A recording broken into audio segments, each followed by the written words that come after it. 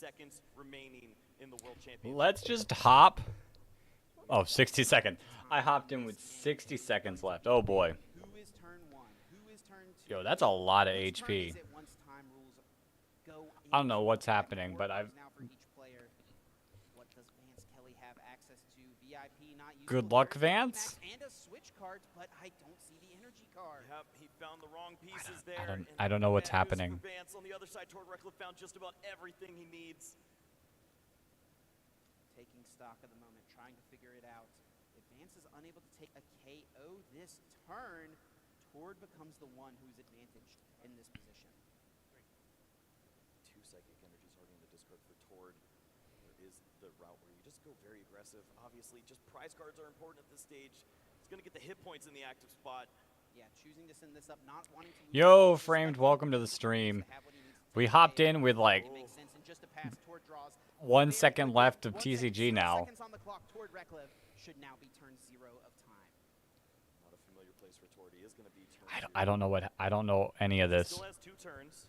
He's going to try to I like Mew. in this space.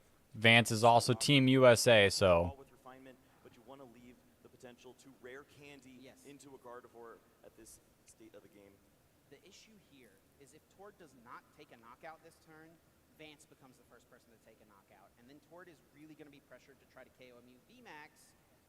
And then Tord will be really pressured to KO Mew VMAX. And then Vance will have the option to try to tie the game up. Oh, tie the game up. Really awkward, Whoa! really interesting situation to try to navigate. Can Tord really even afford to go for Mirage Step is another question. Yeah, I don't think so at this point. I think you're just trying to draw into the best resources you can.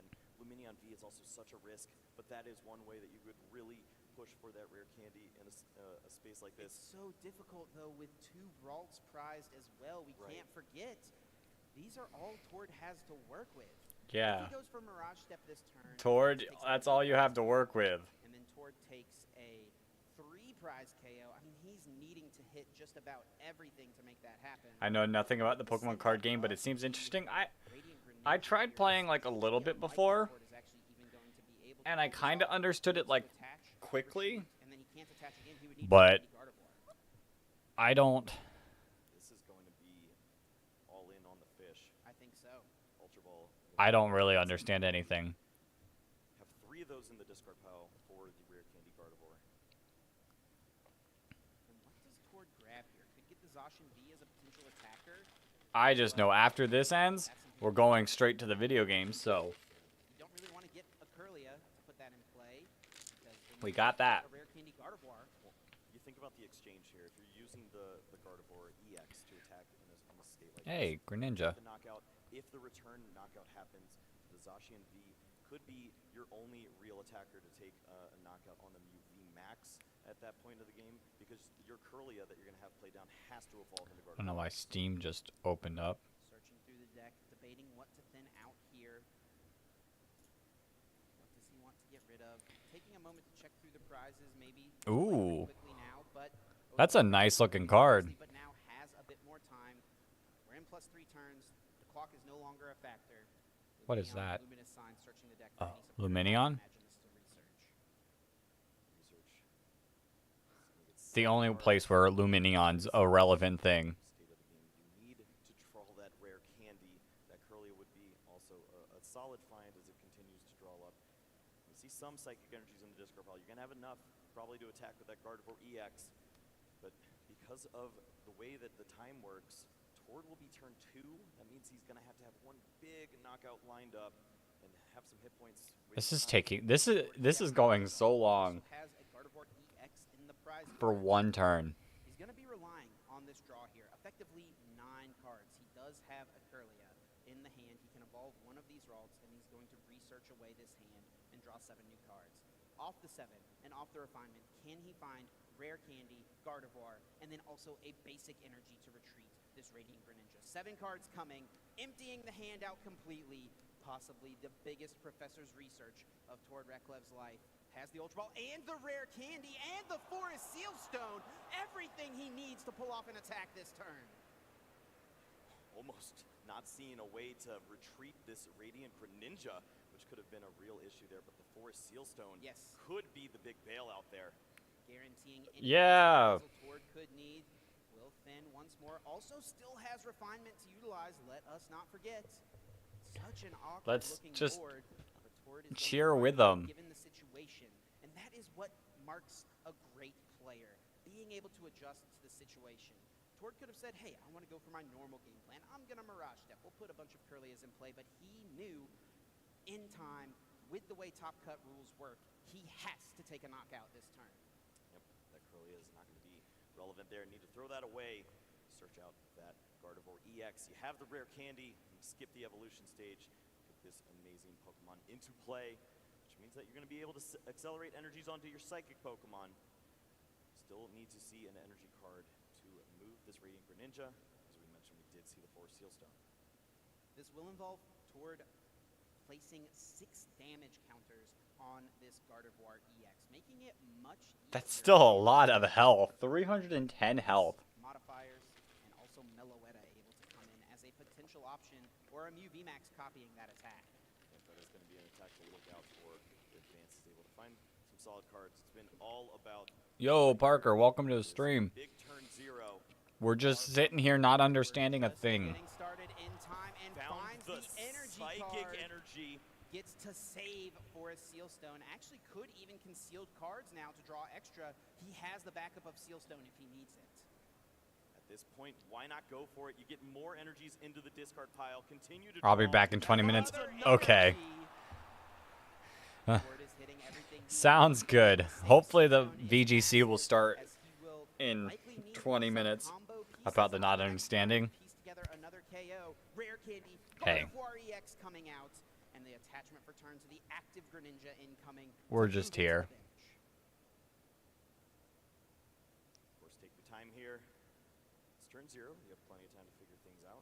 Gonna take a look at what Vance has going on. This Vance has 2 turns to try to figure this out. But it is gonna be Tord who strikes first. Retreat of the Radiant Greninja. And we actually have enough energy cards in the discard pile for Tord to go with the Zacian VKO. Protect this Gardevoir. If Tord attacked with the Gardevoir, there's a chance Vance could KO it. So let's go with the Zacian, make sure Gardevoir is safe. Even though you're placing a lot of damage, it'll be easy for Vance to respond with a knockout. This is what Tord wants to do. 100 damage being placed, 5 energies accelerated, more than enough to KO this Genesect. Yeah, this is really smart. This means you can also incorporate that other... I crave Skittles, sour Skittles after discussing the other day, but life is unfair and the grocery store was out. Dang. One prize That's attacker. sad. When every prize matters here in time. 210 damage. Storm Slash takes the knockout. Tord taking the first 2 prizes here in game number 3. Vance Kelly left to promote this Meloetta. If he can attack with a 1-prizer, which Found Alessa the Sparkle. top deck of Alessa Sparkle will use the switch card here at this moment, however. No Alessa's prized this game. Or sorry, no Fusion Strike energy, I should say. And here comes the Sparkle. If Vance can attack with Meloetta, that would be really strong. And he might be debating, do I even play this or do I just draw 2 cards, increasing my chances to draw Fusion Strike energy? Yeah, if you do thin those out, you run into that issue. Of course, you could draw into the Forest Seal Stone more likely then, and that could find the final Fusion Strike energy. There's a lot to think about here. Vance is turn 1 of time, meaning he will have the last turn of the official time, the official regulation of this match. And that will mean he's going to be in a position where he is able to, with that last turn, try to find a way to navigate and be ahead on prizes as time expires. 2 cards with Needs the a lone Fusion Strike Genesect V. energy. Is that Boss's orders? And Iono, I it's think, another but another Genesect. Genesect, and we'll just go for the safer Iono play. This means he will be attacking with this Mew VMAX. He does have the box of disasters. Instead, I bought a pack of Pokemon cards for the art. Nice. Nice. Have a harder time responding without leaving Vance with a KO. The lost vacuum for Tord could be the biggest card in the deck for him right now on this next turn. It's like energies were found. I believe that Path to the Peak was also in the hand. Yeah, I wonder, is Path the thing you need to play. You normally want to save it for the late game, but there's a chance that next turn is towards last turn. This is the late game. Yeah, on turn 2, the late game. Forest Sealstone able to be found as well. Vance able to potentially draw a bit more with Genesect. Also has a Mew V in hand, debating potentially benching this Pokemon. It would mean he's unable to bench another Genesect if he wants to draw. He does also have Ultra Ball, it looks like. Yeah. Considerations there for thinning down, finding another Mew V, or just playing the one that you have in hand. Looks like you can thin down now and grab that Pokemon. Yeah, maybe just get another Mew V out of the deck here. Yep. Exactly. Thin a card out of the hand and the deck. Exactly what Vance is going to do. Want to make sure you have this Pokemon to replace if Tord pops off and gets a 3-prize KO. But if Tord gets a 3-prize KO, he'll be down to just 1 prize card left. I don't actually think there's a way Vance can make that happen. It could be all on the box of disasters. Big card in the matchup. Right there. Boss of Disaster could be keeping Vance in this. We do see Fusion Strike System. 5 more cards drawn here for Vance. Doesn't really need much else this turn. Does have that path in the hand. Can play it. I don't know why they keep looking back at the Doesn't look like he found it. discard pile, Can still be utilized with that stadium card in play. but Is he going to put the path down is the question. Vance checking his own discard pile. Wants to know what resources he still has available. Is it time for path? It might be your only opportunity to do it, Vance Kelly. Could be regretting this for a long time. It could be so important to potentially locking out, avoiding an attack from Tord Reklev. Sure enough. Yes. Path to the peak. Tord going to be looking for so much this coming turn. Off the back of just 1 Kirlia. Only 4 cards in hand. This is a massive mountain for Tord Reklev to climb. Vance Kelly tying up the game. 4 prizes apiece for our 2 competitors. And Tord actually does have Boss's orders in the hand. Multiple Battle VIP pass in the hand as well. Looks like really going to need some help here. Starting things off with the Mew in the active spot. The P card now is needing a Stadium card. I thought that was it, but it's an Iono. Iono could help draw out. so they're both rocking Mews. Tail and try to find the Lost Vacuum to just ditch the Stadium. With Boss in hand, he could Lost Vacuum it away. This could be massive. Does he find it? Is that the line he needs? No Lost Vacuum, Ultra Ball, and Level Ball as the choices. Artisan is there, but you cannot take that. Either way, you can thin out 1 more card. The rest of these cards will be going to the bottom of the deck with the Iono. So it's just about pulling 1 more Pokemon out. You could use the Ultra Ball to find the Shining Arcana Gardevoir to help out in drawing 2 more cards. It's likely going to be your big attacker here. This could be a big refinement incoming Tord looking for a Stadium or that Vacuum or both. Either some combination of these cards could be massive. Choosing not to play the Ultra Ball, however, going to go for refinement first, not thinning that extra Shining Arcana Gardevoir out of the deck just yet. This is a side of Pokemon I hope to learn more about, the TCG rules / gameplays. I think it'd be cool to learn, but it's like very complicated. Like 1 turn is like taking like 5 minutes. I know with a lot of TCGs, the discard pile isn't the same as cards removed from play.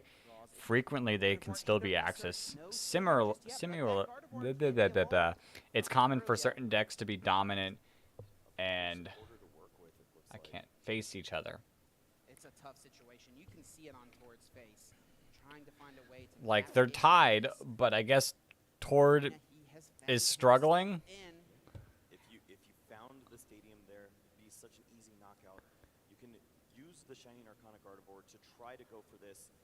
In combination with the boss's orders, you can target down a 2-prize Pokemon that doesn't knock you out on the back end with the Box of Disaster. Ultra Ball being played for Tord, finding any Pokemon, adding it to the hand. It's very, very complicated. For the Cresselia to potentially come in, take a knockout on like Oricorio or Meloetta on the bench. There's 2 water Pokemon in play, so that would not quite work. The most Tord could do there with the Moon Will Reverse would be 80 damage. I played the GBC Pokemon trading card game, and it did a good job of teaching the basic concepts. But isn't like that one's like still like very old cards.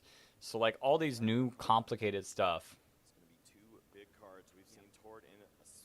surface so often. It's a little rough, but I know there's a bunch of like online resources In game number 2, can he make it happen that we in could game probably number 3? learn. Tord found exactly It's what he just, needed. Can it come true once again? it's If also there's ever a time to expensive. do it, it's The here. money dump you have to put into Finals of our the World cards. Championships. Simpler, yes, but the core concept is pretty much the same. Here we go. Whatever happened Would love to find the stadium card with here. Has that lost like the- fancy draw- like draw for original here. deck? Draw for the refinement. That Shining Arcana, excuse me, does not hit what he needs. Another Gardevoir and a VIP pass. Two pretty useless cards right now. Lol, the cost of And Tord has TCG is why I never played them. Iono in hand. Yeah, I just want to understand the basics. Could try to dig for everything. Just the little video games there, and plus The it's path counter, free the lost vacuum. as long as you have online. Attack off with his Shining Arcana Gardevoir, but that's a lot. That's tough. It's really difficult. Yo, to do, Brock, and he welcome has to the an stream. additional draw. It's really gonna be We're one of the just 7 chilling cards he hits, I and not think understanding this might TCG be at all. his best chance to win this game. Yeah, there's a wild sequence where you could see this Cresselia come back into play. If you It's use the collapse man with the medium, drying toss pan. vacuum it away, find It's a another psychic research. Pokemon. Here we go. Ditch the hand. 7 cards. Needs to find the perfect. Like, There's the is this stadium. towards- There's the lost vacuum. What? I think Tord has found everything he needs. How many psychic energy are in the discard pile? That is the one question I have. Oh for you. yeah. 4 so far. I think Is this towards last just turn? short. Does have that Forest Seal Stone. Tord's thinking through all the pieces, all the math. Has he found everything he needs to pull this off? Are the energies all there to get the job done? Such a I'm tough also the Kool-Aid man. Feel it in the room.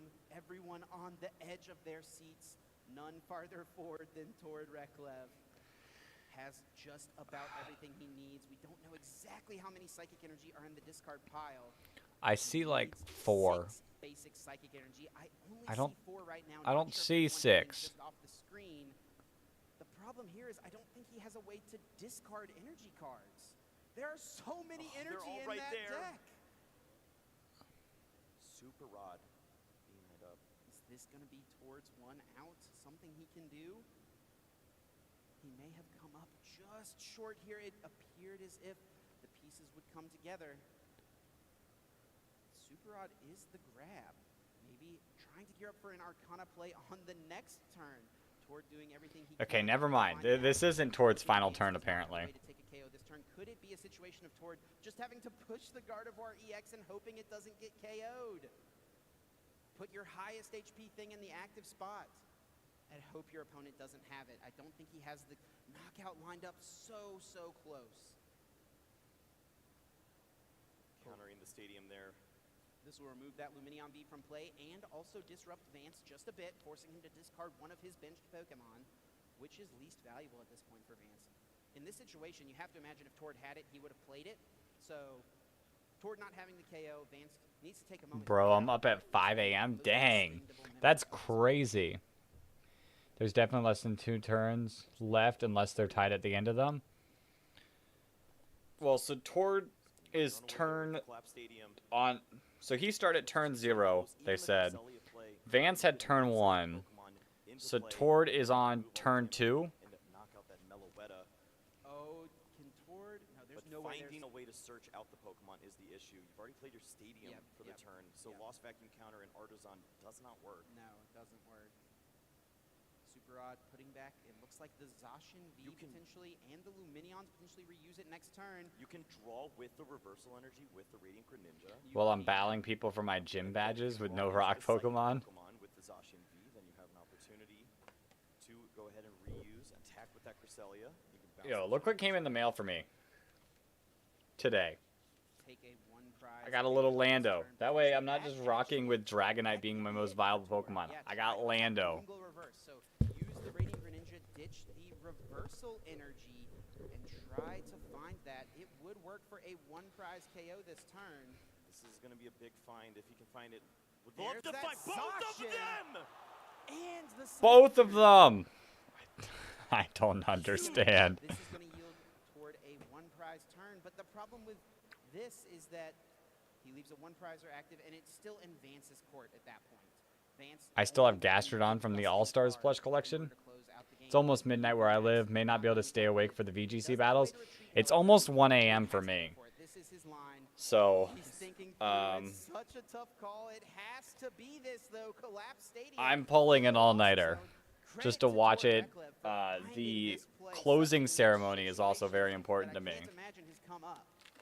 So big here to find this. So, The energies are lined up. guys who want to battle on Scarlet and Violet, Place all of the energies on each psychic. I'm in the same Pokemon boat as play. Dex. I might be down to battle Gonna be the at one to some look out point, for, though. 220 hit points. but it might be after watching this because I'm curious who's gonna win.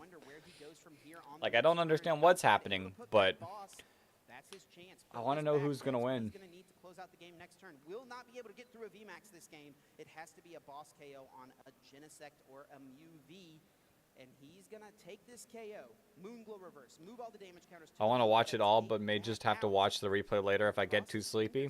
Vance Kelly just doesn't have it. I need to watch Top Cut because that's what happened to me last night. As I fell asleep, Final turn of the match. Moonglow reverse, moving all of these damage counters, placing them on the Meloetta toward Reklev, pulls ahead. But now Vance is in the I'm not driver's great seat. at battle, but I definitely have a team of 6 Pokemon I could show off. Yeah, if you guys in chat want to battle, feel free.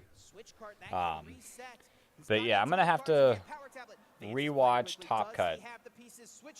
Moving the Mew VMAX into the active spot, and Boss's orders brings up the Zacian V. Vance Kelly, the 2023 Pokemon Team USA, World USA. Champion!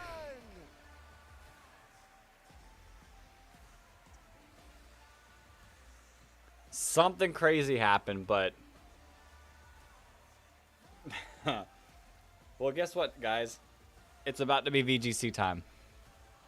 Well, I'll give here anyway shiny, but don't ask why I have 798 shinies on Scarlet and Violet. 2023 That's a little Pokemon wild. World Champion in the Masters I'll Division. pass on the shinies because I have a personal What preference could on have been catching them. in a phenomenal match between both these players. Everyone leaving it on the line. Incredible play. to Sounds find sus. What could have been the most beautiful play we've ever seen to win a world championship, but it was not enough as Vance held on with the boss's orders and the power tablet. I think this is done. I think so. I think I remember seeing, Final stage. He's found himself with because I'm the Kool-Aid man, second place. I feel like I remember seeing 115. As Vance Kelly Do I have it? become our I've got it. world I've got champion. it I saved think that somewhere. dream Oh, of don't getting fall, your deck Landorus. printed is gonna come true. Where is it? I'm picking up a copy. Masterful play, both of our players, but in the end, plus Let's 3 turns, see. not relevant. Vance Kelly able to win on turn number 3 of time. So it says video games 10:15 Pacific Standard Time. So 1:15. I think we're like In this room, technically electric and none more elated, I'm sure, than our champion. 25 minutes away from VGC starting. Think about what could have happened for Tori. Where's Misty? It had to be Misty Zacian will show up V on stream. Just give her time. that he could bench. The Ralts I were meant to Ralts, watch but Top if Cut he had today, but then my missed brother those wanted to meet up and I Pokemon, didn't have doesn't bench time. a liability, Dang. and then maybe I didn't have time either today. I was like busy all day. Those small things in matches like this. Did everything he could, found the perfect play. It was his one chance to win. It might have been a low percent, but he found it. He went for So it. we're done Got what with he needed, TCG. but I wonder if we're gonna like. too many cards in hand. Well, obviously they gotta He was like able give to out strike the first in awards. I this game, think. taking a knockout with that Zacian V. And sorry guys, gotta go to He was bed. able to tie things I don't up. blame you, Brock. 5 a.m. The massive HP of You Mew deserve Max some found sleep. Almost everything he needed off this research. May was not be able to so stay long enough for incredibly close. VGC. That's okay. Piecing it together, found his It's- 10 card, it's Moonglow late. reverse, takes out Um, that Meloetta, but Vance had too many Next cards year in we can hand hope and for everything like he at needed. least No future Europe, strike systems so it's not necessary, as late. and he is the world champion. Wow. I've got the personal feeling that it's gonna be That was North an America. unbelievable finals I hope so. If it's North America, there might not be a stream because there might be a in the World Championship be there instead. to close out like that. Vance Kelly.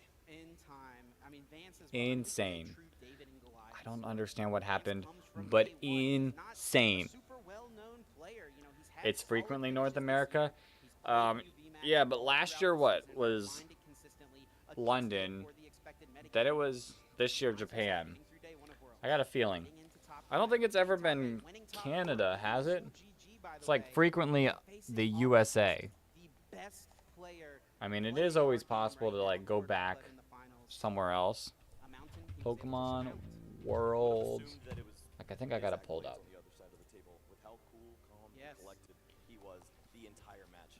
Even UK, right there, just and then all the years before never changed US, the expression on his face the entire time. like It's- before it's COVID. unreal that he can walk into the tournament. They did Vancouver. He's him. I'm upset I didn't have time to go to it while it was near me. Speaking of him, Listen, I I'm cannot hoping. wait to hear from I'm our hoping champion. Let's get down for to the next year. stage.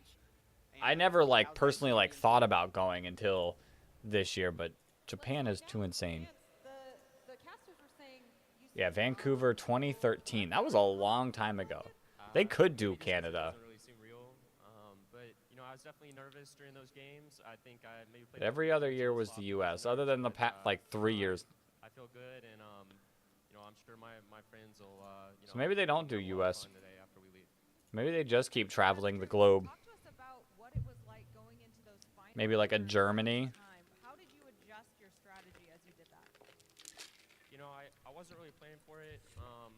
We were both like kind of slow. Like neither one of us plays super fast, so I thought maybe we'd No. go to time. But really, I was just kind of playing a normal game, and it. I left my snacks in the car. How did it feel to slap down that final boss's orders? It felt pretty good. I was on edge because you know I've thought got- Jordan was going to draw some stuff to I got something. kind of take the lead there, but it felt really good. It felt great. Now and forever, you are a world champion. What does that mean to you? I've got something. You know, it's really cool. It's something that you aspire to. I started playing. We got the game when I candy. was, pretty young, and you know, you always think it's like, what if I could do that one day? So it's a super cool accomplishment for sure. What would you say to your young self if they were watching? R.I.P. you on stage snacks. right I now? agree. I don't know. Keep playing the game. I guess. Don't quit. Keep playing. Anyone out here that you want to say hello or thanks to in this moment? Yeah, I got I'm a too lot of tired to friends out watch the there, rest. in the- Good night, frames. I don't blame you. in the red shirts in the front. So shout out to all It's of them. this Shout Japan out time to, that's making it the killer back home as well. You know, for the local rest of the world. people. I know there's some people watching streams, so like Pete Grigsby. Shout out to PJ Wallace. Yeah, man, if I shout out a lot of people, I'm just gonna forget and people get mad. But you know, Josh Clark, and everybody else. Sorry, I can't, you know, in the moment can't remember everybody. So thanks. It is a huge moment, and we are going to let you go celebrate with those friends. We'll see you again. What for if they did the trophy ceremony, championship in but for Portugal now, next year? Casters, back to you. They could. Thanks, and They could. I to hear have a from the feeling 2023 that world champion. Spain will probably be the last year, Not having too many nerves in the moment. Sure. I mean, or of course South Korea for Sejun Park anniversary. beautiful games in the finals. I could see Spain A very deserving. being like the final year Absolutely. I mean, it was not easy. It never of was at the Scarlet level. and Violet's Had to like play some life, great players, kind of like what they games, did with the UK. Gauntlet. I actually remember even in But that also Sweden, could have been because of had COVID Ty that in round got seven it versus Michael postponed. Gramawat, one of our other top four finishers. So, I mean, Vance actually played against all four of the top four finishers in this tournament. Not too often that you can say that. I guess unless you become the champion, there's a decent chance that happens, right? I mean, you think about the level of players that he's had to go through in order to become a world champion. Now players are going to be saying that about him. Yep. Yep. Unreal. If Vance wasn't on the radar before, he certainly is now at this point. Someone we will absolutely Good job, be Vance. following through Proud of his him. future career as a Pokemon TCG player. Let's take a And moment the now to crazy recap thing some about of what we've TCG seen here with our TCG action is on physically today. how many Let's kick things people off with Pokemon Go this play morning. TCG. Following that was our junior division top 8, where we did see Xiao Tongyen taking a 2-0 victory over Gabriel Torres. What a victory, what a match that one was.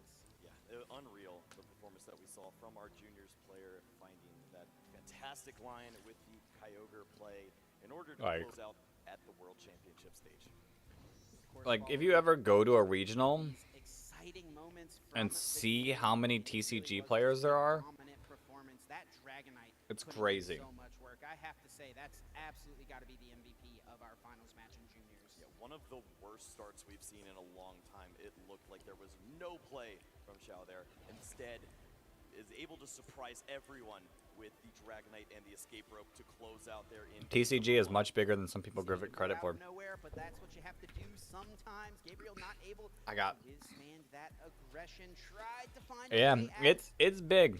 Like I think there was over. Kind of cleaning up some of these pieces. Like there was a lot of people at Orlando. Things out. A favorite of yours, I don't want to say there was like 1,500 people And from a player so young as well to understand playing such an TCG. intricate deck Oh, this and deck get is the job so done. difficult to play. The fact that Unreal. Xiao was able to do this and in the Masters Finals on the biggest stage, absolutely incredible. And you can see all the emotions coming through. In Imagine being like the kids playing this All the game. emotions from that play there. And Like sure they, enough, that's some it led on to big the brain Seniors stuff. division as That's well. another thing I saw at Some our. great Was it matches. Orlando that I saw this, or was it Still Charlotte? early today to get Like the job some done of the top four, ages but in the finals, of the Sydney kids, versus Gabriel they're Fernandez. like What a match we had between just these players. little kids, and they're like Out Yeah. here. Not doing something these we expected, complicated but Gabriel things. piloted it excellently and really took advantage of his opponent's poor starts. Name of the game was definitely just aggression and consistency. Yeah, it's wild. To pull off a pretty straightforward strategy, able to do it pretty masterfully as well. Sydney actually almost found a way to bounce back in this game, but Weird Deer V able to do just enough damage thanks to a boss's orders draw as well. Yep, Sydney had to play into a little bit of the extra draw there with the gift energy, and Yes. unfortunately, that led to everything that Gabriel needed to close out in game number 1. We saw a lot of the same in game 2 Yeah. with the awkward starts there from Sydney. Sydney really just trying to find a way to hang on. Gabriel was able to just absolutely push the advantage. Pumpkaboo bumping his own path to the peak in order for Luminion V to find the game-winning boss to become our senior division world champion. Fantastic play from both these players. What a deserving player to close out there. Some in the smart senior people. division. An excellent family as well. All Yes. of them love to play Pokemon at the highest stage.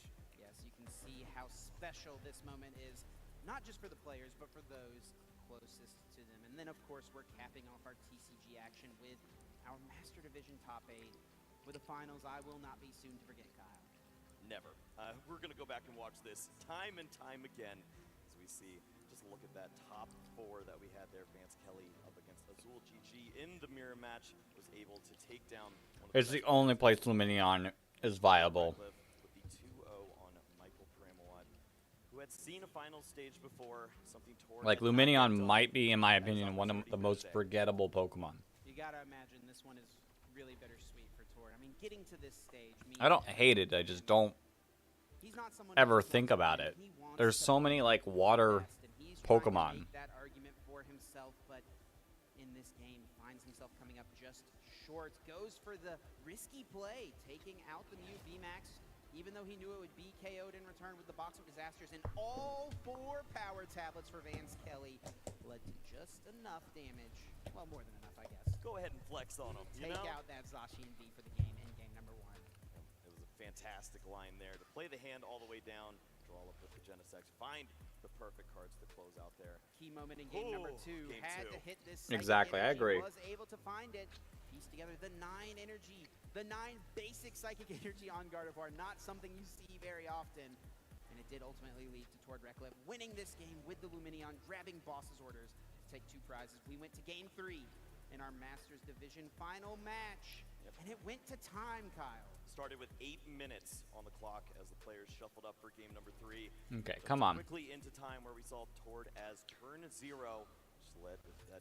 It meant that Vance had one final opportunity in turn 3. We saw I see it. I amazing play just from saw a Tord to tweet. close out with the Cresselia I'm to honestly take the convinced prize, this but Vance had TCG match everything will in his hand never to close out actually there. end. Boss's orders on the 2 prize Pokemon to become the world champion.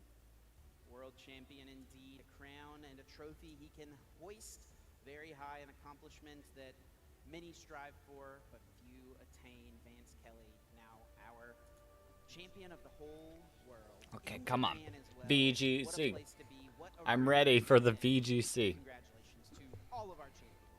Yep, did it for Pete Grigsby there. Unbelievable. So many friends at home cheering him on, I am sure.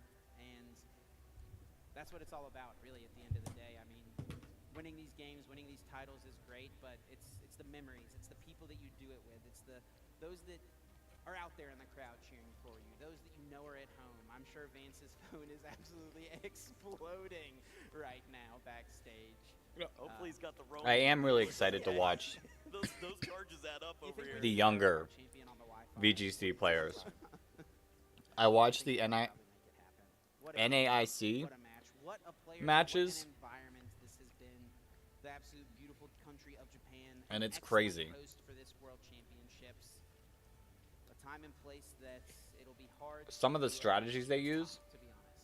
Yeah, so welcoming as well. Everyone that we've met here, it's been an unbelievable experience for all of us, and of course throughout all of the games that we have here. Are just like bonkers. Like it's gonna be an it's unbelievable day. it's stuff that's good, but not like Yep, that's right. We typically still have used. VGC yet to come. I'm personally excited. VGC is always so exciting. I mean, and if our Masters Division Finals there is any taste of what is yet to come, you are not going to want to miss the rest of Championship Sunday. That is absolutely for sure. We saw some great play from all of our competitors here today, and throughout the course of this entire weekend, really just appreciate everybody who showed up, made the long trip or the short trip to come over here and give us an unbelievable tournament. Do I still have that thing pulled up? I don't. Let's get down to the stage. Go back. Say congratulations and crown our So it's got the finalists world, and the champions. closing ceremony at 1, which is 4. And I'm really hoping not. We got 3 hours of VGC to get through. The kids don't know about dominance and game theory. No, they know too much about dominance. Fantastic battles today and throughout the 2023 Pokemon TCG season. Before we officially immortalize our players, I want to welcome back Mr. Tsunekazu Ishihara, President and CEO of I think the Pokemon sound broke. Company, to join us and help us crown our champions.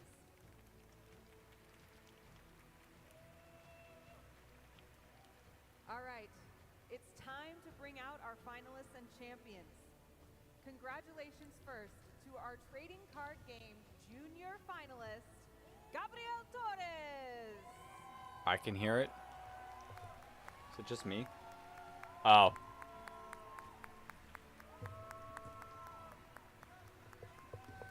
Might be my end. 1 second.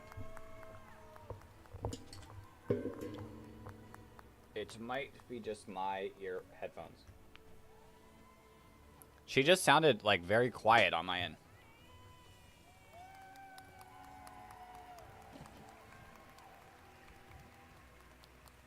And a big round of applause now. Congratulations It was my end. to our trading card game junior champion, Xiao Tong Yen.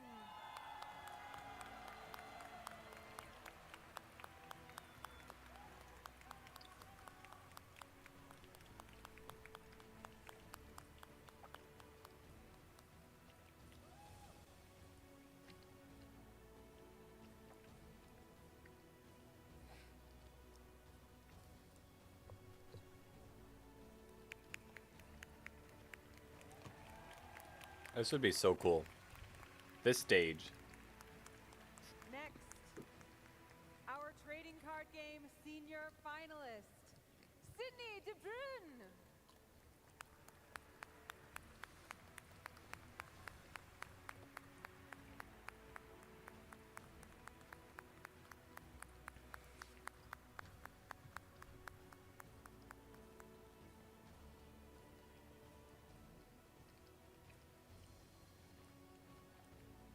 Also, these trophies are really cool.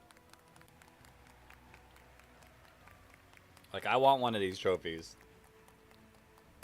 And give it up for our trading card game senior champion, Gabriel Fernandez.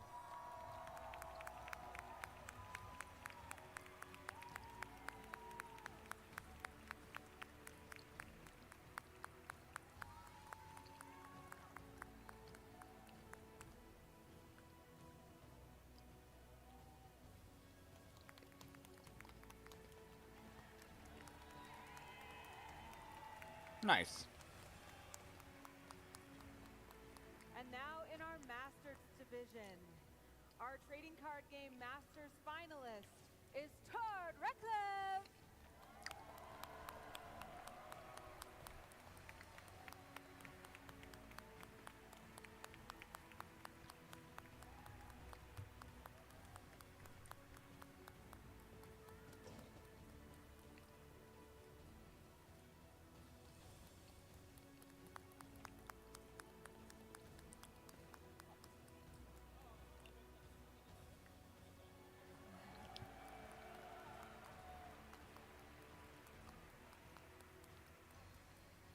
think he's on the wrong side. It is a cool shirt. Yeah. Yeah.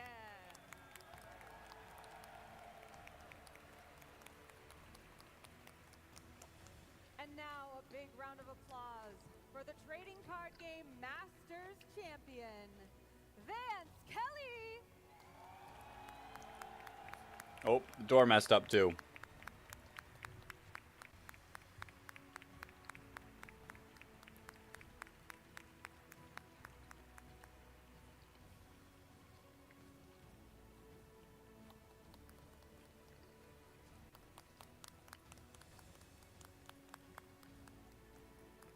Let's give a final cheer to our top players of the 2023 Pokemon TCG season. Let's hear it one more time.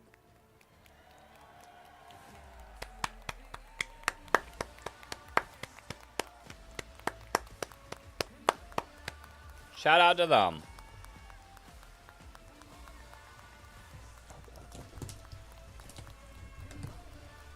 This is a cool song too. All the music they played. Doors sometimes don't door. It's unavoidable. Sometimes the door's wall.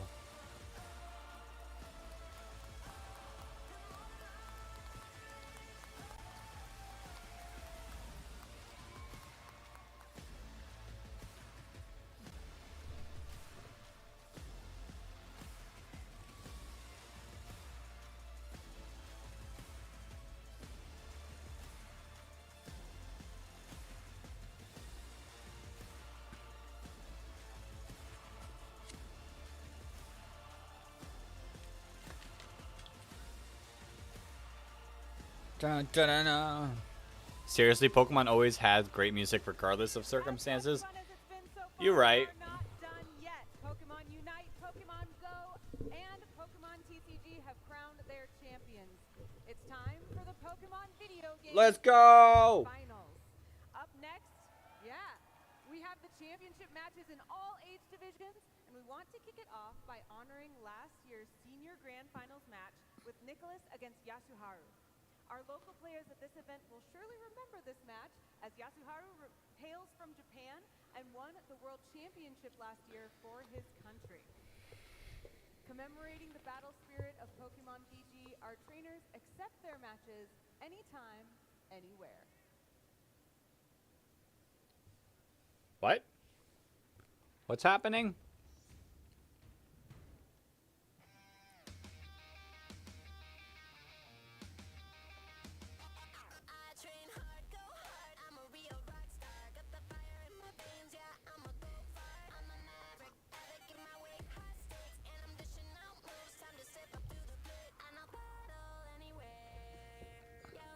They're reviewing last year, I guess. I guess. Are we gonna watch their battle or just see their mons like this?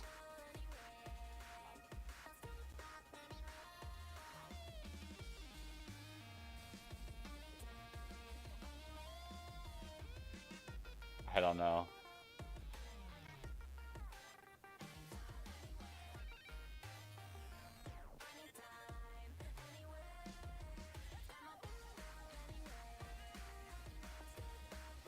Yo, imagine being like so good you win and you get like a whole like video for you. Welcome, Pokemon trainers, to It's VGC time. Desk with myself, Lee Provost, and Lubwise Akdos Chromie. How are you doing, Lou? I cannot believe we are finally here at Championship Sunday for the video game division. It has been phenomenal over the course of the weekend to see our world champions crowned in Pokemon Go, Pokemon Unite, and the Pokemon trading card game. And now it is time Gastrodon, yeah. champions too. What a great Gastrodon. bring us into the video. I feel like there's less Gastrodons today though. Got everything to play for, and we will be shortly crowning our 3 champions for this year's championships. I loved that video, like you just said, being able to recap the amazing accomplishments from seniors last year and a lot of amazing Pokemon faces that were on those winning teams. Of course, this year things will change and there will be new Pokemon that will be able to call themselves world champion as well as the trainers that have piloted those This teams. guy. Yeah, we've had an unbelievable run to get here over the whole weekend. We've had some incredible matches, and got to just congratulate all of our players that have come out to compete this weekend, and to the players, of course, that have reached the finals, that will be battling it out for that championship title. Of course, over the course of the weekend, we've mainly been bringing all of the Pokemon Masters Division action, and that's what I love so much about today. We get to see the junior and senior divisions as Yeah, well. I'm ready to Of course, see we'll be these kicking off teams. with juniors, and there will be a new world champion crowned there as well. Yeah, and it's always nice, you know, we have mentioned it on the broadcast this weekend, to see our juniors and our senior players in particular, because they're the Show me future of these the video teams. game, you know? They're the future players that we hope to see have success here and then kind of continue their journey on into the Masters Division, hopefully have a great transition into that and just as much success. Of course, and as a little bit of a recap, let's review how the format has shaped up this year. The 2023 Pokemon World Championships event has been showcasing the best Pokemon VGC players and matches all weekend. Trainers from around the world are here to compete for the title of World Champion. They're stalling. Over $1 million in prizing and return invitations for next year's Worlds. On Friday, our trainers faced off with Swiss rounds. Trainers who finished with 2 or fewer losses and no ties advanced to Saturday. Trainers who advanced from Friday met those who earned direct Day 2 invites in a fresh set of Swiss rounds. Those who finished Day 2 Swiss with 2 or fewer losses and no ties advanced to Top Cut to play in a single elimination bracket until only the final 2 players remained. Today on Championship Sunday, we crown our champions in each division, and all matches are best of 3. Who will take the title of Pokemon World Champion this weekend? Watch to find out and follow the action at pokemon.com/. So, I wonder if it's updated. I did the That fantasy. is indeed the question. Who will become our next world champions for the video game division? Of course, like we Team. mentioned, we're going to be kicking things off in the junior division, and their bracket has shaped up very, very nicely as they battled it out through Day 1 and Day 2 over the course of the weekend.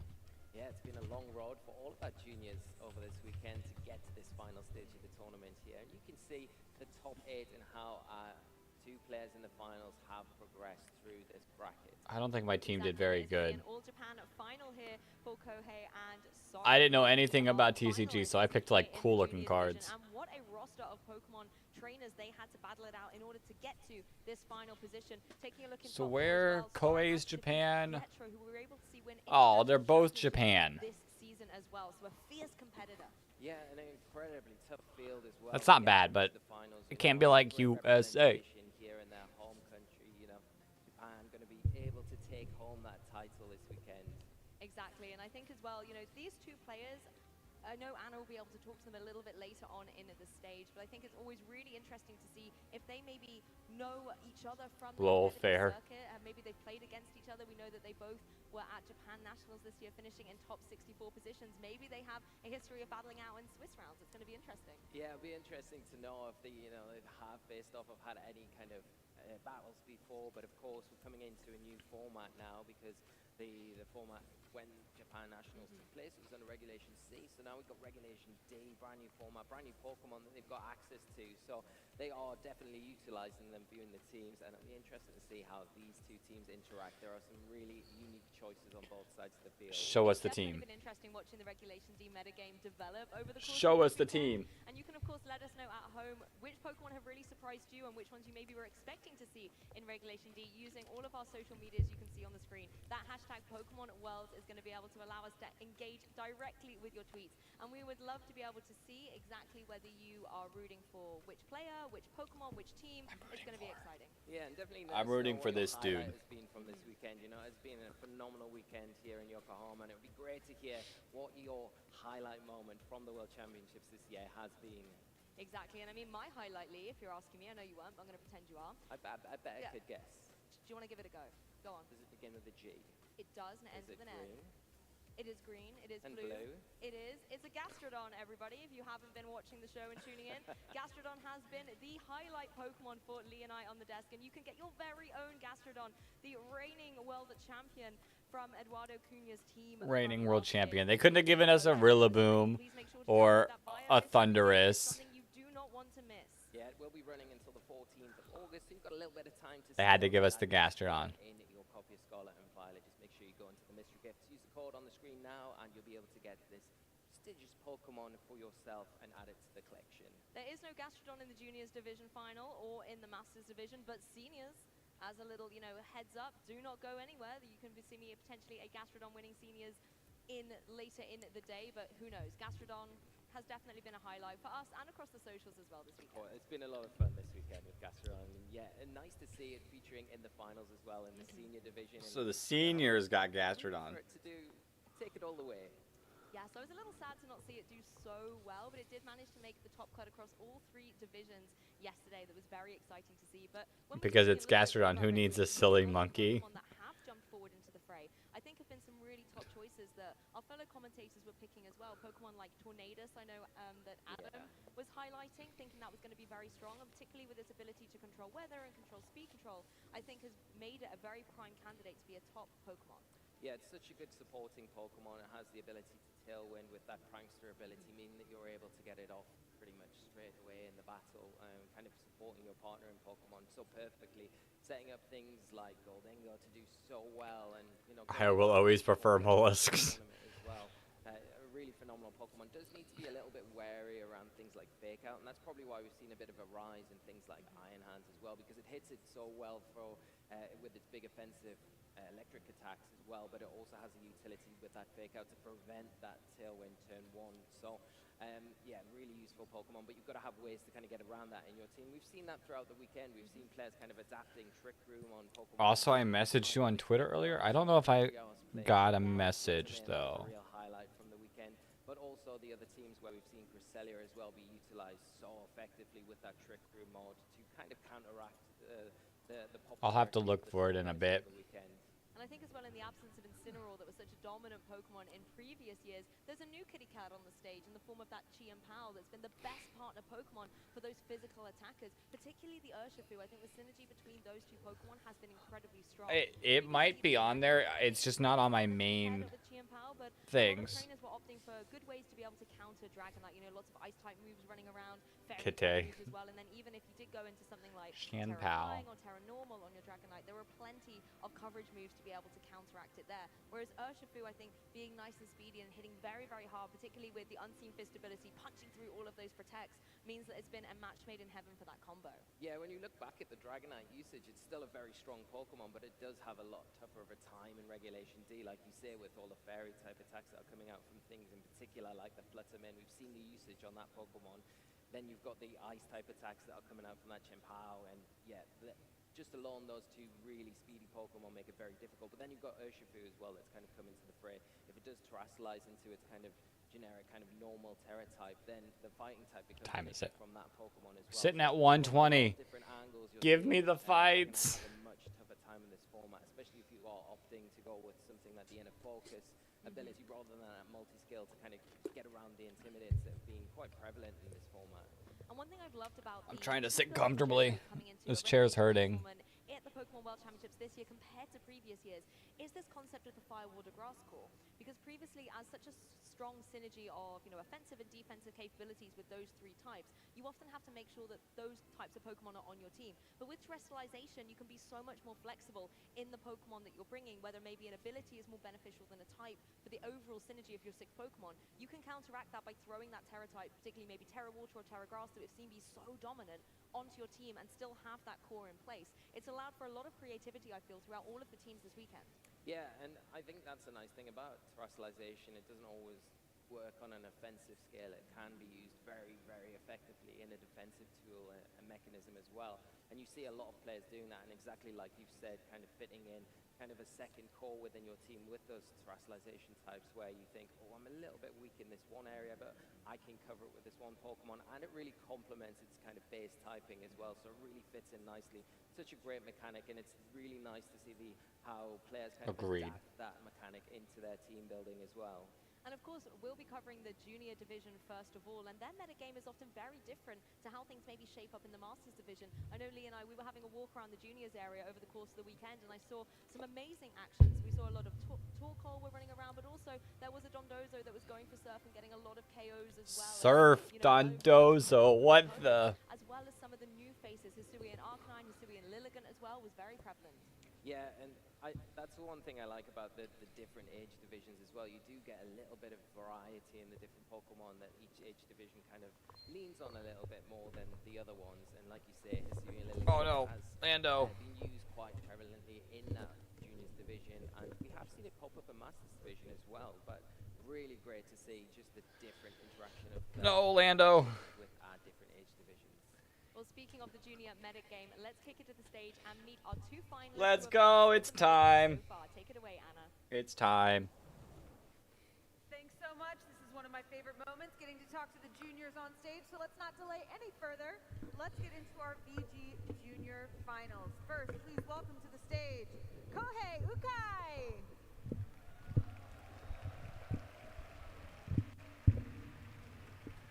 He's not gonna want to stay.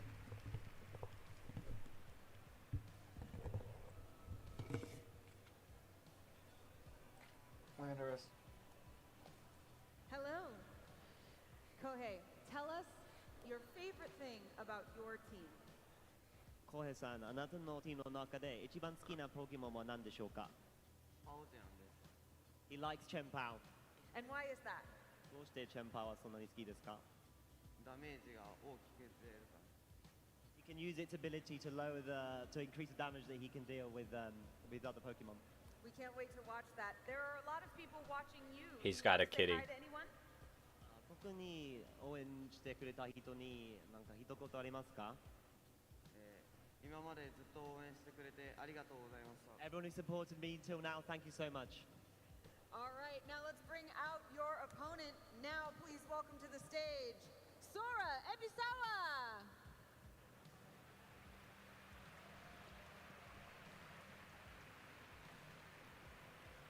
You gonna get some safety pins to secure him? I don't want to ruin him though. Welcome, Sora. Like he's new. Sora, tell us about your team. What makes it great? ソーダのチームなんですけども、一番強いと思っているところ、一番強いアピールポイントと思っているポケモンは何でしょうか？アクーラスが僕の個人的におすすめなポケモンです。My Urshifu is definitely the strongest point in my team. And how will you use it in this match? でこの後の試合でですね、どういうふうにウラウスを使っていこうかと思いますか？ Hey, that's a spoiler. He has the tag. You can use the plastic attachment to your advantage. I think I'll be using a lot of protective moves. I'll have it use detect and just try and wait out my opponent. That sounds great. Is there anyone here that you would like to say hello or thank you to? 今見てる方々の中でご挨拶とか感謝の気持ちとか一言メッセージありますか？家族や今見ている皆さん、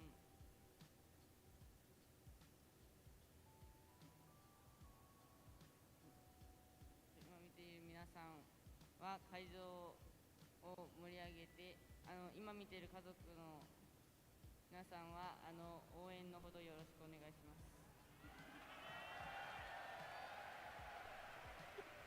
So, firstly to my family who's watching right now and to everyone who's at the event today, thank you so much for really bringing up the atmosphere and riling everything up, so thank you so much. Well, thank you both for putting on an amazing match, because I know you will. Go ahead and shake hands and we'll get into this match. Casters, back to you. Let's do it. I'm ready. I always love being able to hear a little bit of insight from our competitors ahead of what is going to be That's one of the most monumental matches of their Pokemon. He's going to use Also, just Urshifu to detect. that Kohei was holding as well. Fantastic. We just talked about Incineroar, a little blast from the past, and there's a little Lithin there waiting in the Yo, that wings, stage is so forming cool. partner Pokemon. Yeah, very, very nice to hear Oh, from both of our competitors as they get ready to get into this finals match. And yeah, love the little Litton as well. But we can start touching upon the teams a little bit here if while our players are getting seated and set up, because we've got two really kind of similar teams but very different in a lot of other ways.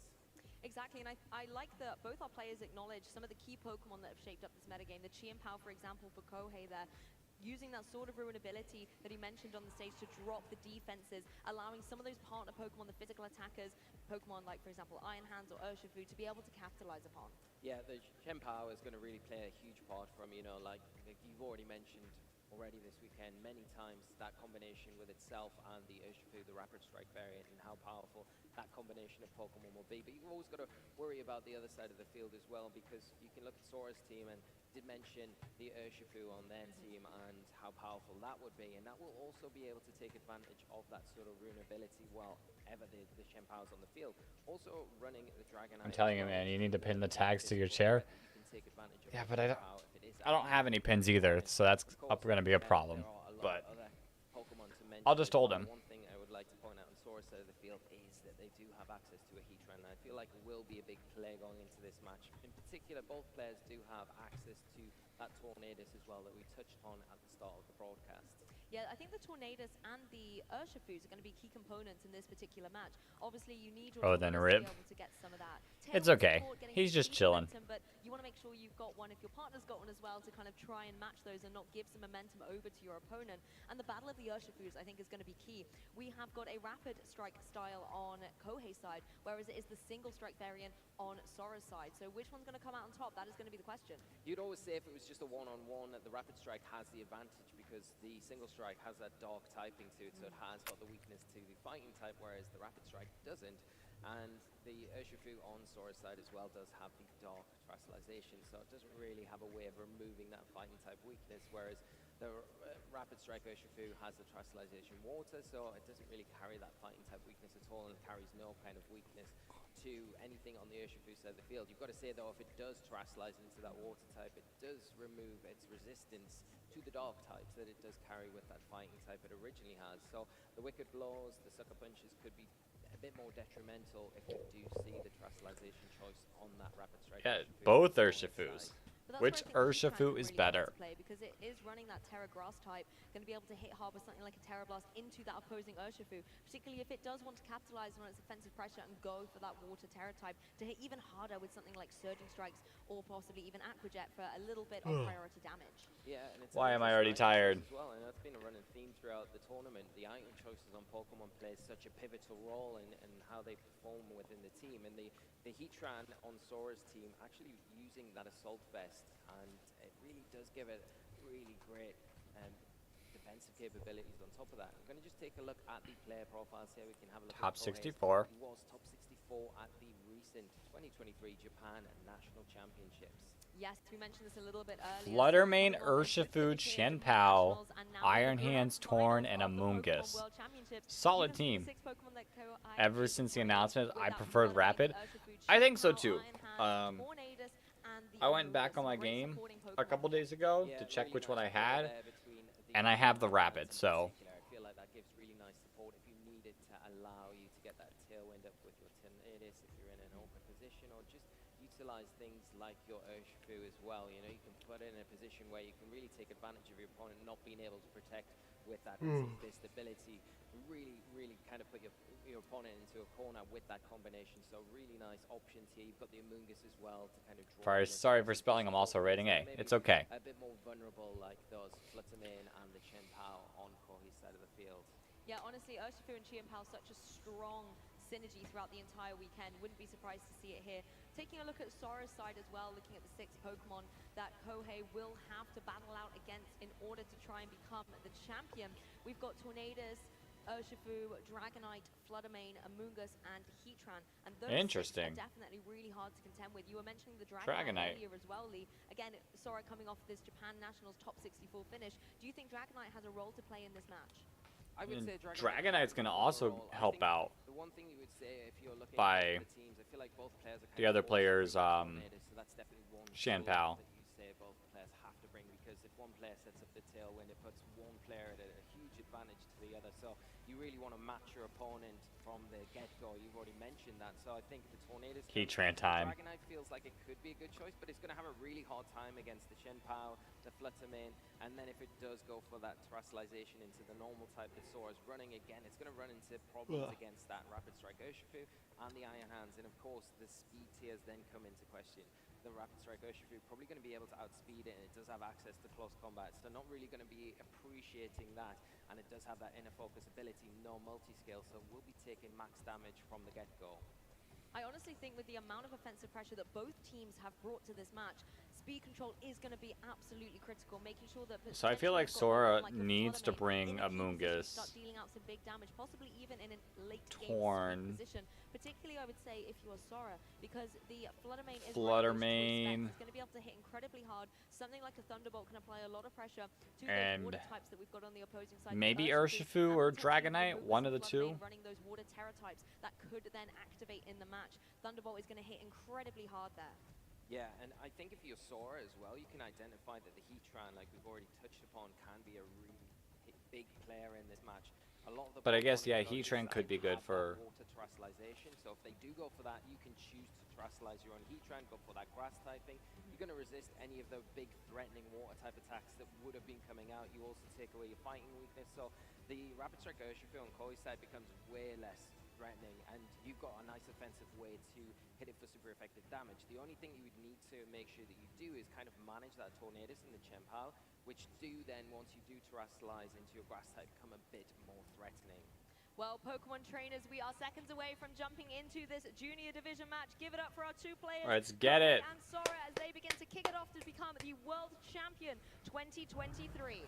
Yeah, both players leading out with whoa. Fluttermane and Tornadus. Like we said, they want to match that tailwind, but we are going to see the Fluttermane on Kohei's side activate that booster energy here, boosting its special attack, meaning it's going to be hitting that bit harder going into this first turn.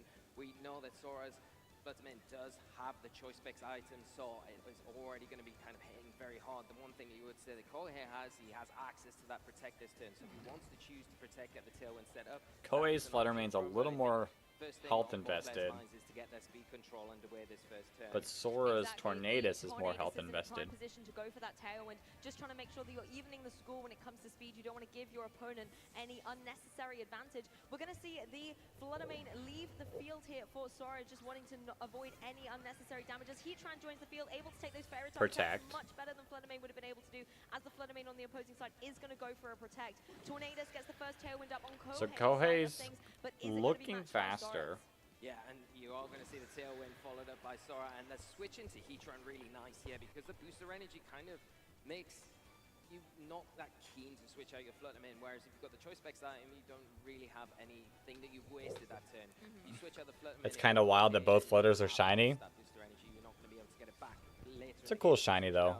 Now in front of the Heatran, not on the best position. Your Bleak Wind Storm is not hitting for very good damage against that steel typing, and the Fluttermane has to then rely on the Shadow Ball that it's got access to. The Heatran has to be careful still, because it will get hit hard by that booster energy Shadow Ball, but it can return back with some big damage itself with like a bye-bye Fluttermane. So you are seeing Kohei kind of keep that around for a little bit later in this match. Yes, Iron Hand's going to join the fray as well. Going to be able to apply some pressure with something like a fake out into the following Rain turn. Dance. As Tornadus sets the Rain Dance.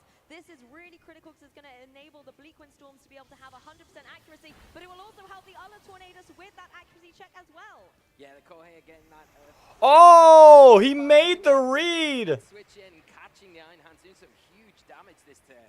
Yeah, Heatran just hiding on the screen there, sneaking in that Earth Power, some good damage. Iron Hands does not get in for free at all.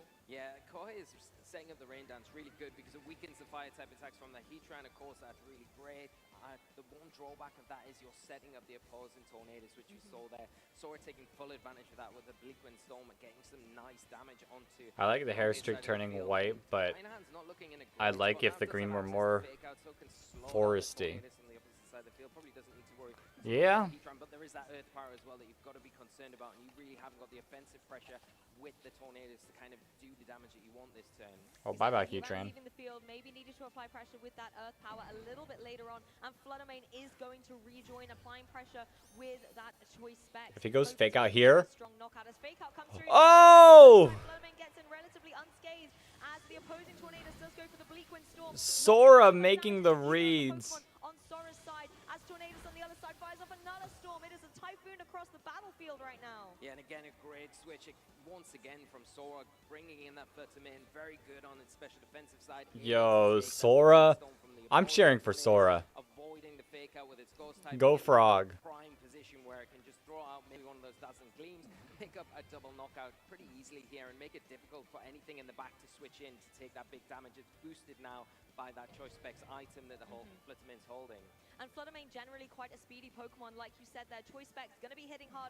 Something like a Dazzling Gleam would be able to pick up the KO against both the Iron Hands and the Tornadus due to the low HP they've got. So it's Go not Lava safe to Frog. switch either on Kohei's side. The Tornadus on the opposing side does seem to be a little bit faster, though. Does get the speed Wow. drop on the opposing Tornadus. That could be critical later on. But Fluttermane not going for the double spread move here, just locking in with the Shadow Ball to get the clean KO on Tornadus.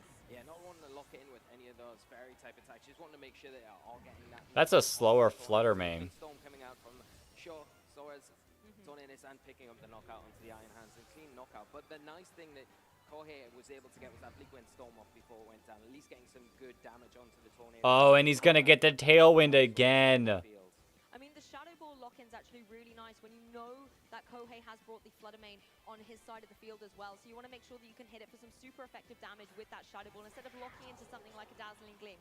That's a problem, however. Chien-Pao definitely is threatening both the Pokemon on Sora's side. Yeah, definitely. No booster energy for the Fluttermane when it comes onto the field this end, but you've got that Chien-Pao that's coming. You've also got to notice as well for later in this game, if it sticks around for any longer than this turn, the Tornadus has taken that speed drop, so it won't be as fast as it was that previous turn. Fluttermane in a really precarious position here as well. Cannot go for that Protect because of the Choice Specs item on it, so a real sitting duck here for either the Fluttermane or the Chien-Pao just to pick up the knockout there.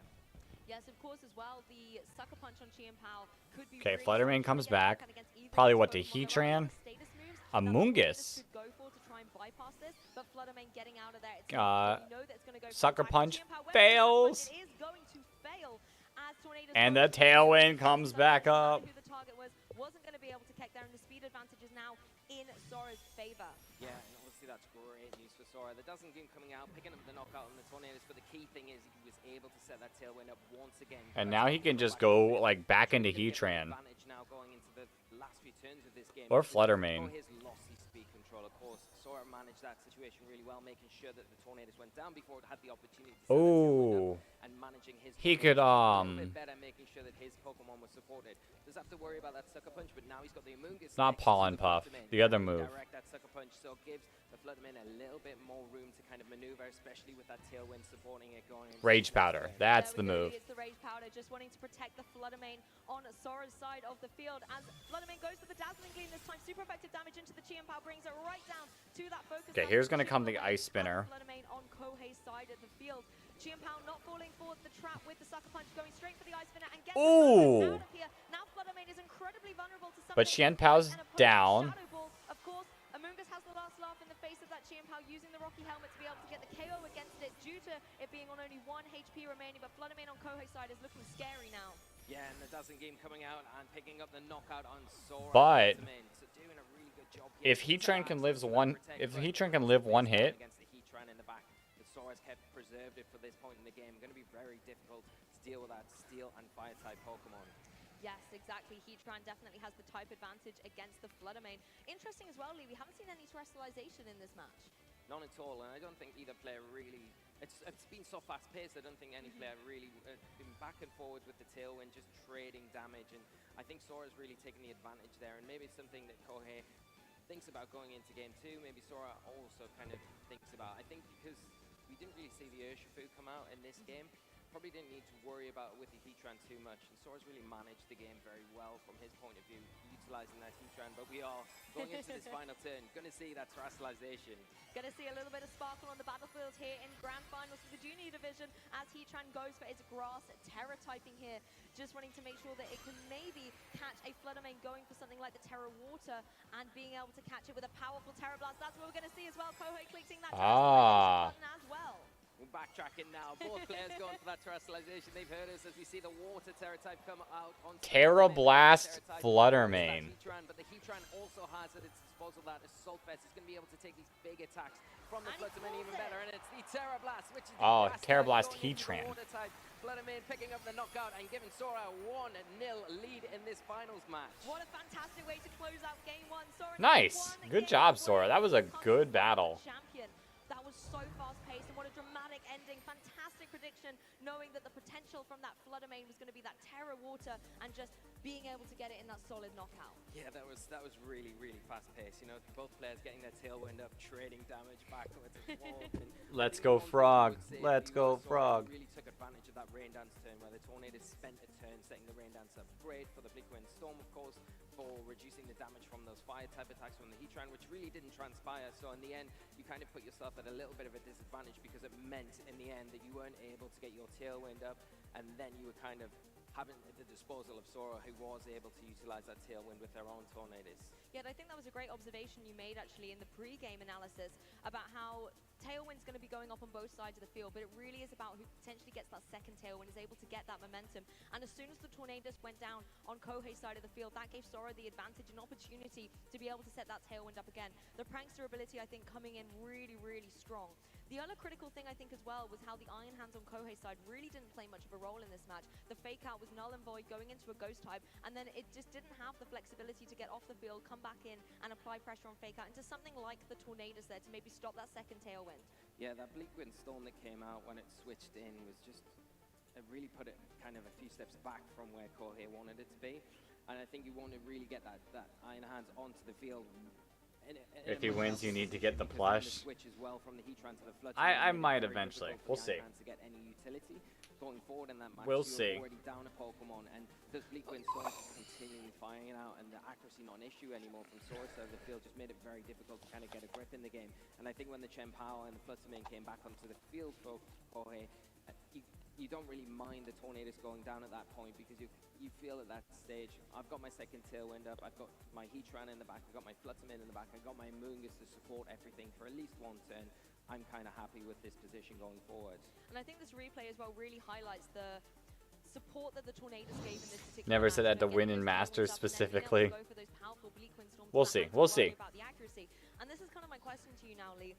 At the end of the day, setting up that Rain Dance, it's great for Kohei to be able to hit his Bleakwind Storms, but then you are giving the advantage to Sora as well. Do you think Rain Dance is going to be still something to be considered for Game 2? I definitely do. I think there might have to be a Pokemon choice. I'd rather see something like the Urshifu Rapid Strike come in for Kohei rather than an Iron Hands, and then you're able to maybe terastallize that, take advantage of that mechanic, especially with the typing as well, and you're taking advantage of the rain, because you think about the Mystic Water that the Urshifu is holding, the Water Terra type on top of that, and the rain also boosting that Surging Strikes. It's going to be doing some big damage. It also threatens the Heatran and almost baits it into having to go for that Terra type, which then if you're preserving your Tornadus well enough, you can take advantage of those flying type attacks on that to threaten the Heatran from kind of both sides. So you've got the Bleakwind Storm and you've got the Surging Strike, so you're kind of pinning in the Heatran, which was such a problematic Pokemon for Kohei to deal with in that last game. And you got to take your hat off to Sora because he really managed his side of the field very well and kept that Heatran to the very last Pokemon against the Fluttermane, and from that point Sora played really well. So I think from Kohei's side, a few adjustments. I think the Urshifu, like we've seen throughout this tournament, really takes advantage of that Chien-Pao's sort of ruin ability as well. So that would be the one thing I would say, try and make that adjustment here, but it's obviously down to the players and this is their choice. So it'll be interesting to see how he approaches this one. Well, Game 2 is underway. Let's go. Right to the stage, leading Iron Hands. Coming out for Sora, and then the opposing side, an adjustment here. Iron Hands has joined up, supported Interesting. by the Tornadus. Yeah, the Iron Hands is a nice switch up here because it does give you that fake out support. You can go for it into the Tornadus on the opposite side of the field, set your Tailwind up, so you've got the speed advantage going into next turn. The only thing is that you're not really going to get any advantage of that because the Tornadus, you're not going to be knocking it out this turn. It will just be able to set that Tailwind up the following turn, and you kind of don't want to be back foot a few turns down the line where they've got one turn of Tailwind after yours has run out, and if you haven't preserved your Tornadus well enough. So it might be better off going for that wild charge into that slot, setting up your Tailwind, letting them Tailwind at the same time. Because the Iron Hand should be able to take an attack from the Fluttermane with that Assault Vest. I completely agree, but we're going to see Terra the Fluttermane. Earlier in this game too than we saw Water in type. Going to be on that Fluttermane here, going for that Terra Water. Just wanting to be able to apply a lot of pressure, keeping the defenses in check as well. No fake out coming through. It's going to be the Terra Interesting. on side first of all, getting the speed advantage up. We've seen it seems to be the faster of the two Tornaduses, but the Tornadus on Sora's side just going through those motions, getting the Tailwind up as well as Fluttermane goes for the Dazzling Gleam. Significant chunk of damage. Oh, that did a lot. The opposing Pokemon is Whoa! catches the Water Fluttermane. I don't get the Terra water there. Turning into the water type and wild charging into that slot, taking a huge offensive presence away from Sora's side of the field. I don't personally understand the Terra water move there. Such a disruptive powerhouse as that Fluttermane. What an amazing start for Kohei. That's a great start to this second game. After losing the first game, coming back in amazing fashion in this game, picking up the Fluttermane like oh, the fireworks in the game. In a really good position going into this next turn, of course. Why Terra water? Offensive threats on Sora's Heavy slam? Honestly, I've got goosebumps Maybe. right now seeing that wild charge go down into the Fluttermane instead of the Tornadus that I felt was maybe the more obvious target. Like you said, trying to get rid of it before it can have that potential to go for a second tailwind later in the game was incredible. Urshifu, however, is now able to join the field in replacement of that Fluttermane. Yeah, and now you do have the ability to kind of utilize that Urshifu a little bit more now because it will have a bit more offensive pressure. You've got to be careful around the Iron Yeah, I wish I Hands knew or the Iron Hands move set. The to still consider. That will do a big amount of damage to your Tornadus, of course. So doubling into that slot, we know it's got the Assault Vest. You either force it out or you kind of just try and get rid of it this turn. Yeah, well, there's the detect on the Urshifu, something Sora said that he was likely to be doing in this particular game, just preserving him from taking any damage from this Bleakwind Storm. The outside of Rain Dance is able to connect onto the opposing Tornadus, doing a significant chunk to Double it. Bleakwood Storm. Oh, and it lives. Just missing out on the knockout there, and the Wild Charge coming in and picking up the knockout wow. to the Tornadus and Sora's height. Kohei taking real advantage of this and a big lead in this game. Obviously, the Urshifu protecting there, didn't want to take the Bleakwind Storm from the opposing Tornadus. Probably wasn't in a position where Sucker Punch would have picked up the knockout either, so you really need to manage that. It has got the Bleakwind Storm onto it now, so it looks like a Sucker Punch would be able to pick up the knockout as long as his Tailwind is in effect. I mean, in game one, we were saying how Iron Hands was kind of underwhelming, didn't really get much done. It has been a ton of events in this game too, getting 2 solid KOs. It has, I think, obviously, needing to give itself a little bit of a break, taking a lot of recoil from that Wild Charge. It's KO'd itself, but now you get that Qian Pow on the field. The issue is the Amoonguss. Amoonguss can go for those Rage Powders and redirect away any Sucker Punches, but then Amoonguss can also fall victim to something like that Ice Spinner is going to one-shot it. Yeah, and that's a big thing. We saw how detrimental that was in the first game, and you've got to worry as well. The Tornadus has access to Taunt, not going for it here. That Sucker Punch comes out from the Urshifu, knocking out that Tornadus, getting rid of that supportive Pokemon, but the Qian Pow being left alone here. Going for Sacred Sword. Oh, that's big damage. Knockout surviving, leaving the Amoonguss to go for the Spore, shutting down the Qian Pow on Kohei's side of the field. Oh, putting Qian Pow to sleep, not going to be able to go for any Sucker Punches or Ice Spinners into that Amoonguss until it is able to wake up. But Urshifu's definitely going to try and have something to say about it. And then Fluttermane. That Dark and Fighting Titan as well does give you but Fluttermane's going to be faster. Or Sucker Punch as well that can apply a lot of pressure. The Fluttermane on the opposing side definitely has to be wary, but at the same time, Fluttermane has the type advantage against that opposing Urshifu with something like a Fairy type move. Yeah, and it definitely has a speed like Dazzling Gleam. It can just throw out a Dazzling Gleam here and probably pick up the knockout. Doesn't need to worry about the potential Sucker Punch that could come out from that Urshifu though. So choosing to Terastallize here might be an option, I think, because you can take away that weakness from the Fairy type. The Ghost type, sorry. Yeah, exactly. And I mean, there's no Terastallization left on Sora's side. We saw that already with the Fluttermane, so Urshifu is going to have to keep its 4 times weakness to those Fairy type moves. Honestly, I think the Fluttermane's the key Pokemon here for Kohei. You have to really consider how you want to preserve it, and there we go. Not going on the offensive quite yet, going for this Protect, just maybe wanting to see what the opposing Urshifu is going to do, because that Sucker Punch, even with Unseen Fist, isn't going to work onto a status move like Protect. No, and I think the other thing you need to worry about as well is that Amoonguss, because it can, you know, if you're not going for an attacking move here, if you do survive the Sucker Punch, you're still going to be susceptible to getting spored here. So the Amoonguss is still a problem Pokemon as long as that Qian Pow is still asleep. Yes, that's the other nice thing that Kohei was able to play around there, burning through that guaranteed turn of sleep on the Qian Pow. Now has the potential to be able to wake up, but it is in a very vulnerable situation. That Pollen Puff did a huge chunk of damage, and another one's going to be able to pick up the knockout. Yeah, the Pollen Puff here, a really good supportive option in normal circumstances, but very good against these frailer dog-type Pokemon. Qian Pow not going to appreciate that at all. Going for the double protect. Avoiding that Sucker Punch is potentially going to come out, but the Urshifu going for a Detective itself this turn as well. The Amoonguss is going to be left to attack as the Qian Pow is still fast asleep. Yeah, all eyes really on the Amoonguss here. Going for that Pollen Puff is going to be able to get the KO against the Qian Pow. I do really like this play though from the Protect on the Fluttermane, because it wasn't so much about getting that second Protect, it was about stopping that potential from the Sucker Punch. Unfortunately, Qian Pow not able to wake up, and now this Fluttermane, you know, it's going to have to attack in order to get the knockouts. That's the only way you win Pokemon. And unfortunately, it's going to maybe have to take one of these Sucker Punches to do so. Yeah, definitely, because if you want any damage... But I onto feel that like side of the Fluttermane's field, gonna you're have to take attack it. one Sucker Doing so is Punch. gonna mean that you're going to need to take a Sucker Punch. The big thing here is, though, that the sort of Rune ability has left the field now, so that Sucker Punch won't be hitting as hard going into this next turn. We are going to see it come out. Oh, just barely lives. Dazzling Gleam doesn't do much. Now, if Amoonguss goes for Pollen Puff, in order to crown its trainer the potential world champion. Yeah, and the Amoonguss is going to be a difficult Pokemon to take down. Spore. That Spore once again putting that Fluttermane to sleep with only 10 HP. You've got to imagine one. I think Pollen Puff Sora is still probably wins. Enough to seal this up for Sora.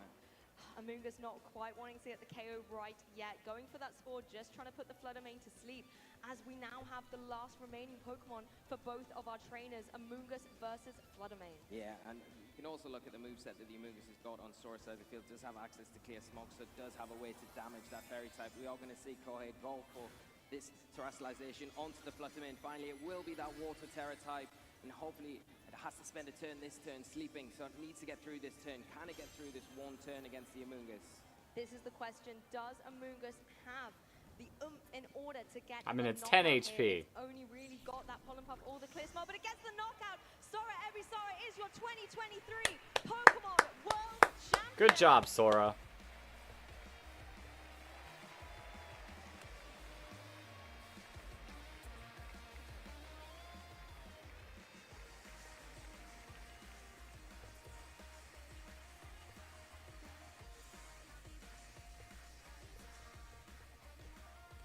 Okay, now let's get on. Let's get on to the next one. What an incredible match. Congratulations to both the finalists. I am going to take a stretch, though, because I know it's going to just be talking for a little bit. 2023 Junior Pokemon Video Game Champion. What an incredible showing from both of our players. What an adrenaline rush for these players, for us, for the spectators. Everyone in the venue right now is electric with excitement. We have crowned our first world champion of the video game side of things here at the Yokohama Championship. Oh, it's amazing. I'm so excited. I know. It's a great way for us to kick off the show today for the Video Game Championships and that Amoonguss. What a, you know, it's such an iconic Pokemon in the Video Game Championships. What a fitting way for it to be the end of the Juniors finalist match today. And I think as well, you know, felling so many great Pokemon, Iron Hands really came out with a vengeance for Kohei there, getting strong 2 KOs, particularly that turn 1 going down into the Fluttermane. It was a fantastic adaptation coming into game 2, but Sora also able to make those amazing adaptations, being a master of this Regulation D metagame and able to make those calls to get the knockouts right at the very end. The Amoonguss, I think, getting the final one was amazing for me. Yeah, and I think it just showed how good a Pokemon Amoonguss can be at disrupting your opponent, because without the Amoonguss, I think probably Kohei probably takes that game, but the ability to put Pokemon to sleep on the opposite side of the field, especially those big threats like the Shen Pao, and just shut it out of the game completely, and then have the offensive presence as well to also knock it out and then kind of do the same to the Fluttermane as well, supported by that single strike Urshifu, which was great to see, and that was the Urshifu that came out on top in that division. Exactly, settling the debate of the Urshifu. If we take a little look at the replay as well to recap these critical moments for our players. The Dazzling Gleam doing a lot of damage to that opposing Chien Pao, but it was really the Amoonguss that was able to finish it off there. Fluttermane going down as well. Some big knockouts early doors for these trainers. Yeah, and really great to see the Terrestrialization in the end of that game 1 as well, especially that Heatran as well. I think we identified that as a really big component of Sora's road to victory here, and utilizing it perfectly in that first game, switching it out when he needed to and preserving it for that end game where he was able to kind of lock everything up. Exactly, and I think the really nice thing for me was those Fluttermane protects as well, really trying to play around the Sucker Punch. And if the Chien Pao had woken up then, it could have been a very different endgame to that game too, being able to possibly get the knockout onto the opposing Urshifu, just allowing the Fluttermane to breathe a sigh of relief from those Sucker Punches. But unfortunately, Chien Pao maybe a little tired from the end of a long weekend, just wasn't able to wake up in time. Yeah, just a bit unfortunate for Kohei in that last kind of few turns there. And I think that's that. You know, I need to get my phone charged. It's pretty low for using it all day. Okay. I don't think I've missed much. In the situation against the Amoonguss, you needed that Shen Pao, like you say. I think if it woke up, then it would have been a different story, and maybe we're looking at a game 3. But that's not how it turned out, and Sora is our champion. And I believe our player's already on the stage for an interview. So I'm going to throw it over to Anna. Take it away. Thanks so much. I am here with Sora. Yeah. Sora, you I are figured. a world Now we get the little champion. interview. How does that feel? ソーラさん、あなたはポケモン世界大会を優勝しました。ポケモンワールドチャンピオンになりました。いかがですか？家族にも恩を返せたと思うので、とても嬉しいです。I've made my family proud and I'm just very happy. We loved watching your game. There were so many great moments, but for you, what was the best moment in those games? あのゲームの中であなたにとって一 I 番 wish I had my いいポイント snacks. は何でしたか？Yeah, she's misty today. 相手の動きを読めていたところがあったので、良かったかなと思いました。I feel like I really knew what my opponent was trying to do and I managed to read every one of his moves. Yeah, you did. 確 Now, かにそうね。 there are people at home watching you who want to someday be standing where you are. What advice do you have for other players who want to be a world champion? あなたみたいにポケモンワールドチャンピオンになりたい選手には何かアドバイスがありますか？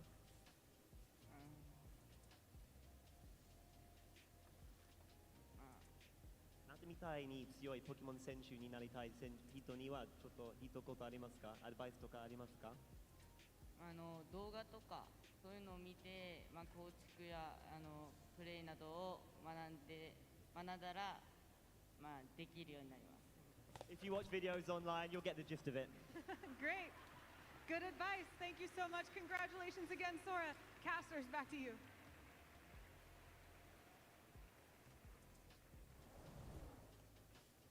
Hey, new casters. Wow, what a way to be able to kick off our festivities here for the final day of the 2023 Pokemon World Championships for the video game. We've already crowned our junior champion, and now it's time to head over to seniors to see who's going to take the crown. My name is Rosemary Kelly, and I'm joined by Aaron Zhang to take you through that match. I'm wondering if we're going to see Japan sweep this World Championship. One victory already in the juniors division, and we've got one Japanese representative in the seniors division, which Rosemary and I will be covering, and of course, one Japanese representative in the masters division. This is the first time that the World Championships has taken place in Japan. I mean, Japan could pull the Japanese sweep in Japan. Oh, it really would. So one down, two more to go. Let's see if there's also Cybertron, host of many of the best videos. Here on the home turf. Because that is another thing that we are looking out for, because it is an international competition, and every single trainer has fought so hard to be able to make it to Japan, this point. Japan. When it comes down to these seniors division Tomoyo players, their journey is Japan. no different when you take Robbie a look at their top 8 bracket. Absolutely, of course, is covering the grand finals. I'm not sure what NL From is. Japan, as well as Robbie from the Netherlands. And Netherlands. I'm really excited looking at this top 8 because it has a lot of diversity in terms of country representation. It really does. I look across the board and I feel like when it comes down to the seniors division, we always see, honestly, some of the hypest matchups, because just like the juniors, they do have their ability to see things a bit more creatively, but seniors, it's kind of a mixture of both. You still have that creativity that you found in the junior division, but now you're mixing it in with some of those high-level skills that we would hope to see from these trainers heading into the Masters division in a few years. I'm really excited to cover this finals in particular because I feel like in the Masters division stream, just throughout the last couple of days, we kept talking about one Pokemon, which was Gastrodon. And Gastrodon did not really have a very good performance Oh in the boy. Masters division, but it We is have the here in slug. the grand finals on one side of the field. And you know what's on the other side of the field? The Rapid Strike Urshifu, which of course is one of the main Pokemon that Gastrodon likes to see and exists often to try to counter those Urshifus. Absolutely. That's a dynamic that we've been looking forward to seeing, and to be able to find that once again in this grand finals. I'm so excited, and I think Lou and Lee would be excited about that as well, just knowing how much they Gastrodon, the also goated love slug. their Gastrodons. But I'm drawn to a couple of other Pokemon in this particular matchup when I look Tell at me. something like the Zapdos, that is Ooh. also a really nice counter for something like Zapdos. the Rapid Strike Urshifu, especially when it does have the Water Terra, and that ability Static could come in clutch as its secondary effect. Zapdos is definitely a Pokemon I actually thought would have a bigger impact here at this World Championship, and in the games that we saw across the previous days of competition, I don't think it really made that much of a splash, so excited to see it here in the seniors division. We've also got a couple of other sets, including Choice Spec Sylveon. Sylveon Whoa, Sylveon too? so much damage, often even a single Hyper Voice can really chunk away at teams. It often forces out a Terra, for example. These are some interesting Out a teams. defensive Terra immediately early on in the game, but when we look at the other side of the field, there's actually one Pokemon that Sylveon really does not like going up against. Heatran. That's going to be Heatran with a Oh boy. And the heavy slam. That would put Sylveon into a position to be forced to terastalize. But, you know, Heatran too doesn't really want to be taking too much damage from something like the Urshifu on the other side, even just kind of looking at the Gastrodon too that has Earth Power. That is going to be a really nice way to be able to keep that Heatran in check. So this match is all about the terastallization mind games. When is it the right moment to be able to go for something like a defensive Terra? Absolutely. One other Pokemon that I also have my eye out on here is Hisuian Arcanine. Now, I think these teams are actually really Hisuian fun to work Arcanine's against nice. each other because it feels like they play in similar ways. You have a Tailwind user on one side, there's Zapdos, on the other side there is Tornadus. You have a ground-type Pokemon, for example, Landorus Therian on one side, Gastrodon on one side, you have a Fire-type Pokemon, Hisuian Arcanine, Heatran, you have a Grass Pokemon, Rillaboom, Amoonguss, right? It's like... I'm seeing a pattern here. Yeah, there's like different, it like fulfills different checkboxes in terms of team building, but it's actually just different Pokemon on both sides, which I think in itself is really interesting. We've got Fluttermane on one side, of course, that is just the most commonly used Pokemon in this format. No Fluttermane on the other side, though, it's that Sylveon, which we were talking about. And then Urshifu on both sides, but one is Dark Urshifu, the other is Water Urshifu. So I think it's really interesting to see how these teams stack up, because most of these Pokemon feel relatively standard outside of maybe the Sylveon on one end, but Dark Urshifu is something that I'm personally intrigued by, especially because this is actually a Poison Terra set. Whoa. Yeah, the Poison Terra, that's been a terastallization type that I feel like a lot of trainers have been leaning into in order for a safe defensive Terra. You see this sometimes on the Galarian Moltres. We haven't seen a whole lot of that particular Pokemon in this World Championships, but we even saw it earlier on Let me look coming some in stuff from the Excalibur in the North America tournament scene. So maybe that's going to also end up playing a role here, but I love that you brought up the Zapdos versus Tornadus, because Robbie's team is naturally faster, but you still want to be able to make sure that you get speed control somehow in your favor, unless Tomoya wants to lean into a bit more of the bulk that his team provides. Yeah, I think Zapdos versus Tornadus is actually a really interesting dynamic, of course both being used to set up Tailwind. Tornadus is the premier Tailwind user in this format because of course it gets access to Prankster, giving you that priority boost immediately. Zapdos, on the other hand, is a little bit slower, but it's bulkier as well. And Zapdos versus Tornadus is actually a pretty good trade-off for Zapdos because you can resist those flying-type attacks from the opposing side and retaliate back with a super effective Thunderbolt. This is a bulky Zapdos set with Citrus Berry and Roost as well, so it can sustain on the field for a fairly long period of time. However, for example, Zapdos here does not have Protect, so you do have to worry about just taking a lot of damage from, for example, the Heatran on the opposing side or the Fluttermane on the opposing side. And I think both of those Pokemon will be really critical for Robbie.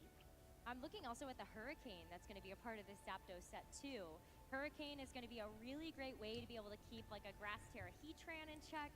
I'm also looking at the Rapid Strike Urshifu that would also not want to be on the receiving end of that. But there's so many ways as well that the Hurricane could just straight up miss. And also this Tornadus has Sunny Day. What a fantastic way to also be able to make that accuracy even worse. Sunny Day is also just a really interesting move because it activates a bunch of different things on Robbie's team. You've got Heatran first of all, so you deal more damage with your fire-type attacks, primarily the Heat Wave. And you've also got Fluttermane, so it activates that Photosynthesis. That's one of the main reasons why Tornadus is also a really intriguing user. It can set up so many I really like Tornadus. And so the Sun here, I think, is super, super intriguing. The one downside if you set up the Sun, of course, is from the opposing side there is that Hisuian Arcanine. So you might be boosting the damage output of that Flare Blitz, and I think that's something that actually could be relevant if it's Hisuian Arcanine against Fluttermane specifically. One of the main questions I have in this matchup is how do you actually adequately deal with Fluttermane? Because if you look at Tomoya's team, for example, Zapdos, Rillaboom, Sylveon, Gastrodon, Urshifu, all of those take neutral damage from Choice Specs Fluttermane, so you kind of have to play defensively to try to get around it. There are some solutions. For example, there is the Assault Vest Arcanine. That's one of the reasons why this Pokemon's actually being used. It has a pretty decent matchup into those Fairy-type attacks, of course, and you can go for a defensive Terra, such as on the Urshifu, it's a Poison Terra, as well as Fire Terra on Sylveon.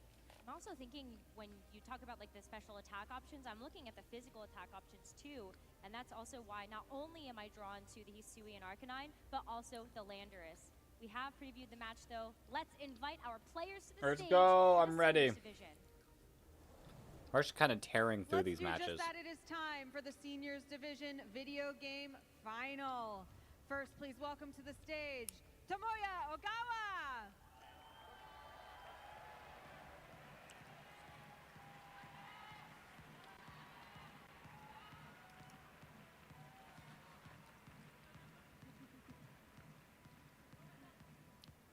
Tomoya, it sounds like there are some people cheering very loudly for you here at home. How does it feel to play in the World Championships in Japan, where you're home? 日本での世界大会は今どんな気持ちでしょうか？めっちゃ緊張してます。I'm very nervous. Well, don't worry. You played well, and that's why you got here. Tell us a little bit about your team. This What dude makes you seems nice and cool. 心配することはありません。今日使うチームについて少しでも教えていただけますか？まあ変わったやつ使ってるんで、いいとこ見せたいですね。I'm using quite a weird team, so I hope I can show off the best of it. Do you feel confident versus your opponent? 自信の方はありますか？いやもう有り余ってますよ。I have a lot of confidence today. Good. All right, let's bring out He's your nervous opponent but now. confident. Please welcome Robbie Shai. Oh, and he's clapping for him.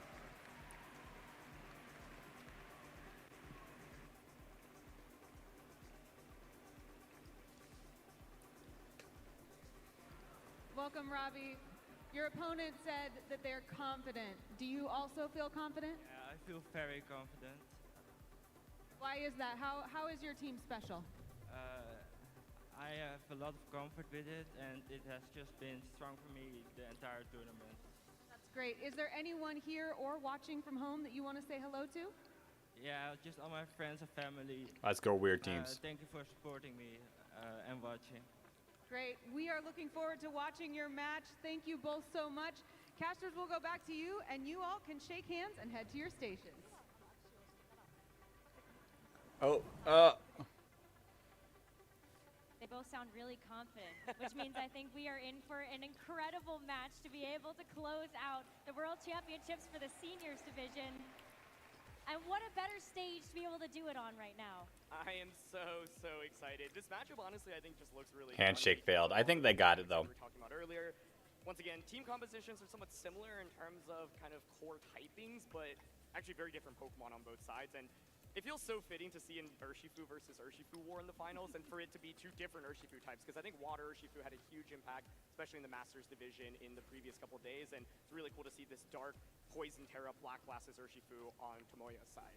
It really is, and when you talk about the Urshifu and also the ability that it has, I'm looking at how many protects are actually on both sides. Do you even feel comfortable going for that, and how is that going to affect your game plan when you know that Urshifu may be waiting in the back? That's a common strategy we've seen all weekend long to try to preserve that Urshifu for those final turns. Absolutely. Urshifu just such a strong Pokemon thanks to its ability, and when Regulation D came around, people expected it to be good, so I'm not surprised to see it be in the finals here, but I do think it's interesting to see how people have innovated around Urshifu. We've seen some sets, for example, yesterday featuring safety goggles as well as Choice Scarf. We've seen Sword Stand sets, and one of the things that I'm always really curious about with Urshifu is how are your Urshifus actually trained? I think when the format first started, people traditionally just ran max attack, max speed, and kind of just went from there, but it's typical, especially coming into the World Championships. I think a lot of people started moving a lot of investment away from, for example, speed and into bulk. And so I think that's one thing I'm paying attention to in this matchup. If both Urshifus come out, whose Urshifu is actually faster? And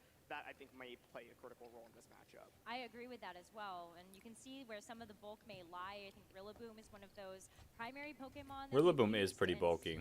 Be able to be one of those tanks for the team to try to soak up that damage, either as a defensive switch or just be able to make sure that you do have that fake out pressure. But we have also been able to see like Sylveon's very specially bulky. So that's another way that you can kind of lean into that on Tomoya's side. But for Robbie, that's a Mungus. That's really a Mungus for you. Absolutely, yeah. I think one thing that's kind of funny here, by the way, is that the Amoonguss Let's see the teams. exists on Robbie's side, but the Sylveon actually has Sleep Talk on Tomoya's side, and so curious if that actually ends up being relevant, but let's quickly take a look at Tomoya's accomplishments here. Wow. Tomoya was able to secure top 6 at the Japan Nationals this year to be able to secure his invite at the World Championships. And when you take a look at how he's also performed in these online circuits, it's a Global Challenge top 4 as well. That is so impressive when you think about how many different players that you were able to play against to even get to the point where you're playing in Japan Nationals. Absolutely. So There's the recapping team. His team. It's going to be Zapdos, Dark Urshifu, Sylveon, Gastrodon, Hisuian, Arcanine, and Rillaboom. He said it himself, it's kind of a weird team. It is and kind of a lot weird these team. Pokemon have unique sets. For example, this Rillaboom is Ghost Terra leftovers. It does not have Wood Hammer. It's got Drum Beating, U-Turn, Fake Out, and Protect. Sylveon is a Choice Spec set. It's got Hyper Beam, Terra Blast, Hyper Voice, and Sleep Talk. You've got Hisuian Arcanine with Assault Vest, Fairy Terra, Terra Blast as well. Something that I think is fairly interesting. Oh. Gastrodon here is a Rocky Helmet set with Earth Power, Ice Beam, Yawn, and Protect. Zapdos is bulky. It's got that Citrus Berry. It's got that Roost and Tailwind combination as well. And as we mentioned earlier, Poison, Dark Urshifu with that Black Glasses. A Black Glass is a very interesting tech to be able to have on this team, just to be able to boost up all those dark type attacks. But how is it going to fare against his opponent? Robbie on the other side did get a top 8 at the North America International Championships this year, as well as Gastrodon, my beloved. when you look at how he did it at the European International Championships too. This is actually Robbie's first full season of playing competitively, so for him to have made it to the World Championship Finals is so impressive, especially after losing the top 8 of those last 2 internationals. Now he has the chance to claim his very first major title, and he's got a really strong team to support that. We already started talking about it a little bit earlier.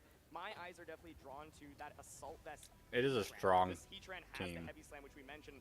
Heavy Slam, I think, can be really interesting here, especially with Fairy Terras on the opposing side as well, and it just does large amounts of damage to something like Sylveon. Grass Terra Heatran is one of the safest combos in terms of Terra in this format, and Robbie just has a lot of offense. You've got the Tornado. No way, perfect timing. Hey, Flygon King, welcome. You missed juniors, but we are chilling in seniors. Interesting indeed. When you look at how Landorus has usually been used for some of these, more recent formats, take a look at maybe something like a Choice Scarf or an Assault Vest to really be able to help out that Landorus do its job more effectively. But the Citrus Berry does give it a little bit of wiggle room when it comes down to how much damage it can take and how well you can actually use it. I need to stop eating these. They're not sustainable. It's just I'm hungry and my snacks are outside. I think from Robbie's end, the Fluttermane and the Heatran look Big storm near my house woke me up. I was gonna watch VOD, but here I am now. Well, welcome. Like that Poison Terra on Urshifu, for example, or you have to figure out how to basically. I very want to stay up because of the just let Berry type attacks run over you. For example, you go with like closing ceremony. Sylveon and Gastrodon, you don't bring the Hisuian Arcanine. Berry type attacks obviously do a lot of damage. And watching this is a lot of fun. And they've been going quick. Dark Urshifu here, however, while it's Poison Terra, it doesn't have something like a Poison Jab. Like, so, of course, you can go they went straight from juniors to seniors. You might not actually get that one-hit knockout anymore with Wicked Flow, so that's something to keep in mind as well. Of course, you can then just follow it up with a Sucker Punch, but I think that's one thing to pay attention to. How can now, I am worried that they're going to take like a long time in between the end of Masters and then I think Heatran also just really difficult to deal to with the closing ceremony, but I hope not. And there are so many special attackers on Tomoya's side. I could totally see Robbie Yeah, I think I can last the whole time tonight. We're trying. I mean, they did say 4 o'clock for closing ceremony. See exactly what proto boost it's going to provide over, but I'm also looking at, you could also lead the Heatran. Quite honestly, just go ahead and lead with that and start to get it ready to go. Yeah, definitely. I think one of the things here is kind of figuring out who do I want to Terra. If you go for Grass Terra and Heatran, it's generally pretty safe. It does now open some new weaknesses. Guess I can last tonight too. Don't push yourself if you don't have to. Hit by Ice Beam from Gastrodon. One thing that I think would be really funny is Gastrodon versus Heatran, right? Because you're like, okay, Gastrodon should just beat Heatran. But then Heatran's like, okay, I'm going to go for Grass Terra, and now I'm going to go for Terra Blast. And then Gastrodon's like, well, I'm just going to Fairy Terra you. What are you going to do now? But then Heatran's like, I have Heavy Slam for your Fairy Terra. So I think this whole dynamic is just really interesting between those two specific Pokemon. And one other thing I'm curious about is just whether or not Gastrodon and Urshifu actually come out, right? Normally, you want to bring Gastrodon just to make sure that Water Urshifu on the opposing side can't just freely click Surging Strikes. But Gastrodon can sometimes feel like dead weight, especially when Fluttermane has a Choice Specs, has that Fairy Terra Moonblast on the opposing side, and you're up against this Heatran with that Grass Terra, Terra Blast. That is definitely a way to put that Heatran into a sticky position, though, and that's where, that does sound like a fun match, indeed. Absolutely, to try to be able to deal with that. So we're looking at the defensive Terra timing here. Indeed. Coming out from Tomoya, and how Robbie can kind of take advantage of that to be able to get himself into a good position, but likewise, for the Terra timing on Robbie's side, you want to make sure you don't get pinned down when you use that Terra. Yeah, I think one thing I'm really paying attention to is we were talking about Fluttermane and Heatran on Robbie's side earlier. So for Fluttermane, for example, right, sometimes you might just want to go for Fairy Terra immediately, start clicking Moonblast or Dazzling Gleam. If Tomoya does not lead properly against that, that can just start dealing massive amounts of damage. So then my question is, okay, how does Tomoya actually respond to something like Fairy Terra Fluttermane? It starts with something like Hisuian Arcanine. You could even potentially lead that immediately, just make Fluttermane struggle a little bit more. Or that Poison Urshifu, right? If with Poison Urshifu, you can go for that Poison Terra immediately, then Wicked Blow into Fluttermane. So one of the things I'm mainly curious about is, yeah, do we see Fluttermane come out immediately and just start dealing large amounts of damage, or does Robbie use it to maybe bait out a defensive Terra / switch early on, switch out the Fluttermane, and then bring it out in the late game and try to sweep with it? What about Landorus? Landorus is definitely an interesting one as well. Of course, the Citrus Berry set here, so it's not like a Solves. It will take a little bit more damage from these special attackers. Intimidate, though, very valuable, very good specifically into Hisuian Arcanine, right? You're like, okay, well, hey, if you're going to use the Hisuian Arcanine to counter my Fluttermane, I'll just bring out Landorus and I'll just go for Stomping Tantrum onto you. So it's really interesting because it's like, yeah, you have some defensive options that maybe cover for the Fluttermane, but then Landorus can go for example, Flying Terra Blast onto Urshifu or that Stomping Tantrum into Hisuian Arcanine. So many different possibilities of how this match can play out, and that's exactly why I'm it's ready. so dynamic. Bring us in. Trainers can match up against each other. And so Let's get the battle we'll going. just have to wait and see what's going to be happening as we start to load into this first game. It is a best of 3 to be able to decide it all. Who will be our senior division world champion? And it's going to be kicking off so soon. I can't wait to see what the leads are going to be. What Pokemon do you want to see come out immediately, Rosemary? I want to see the Tornadus and the Fluttermane, but my heart says I want to see the Sylveon coming out from Tomoya. Sylveon, I think, would be really, really cool. It's actually something that I'm really curious about, because if you're able to bait out the Grass Terra from Heatran, then Hyper Voice actually becomes a lot more effective in sweeping. I think the other question I have is, do we see Amoonguss come out from Robbie's end? I think it makes sense for Robbie to have it in the back. You could go a mode with like Tornadus, Flutter, Heatran, Amoonguss, for example, and then switch Flutter out into Amoonguss early on, bait out those Terras, put things to sleep, and then sweep with Flutter and Heatran. But here we go, game 1 of the Senior Tornadus, Division World Fluttermane. Championships. And there's Tornadus and Flutter, you called it, Rose. And Arcanine and Sylveon. Oh my gosh! We've got both of the fairy types on the field to be able to kick off this first game. And the Hisuian Arcanine is going to put a ton of pressure down onto the Tornadus. And the Fluttermane's not going to be able to hit it very well. Yeah, this is so interesting because right now you can go for Fairy Terra with Fluttermane, maybe go for like Sunny Day, Moonblast into a Sylveon, but Arcanine really in a good position against the Tornadus and Fluttermane. This is an excellent lead to specifically cover for Fluttermane, and Fluttermane is choice specs, right? So it's like you either just switch out, yeah, which is what Robbie's doing, or you kind of just accept you're going to take a lot of damage, but this means Sylveon can get a Hyper Voice, but there's that Heatran. That's an excellent switch in right now. Fantastic to be able And to Tailwind. deal with the opposing side. It's going to be a Yo, great 2 chance strongest for fairy Pokemon to try types. to take some of these hits, but Rock it's gonna be the Slide. Rock Slide, and that's going to deal super effective damage onto the Tornadus. And Hyper Voice, goodbye Tornadus.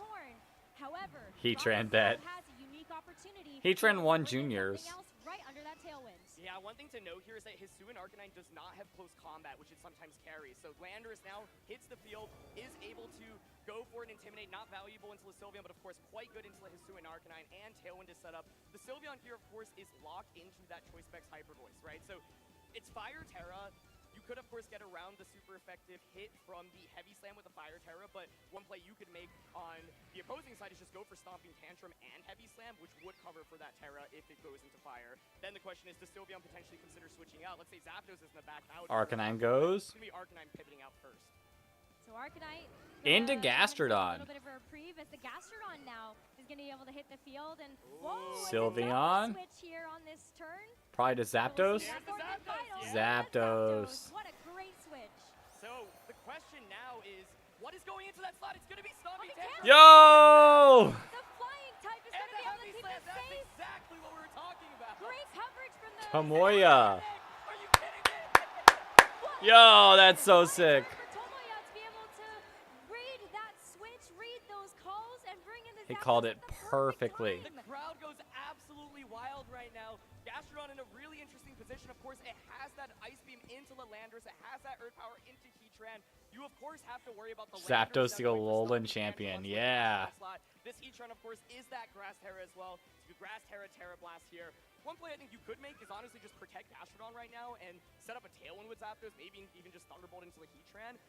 right now, you have an early lead on Tomoya's end, right? So it's like trying to bait Bye-bye, out there and Lando. see what Robbie's going to do and stall out that tailwind, but an amazing first 2 turns. Zapatos. Fluttermane's going to come back in, just try to get some intimidate cycles, keep that Landorus a little bit safe. But Tailwind. Zapdos has a great opportunity to go for the tailwind to now stagger, being able to have that Heat control. wave. Misses Zapdos. Miss on that heat No wave. Terras, it's just Earth Power. It's going to be Yawn. So, putting on some pressure onto the Fluttermane. I really like the Yawn, honestly, because Fluttermane right now feels like it exerts a lot of offensive pressure, right? But if you decide to actually attack this turn, you're going to fall asleep. And Gastron could so easily protect right now. So Tomoya here could make it a prediction, right? And say, okay, well, I think you're just go back into Landorus. You haven't Terra'd. I can just Ice Beam into that slot. So this is really I love critical. Gastrodon so much. Say, I don't think you're going to play safely. I'm going to go for a Fairy Terror and just Moonblast you here immediately. Or does he make the safe defensive pivot into Landorus? If he does that, does Tomoya call it? The other thing is we didn't see a Terra come out from either end right now, so there is a threat still of that Grass Terra Blast on a Gastrodon as well. Yeah, absolutely. But I think there's a few Pokemon in the back that would not mind taking that too poorly. As we also look at, there's no Urshifu coming into this game. We've been able to reveal all 4 Pokemon on both sides. Oh, no but it's switch, time no for a switch, Terra, okay. And there is no switch on the board. So let's see what is going to take that Terastallization. Terra Fairy. Will be getting that Fairy Terra type, be able to boost up something like a Dazzling Gleam, a Moonblast, take a few of these hits just a little bit better. Does Gastron protect? It Protect! Goes for the safe play, and with Fluttermane not switching out, it's going to fall asleep after this turn. Robbie tries to Moonblast into the protect. Pause it, plays safely, gets the protect, and he's going to be in such an incredible position. Oh, the Hurricane hits as well. Just a little bit depth damage on a Just a little bit. Fluttermane's going Heat to wave. right now. Tomoya is playing lights out in this very first game of the World Championship Finals. And it misses. Zapdos too, just adding insult to injury. That is such a great turn, and now you said 2 turns got called completely right. It's going to be a 3rd added. And now Tomoya has And we will have to see how the Robbie's tailwind. gonna respond to this. But as it stands, Tomoya has hit up the tailwind just a few turns later. Will get the speed control in his favor once Robbie's tailwind expires, and this Fluttermane is asleep. Yeah, I think for Robbie right now, if you want to mount a comeback, you have to make basically the perfect switch each turn, right? You don't have Terra anymore, so the Keytron, of course, is left exposed to a potential Earth Power. It's going to be Fluttermane making the switch, though. Another thing that's critical is now the Keytron just doesn't really threaten Gastron, so you don't really need to consider a Terra on that anymore. But wait, after the Intimidate drop, what kind of attack did Tomoya go for? Ooh, Is it Thunderbolt. Okay, into the Landorus, okay. Great switch there from Robbie to Earth powers. And it knocks it out. And they said team diversity was impossible. Yeah. Fluttermane can't protect. It has to take a turn of sleep. You can very easily double up onto that slot with the Thunderbolt and an Earth Power. Try to just get the knockout onto that. And then Gastron just wins 1v1 against the Landorus. Tomoya, the defensive plays, the aggression onto Tornadus in the early game, and calling multiple turns to really just stall up this tailwind. Really beautiful play by him so far. It has been amazing, and this Landorus won't be able to do too much. Okay. Zapdos on the other side. It is not. They're probably not going to attack the Lando. And so the Thunderbolt into the Fluttermane. That's going to be the first attack. And it's a crit. Beautiful hit. Gastrodon doesn't even need to follow that up. Yeah, I wouldn't be surprised to see the Earth Power here just to really play it safe, guarantee the knockout onto that slot. We saw a couple of Heat Wave misses. There's the Earth Power. We saw a couple of Heat Wave misses earlier and the critical hit, but I honestly don't think any of those impacted this game. The main thing is if you had hit that Heat Wave earlier, maybe then you would think about more going for like a Moonblast on the Zapdos, for example. But I think in this game, there was And then Gastrodon's just going to get the kill. Tomoya answered the Fluttermane perfectly, right? It's like if I lead Arcanine and Sylveon, the Fluttermane is put into a really awkward position. So Tomoya's going to go up 1 game in this World Championship Finals, and I can't wait to see what lead adjustment Robbie makes here. The lead looks so good as well. So much offensive pressure coming in from the Tornadus and the Fluttermane. But at the very beginning of that game number 1, Tomoya called it. You could see that in the leads that he ended up bringing with the Arcanine and the Sylveon and the Rock Slide to be able to catch the Heatran on the income and just be able to follow that up with even more spread damage from the Sylveon was perfect. So my question now going into this next game is, okay, you saw this lead of Hisuian, Arcanine, and Sylveon. That felt so specifically designed to counter this Tornadus Fluttermane combination. So how do you now counter that? Do you think Tomoya will go back to it? Because if so, there are multiple answers to this combination, right? For example, you can look towards that Landorus Therian form. That puts on a lot of pressure onto Arcanine immediately. You can look towards leading Heatran immediately, right? We saw Heatran switch in earlier in the battle, but you just bring out it immediately. You have that heavy slam pressure onto Sylveon. You have that Earth Power pressure into Arcanine. You just go for Heat Waves, so you think, for example, it's going to switch out into Zapdos as well. So I think where this next game I'm really looking at is the leads, because I felt like Tomoya had a huge advantage from the leads in game 1 and was just able to execute perfectly even after the leads. I agree, but every single turn you saw those switches, just be able to read what Robbie was going to be doing with. If Tomoya wins, that will be the craziest team in seniors. Is this team more fun than the matchup with Champ Team of 2015? It is a cool team. If Tomoya also wins, both the juniors and seniors will be from Japan so far.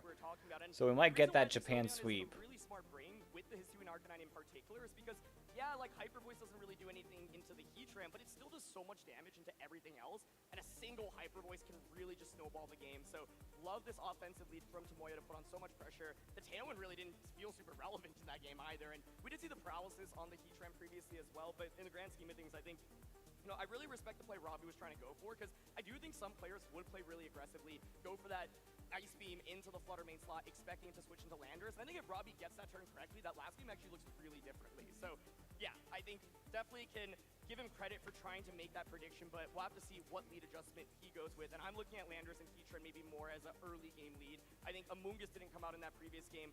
The awkward thing about Amoonguss here is that it's the Dark Terra Amoonguss. So if you go for Dark Terra, well, then you're suddenly weak to Hyper Voice from Sylveon, and so not sure that's the best answer into the Arcanine Sylveon lead specifically.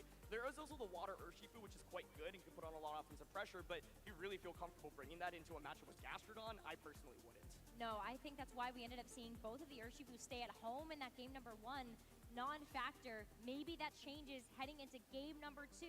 But do we see that Heatran adjustment coming out from Robbie right away? Let's go ahead and find out as we jump into game 2 of the Seniors Division World Championship Finals. And there's the Heatran and the Landorus from Robbie. And the Gastrodon Sylveon.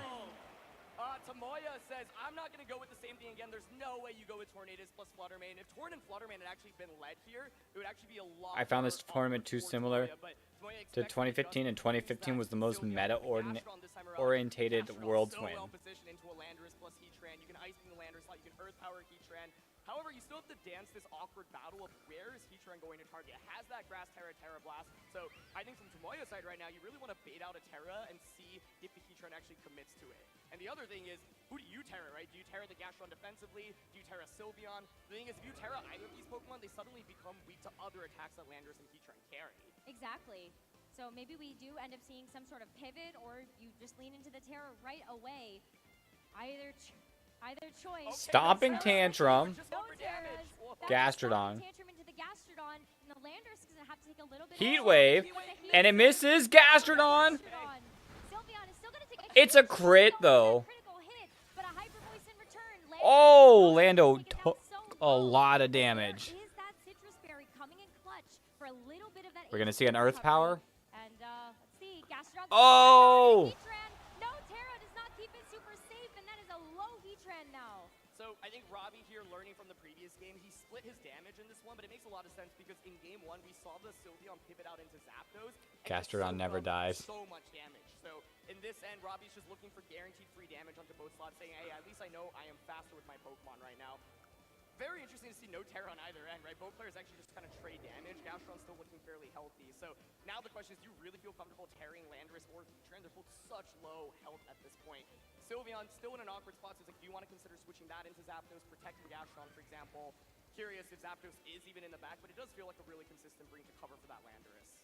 Zapdos might also be the perfect bye Heatran. Something like an Earth Power to come out, but it is going to be the Flutter Mane. Into the Flutter Mane. For Robbie, as we're going to preserve that Stomping Tantrum. Tantrum is just going to go into the Sylveon lives! Hyper Voice in response, and Landorus is down for the count. 3 HP on this Sylveon. It gets so much. And Earth Power takes out. Oh, no, Flutter Mane lives. That Sylveon sure does love its trainer, as it's going to be able to hold on. And as we do see the Amoonguss now, nice adjustment from Robbie to be able to slowed down the pace of this game. Oh, but there's so much damage, and that's Sylveon. That's what I mean. Every single Hyper Voice puts in so much work. Fluttermane does critically survive that. I feel like if Fluttermane faints her, the game is just over immediately. But the awkward thing right now is like, who do you Terra at this point? Fluttermane is at 9 HP, right? Amoonguss, it could Terra, but then it's weak to Hyper Voice. I mean, Fluttermane right now can go for like Fairy Terra and just go for like a Dazzling Gleam. Protect. Looks like it's just gonna try to not Terra and just get a free attack right now.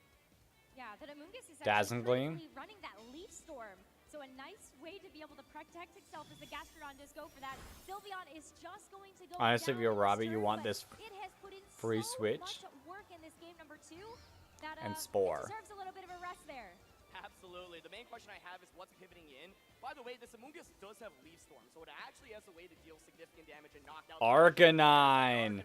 That's the perfect Pokemon to bring out right now. Does not care for the Dazzling Gleams from the Fluttermane. Pressures Amoonguss with the super effective Flare Blitz.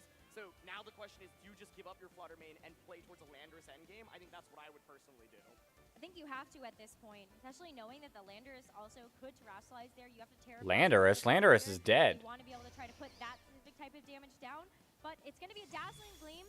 So Gastrodon Doesn't do much. just taking a little bit of chip here as the Arcanine Rock slide. It does get the knockout onto the Fluttermane, but is the Amoonguss going to even be able to Does move? it flinch is the question right now. Ice Beam. That's also a lot of damage. Okay, Amoonguss lives. Doesn't get the knockout. It's a crit though.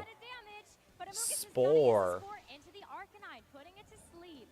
Oh my goodness, this is so tense. One thing to note though is that this Amoonguss does not have Pollen Puff. So unlike some traditional Amoongusses, you can't just consistently heal up. And so yeah, there's the Heatran just coming back out into this battle. But oh, the Pokemon are just at such low HP right now. This is a nice position to be in though, because you do have the Heatran out. It could go for something like the Terra Blast to be able to pick up the Gastrodon. Arcanine is asleep, so there are a few turns that Robbie has bought himself to be able to get back into this game. Yeah, definitely. You're at least in a position where you can put on pressure onto both slots. For example, the Heatran here can just go for Grass Terra, Terra Blast on the Okay, here comes. Right? But the question is now you're playing around when does the Arcanine manage to wake up? And there's the Grass Terra coming out. I think you just have to go for it though. Especially when Tomoya is in just a little bit of a better position heading into the later parts of this game, knowing that we do still have that one and final Pokemon in the back. Arcanine taking its mandatory turn of sleep. It's gonna have to get through. Heat Wave. Heat Wave comes out now. Arcanine's gonna avoid that, but Gastrodon survives. Wow. But Amoonguss is faster. Oh, into Arcanine. What? If it goes for Ice Beam, it's instantly Amoonguss stacks down. It's a 3v1 now, and I don't see how Robbie can win this anymore. Heatran is gonna be the final Pokemon left for Robbie. As the Gastrodon, the Arcanine, there's still that fourth in the back. It's going to be the Sylveon that did get, like, that was going to be a huge amount of pressure there. But the battle is just canceled. And Tomoya is your seniors division world champion in Japan. That's 2 for 2 for Japan here at the 2023 Video Game World Championships, winning in the juniors division, winning in the seniors division. Congratulations to Tomoya. Wow. Played set. That first game just perfectly played, and the second game, the adjustment to bring back Gastrodon instead, and to do it with Sylveon, Rose. You and I were talking about, we're like, does Sylveon come Such a cool team to win. Like Heatran, but Tomoya decides, I'm gonna bring it.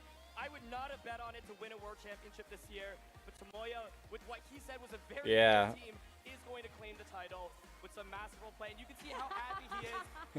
I just love seeing the emotions. Congratulations, Tomoya. Take a bow, sir. What a phenomenal team. Wow. The crowd is going absolutely And he seems like such a nice guy in his beginning interview too. to bring it home for his home region. And that's going to be another win for Gastrodon also. Can you believe it? I love seeing Tomoya just really soak up the moment on the stage. Loved his speech beforehand as well. And just an incredibly played finals. His team, honestly, does have so many what look like somewhat standard Pokemon, but the way he plays it is just, I think, really intriguing. And I thought that he led perfectly in both of those games and really just pushed his advantage so much. But I think Robbie, fighting back in that one and going with a different lead, which I thought was really well done. Sometimes, though, it can be really tough when your opponent is just kind of one step ahead in terms of those lead adjustments. And that game would also look really differently if Sylveon had just fainted on that turn, would survive with 3 HP. Absolutely. I mean, there were so many critical survivals. You saw the Flutter Mane, the Sylveon. The Flutter Mane was so important for Roppy as well to still have a chance to be able to get back into that game. And he got himself to a position where there was still an out. But some smart calls from Tomoya, not just from the leads, but also how he targeted down onto Robbie's side, that sealed the game. What a masterclass. Yeah, I think to explain Robbie's plays in games 1 and 2, when you're down in a match, sometimes you Okay, need to make taking another like stand up and stretch break because I feel like it'll probably be closer to like 3 when they do Masters. You underestimate the slug. You now have no Flutter Mane winning seniors. And then in game 2, going for that grass Oh. wave instead. That was crazy. Robbie, of course, That was a little bit of crazy. misfortune throughout the course of the set with a bunch of heat wave misses, but ultimately I thought Tomoya just played a really phenomenal set. Major credit to Robbie, though. First season of competitive play, ended up getting to the finals of the World Championships. That is incredible, and I cannot wait to see what is going to happen for both of our trainers. But let's head over to the stage and celebrate Tomoya Ogofua's victory in the World Championships this year. Thanks so much. Tomoya, you were rolling on the ground. You're crying. Are you okay?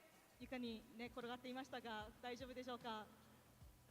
手をぶったたきすぎてくっそ痛いんですけど。I hit my hands so they're really sore right now. You also, were you filming? Did you take a selfie with the crowd? 自撮り撮りました？撮りましたよ。 Yes, 後であげます。I did. I've never seen someone do that before. 今まで見たことがありませんでした。The casters backstage said they thought that first game might have been completely flawless. It was perfect. Did it feel flawless to you? 裏のキャスターが言っていたのは、完璧なもう振る舞いで、でしたということだったんですけれども、今の気持ちはいかがでしょうか。そうでしたか。いやー、やばいっす。サムズアップです。Just a big thumbs up. Great. Now, there are so many people here giving you thumbs up as well. Is there anyone you want to say hello or thank you to? 皆さん、観客の方からも、大きなサムズアップされていますが、他に応援されている方からへのメッセージなどありますか？いやー、ありがたいですね。Thank you, everyone. Now, one last thing. You now are a world champion. World champ. 世界大会のチャンピオンとなりました。次は何が起こるんでしょうか。次は何ですか。次の目標などありますか。That's funny. Oh, I do have to go to university next, so okay, that's that coming sounds up good. next. Good plan. All right, thank you so much, casters. Back to you. I'm sure his next goal is Worlds as a master.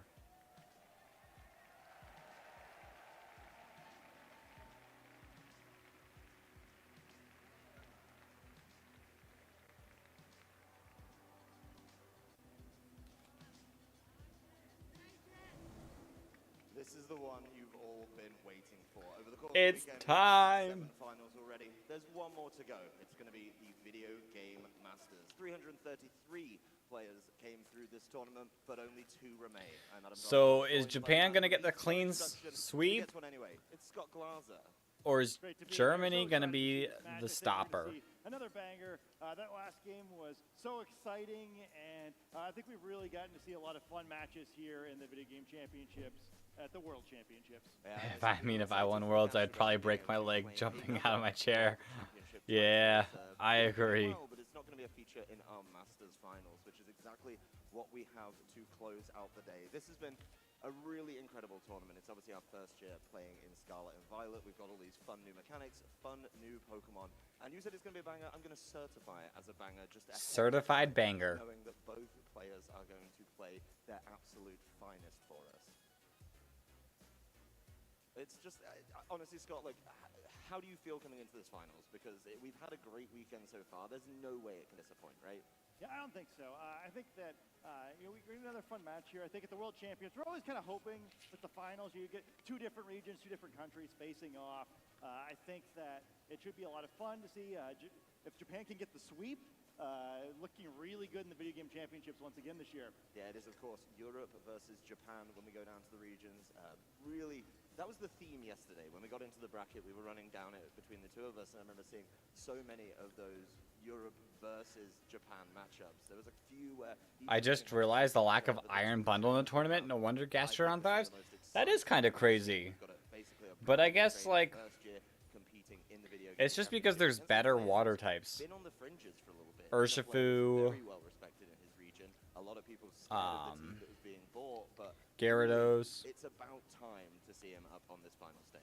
Yeah, I'm really excited to see how. But I guess, like, but the thing is like, he's been someone we've enjoyed watching for depends on the calcs. I think Like, Iron Bundle kind of counters Urshifu, too. Really well regarded. It's so tough to make an effective team in this format, and I think with this being the first Regulation D tournament of the year, some really great team builders did get rewarded with these deep finishes. Yeah, well, we can look at the two we have remaining and their journey that they took to get here through the top 8. Michael Kelsch having to play off in one of those all-European matchups in both top 8 and top 4, but advancing with a plot. But I did kind of forget about Iron Bundle.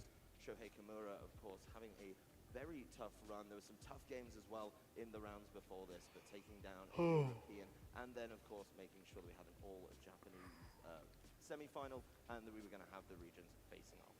Yeah, I think just the way we want it, right? A great way for this to finish up, and I think a fun story between the two players. One player who, it's his first season competing, had to fight through day one of the competition. We haven't had a player in the Masters Division of the Video Game Championships win from day one since Wolf Glick did it in 2016. It's only ever happened once.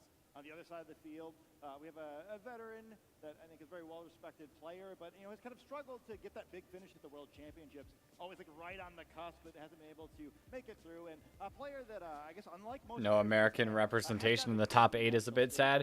Yeah, but Abdullah from Canada is still cool. And because of that, we don't get to see the same players in this region competing internationally too often. So North America. Shohei is someone who has gotten to play at some international championships before, so I'm kind of curious if that give a little advantage here. Comfortable playing against players from all over the world. Probably because I also forgot Delibird. How do you forget Delibird? I can never forget Delibird. That is pretty impeccable. Abdullah was great. One of those really tough tournaments, a lot of players vying to make it to day 2. And then, of course, keeping that momentum up in day number 2 and what it looked like to be cruising through the top 8 bracket. So in a really good position. Of course, Shohei didn't have an easy run either. Came in at day 2, still has to play a bunch of really good players and had to go through that extra round as well to level up our top cut, taking down Hirofumi, which I think a lot of players in Japan were really backing coming into this tournament. Yeah, I felt like whoever won that game had a great chance of getting this far, and sure enough, we do end up seeing Shohei in the finals. I'm really excited to see Michael as well. I think he mentioned that he wasn't sure if he was going to make it out here, and it's kind of funny. Some players, it's like the rest of the season is kind of just preparation for Worlds, where it's I see someone where he was happy just qualifying for the World Championships, right? Was able to make it out here and earned a really good run. I think it's kind of cool comparing the two players where you have Michael, who prepared for this tournament with a lot of online grassroots tournaments. It's kind of the way we do things in the West, where there's so much geographic distance between us that you can't have a whole lot of locals. Where on the other hand, a lot of the Japanese players were kind of all grouping up and competing in person. So sort of fun. I think there's great champions of both sides, with one Western player against one Japanese player, kind of showing the best of both different ways to prepare for this tournament. Well, Michael as well, coming in, only starting play in December, I believe. Of course, we didn't quite start official tournaments. Has played some other kind of online formats. It's very familiar with Pokemon, but adapting that skill set and being able to bring that to the VGC format, really impressive to do that in such a short amount of time. Then take that really short amount of time, get a Worlds invite, and convert it to a finalist appearance. Nice. Incredible. Shohei, I know, has been around a little bit longer. All right, Landorus Therian for its second Worlds win. We can hope. Why don't we take a We can hope. to meet our players?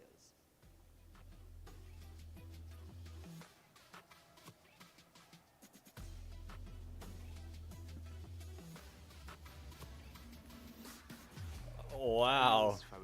This tournament, which was not seen anywhere at all, and I am really proud of it. 力きりパリグラフというポケモンが一番かなり厳しいので、それをどう倒すかが鍵となるかなと思ってます。He's a very good player. I really wanna beat him. It's gonna be a forfeit here from Mao and Shohei. He's gonna win this series 2-0 to move on Lando, to the though. finals of the Pokemon World Championship.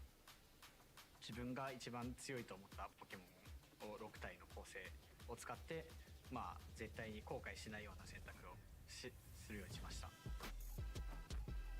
Strong team. Years ago, I started watching Worlds every single year, but never had the chance to compete myself. So I decided to compete this year. It has been such a blast. VGC は2015年の世界大会の決勝を見て、それの日本人対決を見て、本格的に頑張ろうと思って。Everyone thought on King Gambit was the best new evolution in terms of viability. They were wrong. It's the giraffe. And this dream is so near now. I gotta give it my all. 自分の実力が証明できる舞台にもう立っているので、このチャンスを生かしていこうかなと思っています。It comes down to this. That was a crazy video. Division final. Please welcome your first player, Michael Kelsch. To Dunsparce though, maybe next year.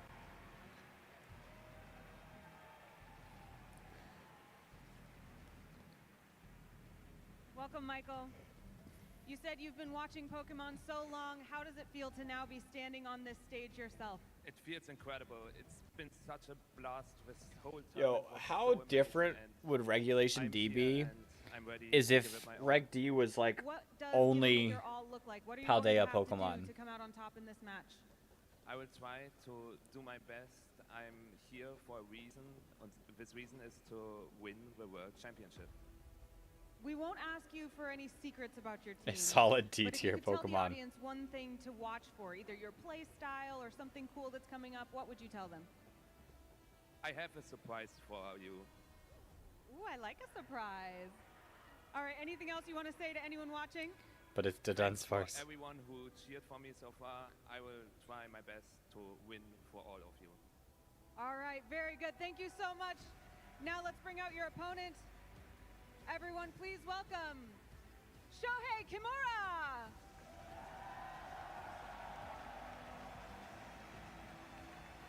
More Dunsparce to love.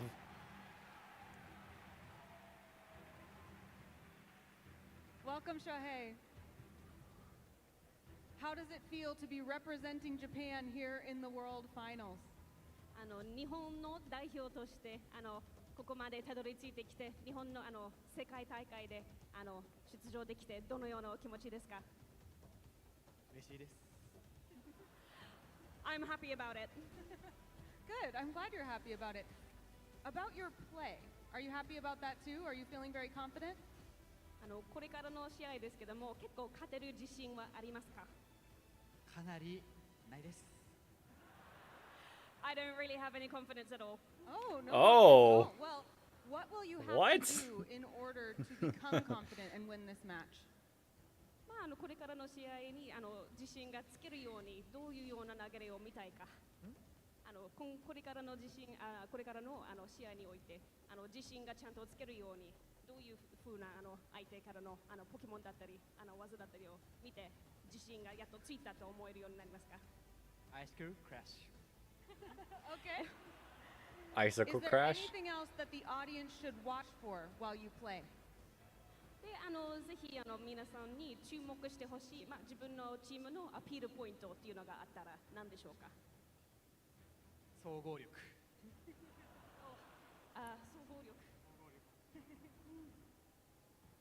Yeah, just sheer power. All right, last thing. Anything you want to say to the Power audience? or moves anyone shatter you want to say? expectations.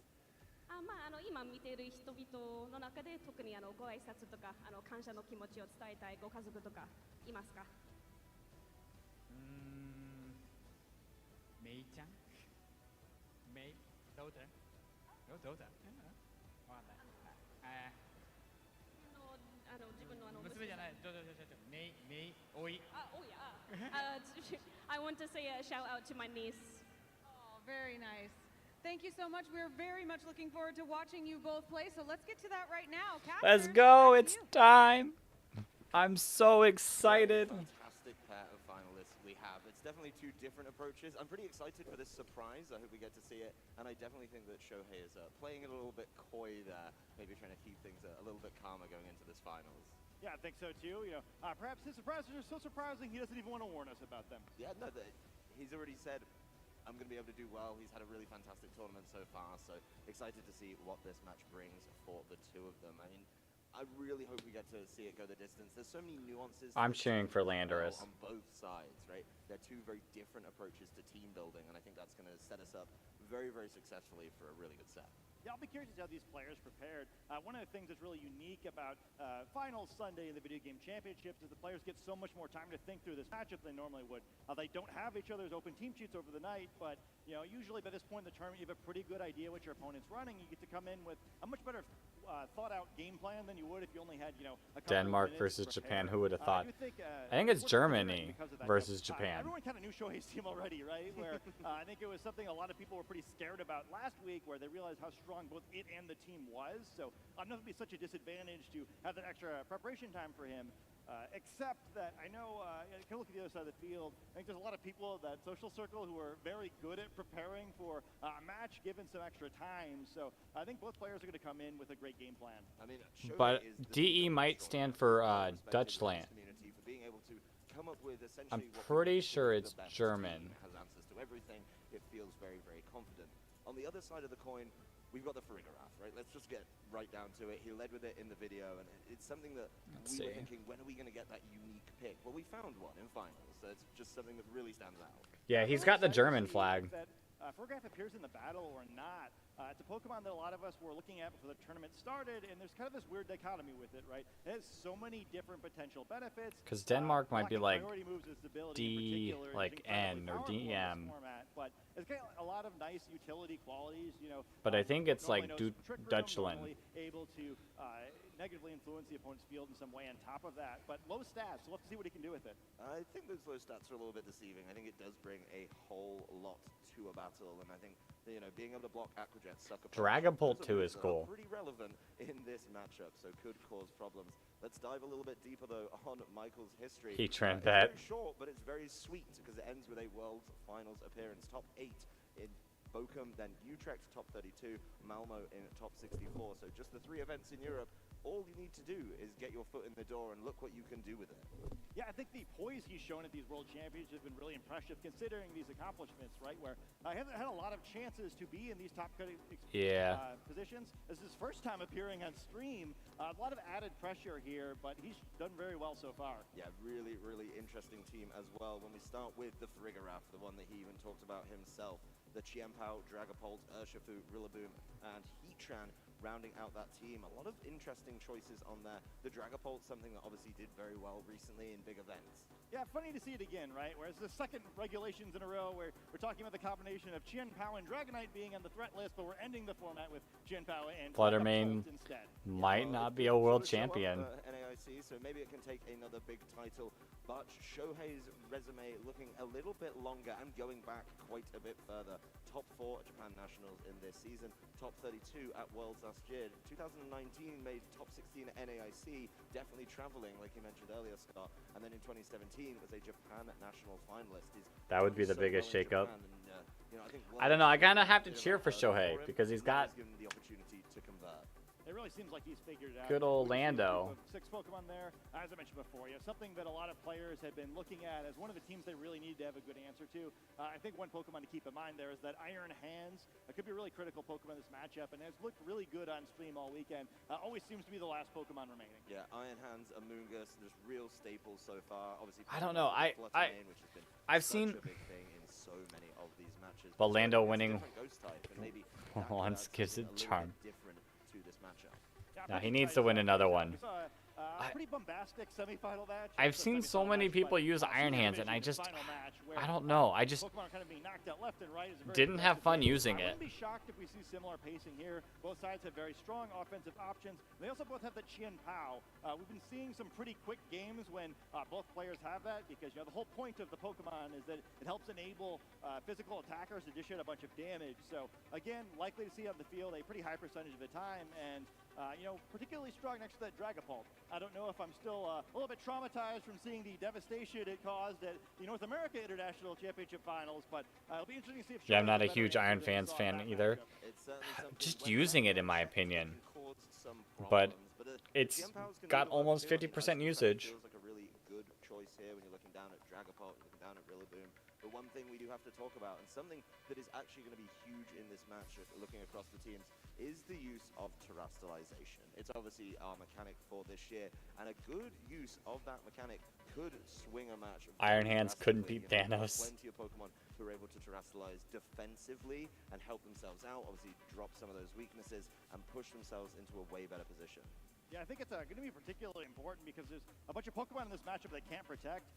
Michael in particular, only half of his team is able to protect with the Choice Band on one Pokemon, a Choice Scarf on another, and then an Assault Vest. So, maybe some sort of defensive terastallization can be very important in this matchup. I mean, does protecting really matter when you've got... Imagine it trying to snap with those hands. Being able to use the unseen fist ability to just land those attacks guaranteed. You may as well just go all in. Yeah, I think it's a really clever metagame adaptation, right? Where, perhaps anticipating correctly that most of the top teams would contain one of those Urshifu, able to avoid being one of those situations where an item does nothing, which could be the case for one of the Pokemon on the other side of the field.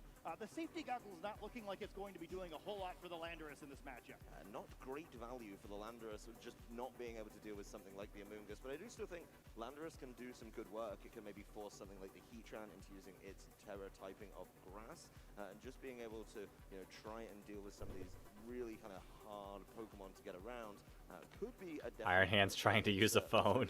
Being able to bring the Intimidate is going to help out. Iron Hands trying to open a door. Pokemon on Michael's side.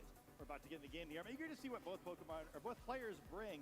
I think on Michael's side, he may be a little more limited in what Pokemon he can select, but should be interesting. Tianpao Amoonguss. Combination of Pokemon starting as Ooh. Well, Michael delivers on turn 0, turn 1 with both the Farigiraf and Dragapult taking the field as his lead. It's going to be Tianpao and Amoonguss from the side of Shohei, but I guess the unique things on Michael's team are right at the fore of this final strategy. Yeah, and I think we see a situation where it could matter a lot. We heard in the interview that Icicle Crash could be a key element of this match. I guess the reason why is because that's Farigiraf. Iron Hands trying to play a Switch handheld. Not nearly as threatening this Dragapult than it would normally be. And the Dragapult is really in a sticky situation, but it's not going to be from the Tianpao this turn, as Shohei switches it out in place of that Urshifu. So that'll be landing on the field, ready to do some work next turn, leaving just the Amoonguss. Ooh, a Terra. In turn number 1. It is going to be Of the Moongus. So trying to keep itself safe with that very standard now defensive water terastallization, making sure that it's not being caught by something like the Psychic out of the Farigiraf.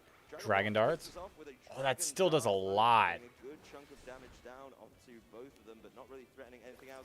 As Farigiraf does follow up onto the Amoonguss, will not get Okay, the knockout eats onto that Terra with the typing. berry. Will, of course, activate the berry, so Amoonguss looking pretty healthy after it's just tanked up a couple of attacks from Michael's side. And, in response, And it's able to Spore. put this Dragapult right to sleep. Yo. Dragapult not getting a whole lot done there. Able to dish out some damage, but a little different approach to the Dragapult than we saw in the North American National Championships, right? Just a bunch of Phantom Force there, which in this case would have avoided the Spore for a single turn, but still a bunch of damage going down in the field. And I think it's something that Shohei's going to have to be careful about, right? Potentially some powerful offensive Pokemon on the backside of the field. And Michael's side, if things get weakened, maybe you can pick up a chain of knockouts, even if you fall behind in the score early in the match. Yeah, being able to keep the momentum going is going to be absolutely huge in the matchup between these teams.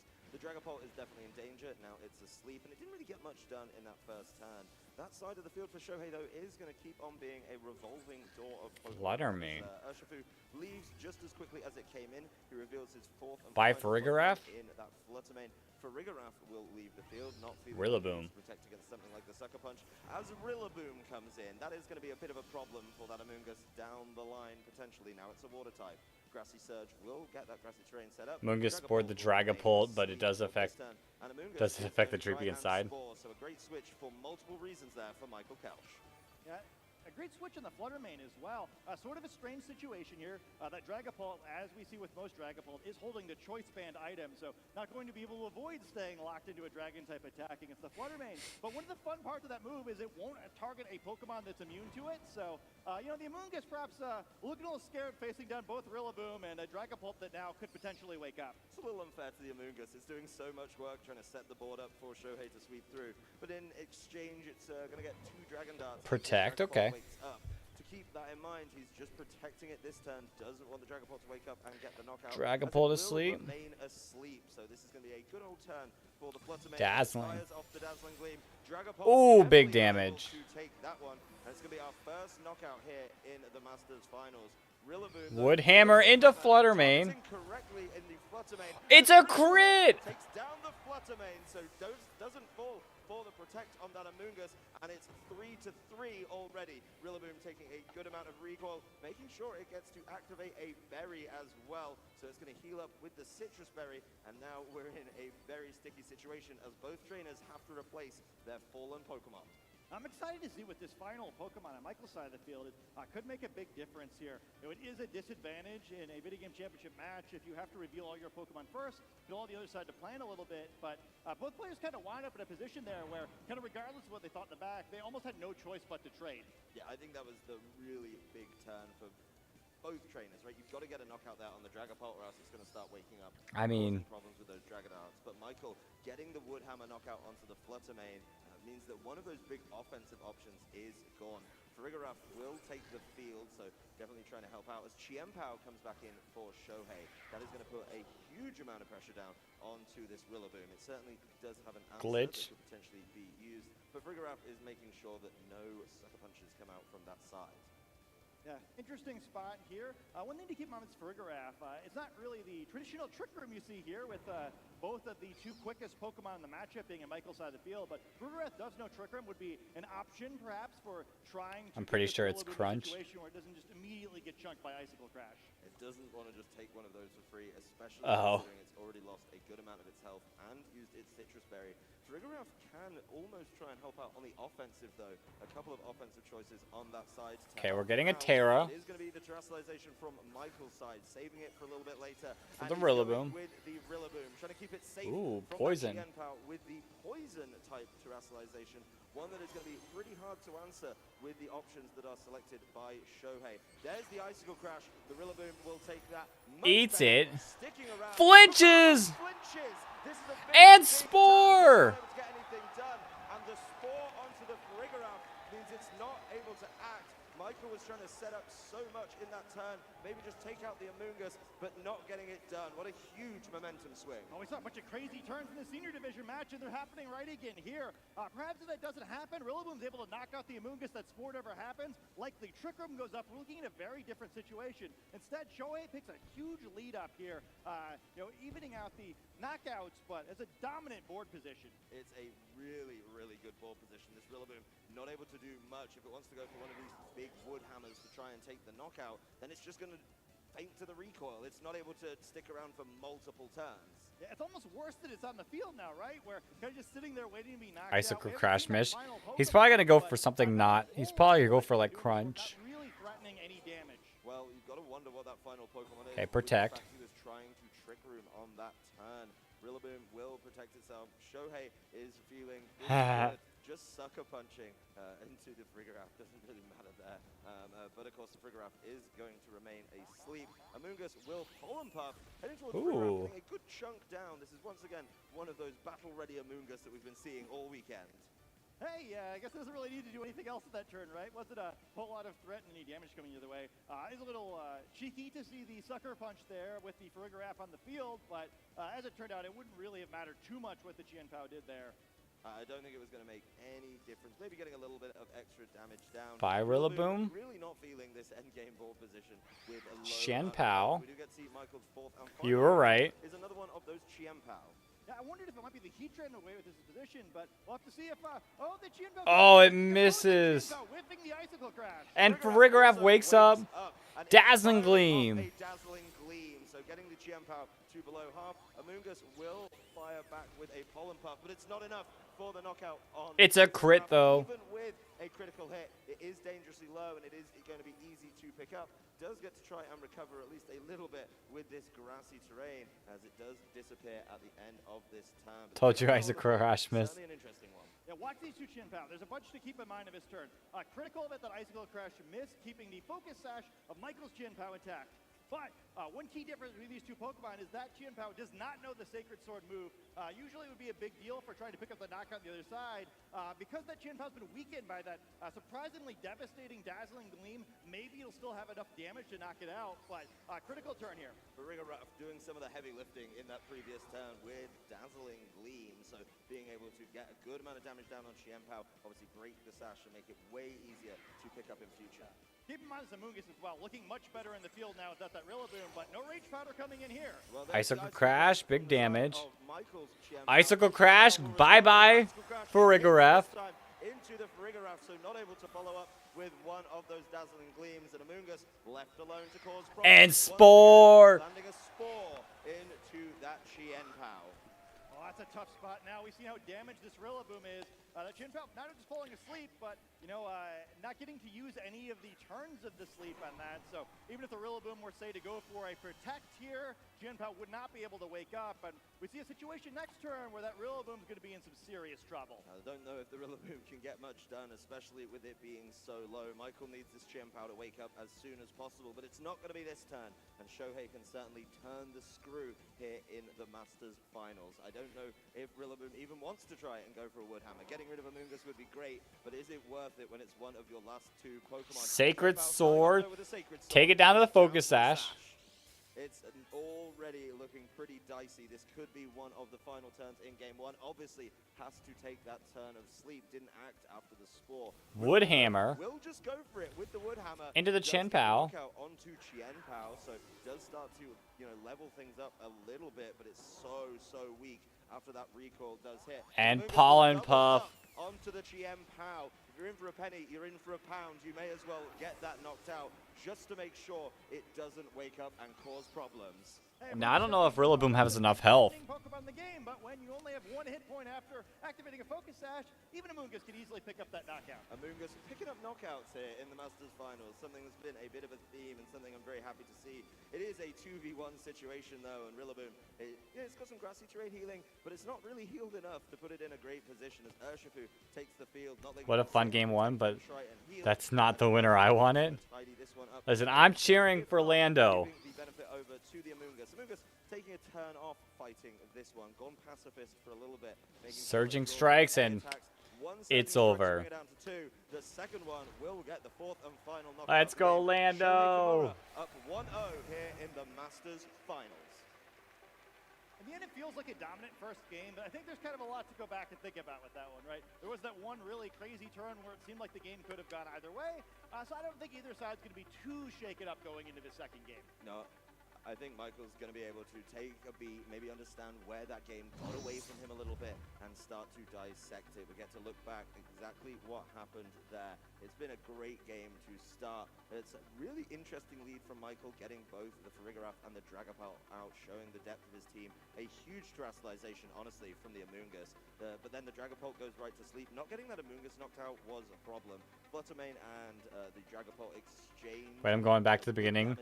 When we watched Tycho and I said if Rillaboom wins, now we know why. Unable to act, would have dealt with that Amoonguss, which caused so many problems in the end game. Feeling pretty good about this one. Shohei getting cheeky with the sucker punch. Nah, does miss, and I'm still Team Lando. Does wake up, but it's just not able to do enough here. The Dazzling Gleam could be big though, bringing that Chien Pao under half, something to bear in mind. Icicle Crash doesn't get the flinch where she's looking for, and then Shohei's able to really start to tidy this one up. Yeah, I guess that Amoonguss is really the key thing to look at going into game 2 here, right? Where it's just so devastating to the team. But Heatran, but Lando. Just ironically, given that normally Amoonguss's matchup into Rillaboom is very positive as a Pokemon that normally double resists grass type attacks. Well, I think you have to bring the Rillaboom again after that game. You've seen the defensive terrestrialization with the water typing onto the Amoonguss, and you need the Rillaboom to deal with that very early on. I'm looking at Michael to see if he's got something to maybe force that Amoonguss out way earlier. Yeah, I think that's going to be key. And I think, as you mentioned in the pregame, But Dragapult and Farigiraf, but Lando. Rillaboom really didn't get to do anything after a Terrastalizer. And Xianpao, but both teams have Xianpao. Getting more value there is really important. I think another thing I would watch here as well is kind of just keeping in mind the very beginning of the game. Dragapult didn't do a whole lot. I think, I don't know if that was a surprise. I mean, the flinch was surprising, but I can't imagine that's what Michael had in mind. So I'm kind of curious to see what he has in his sleeve. Maybe he's got a little different plan for game 2.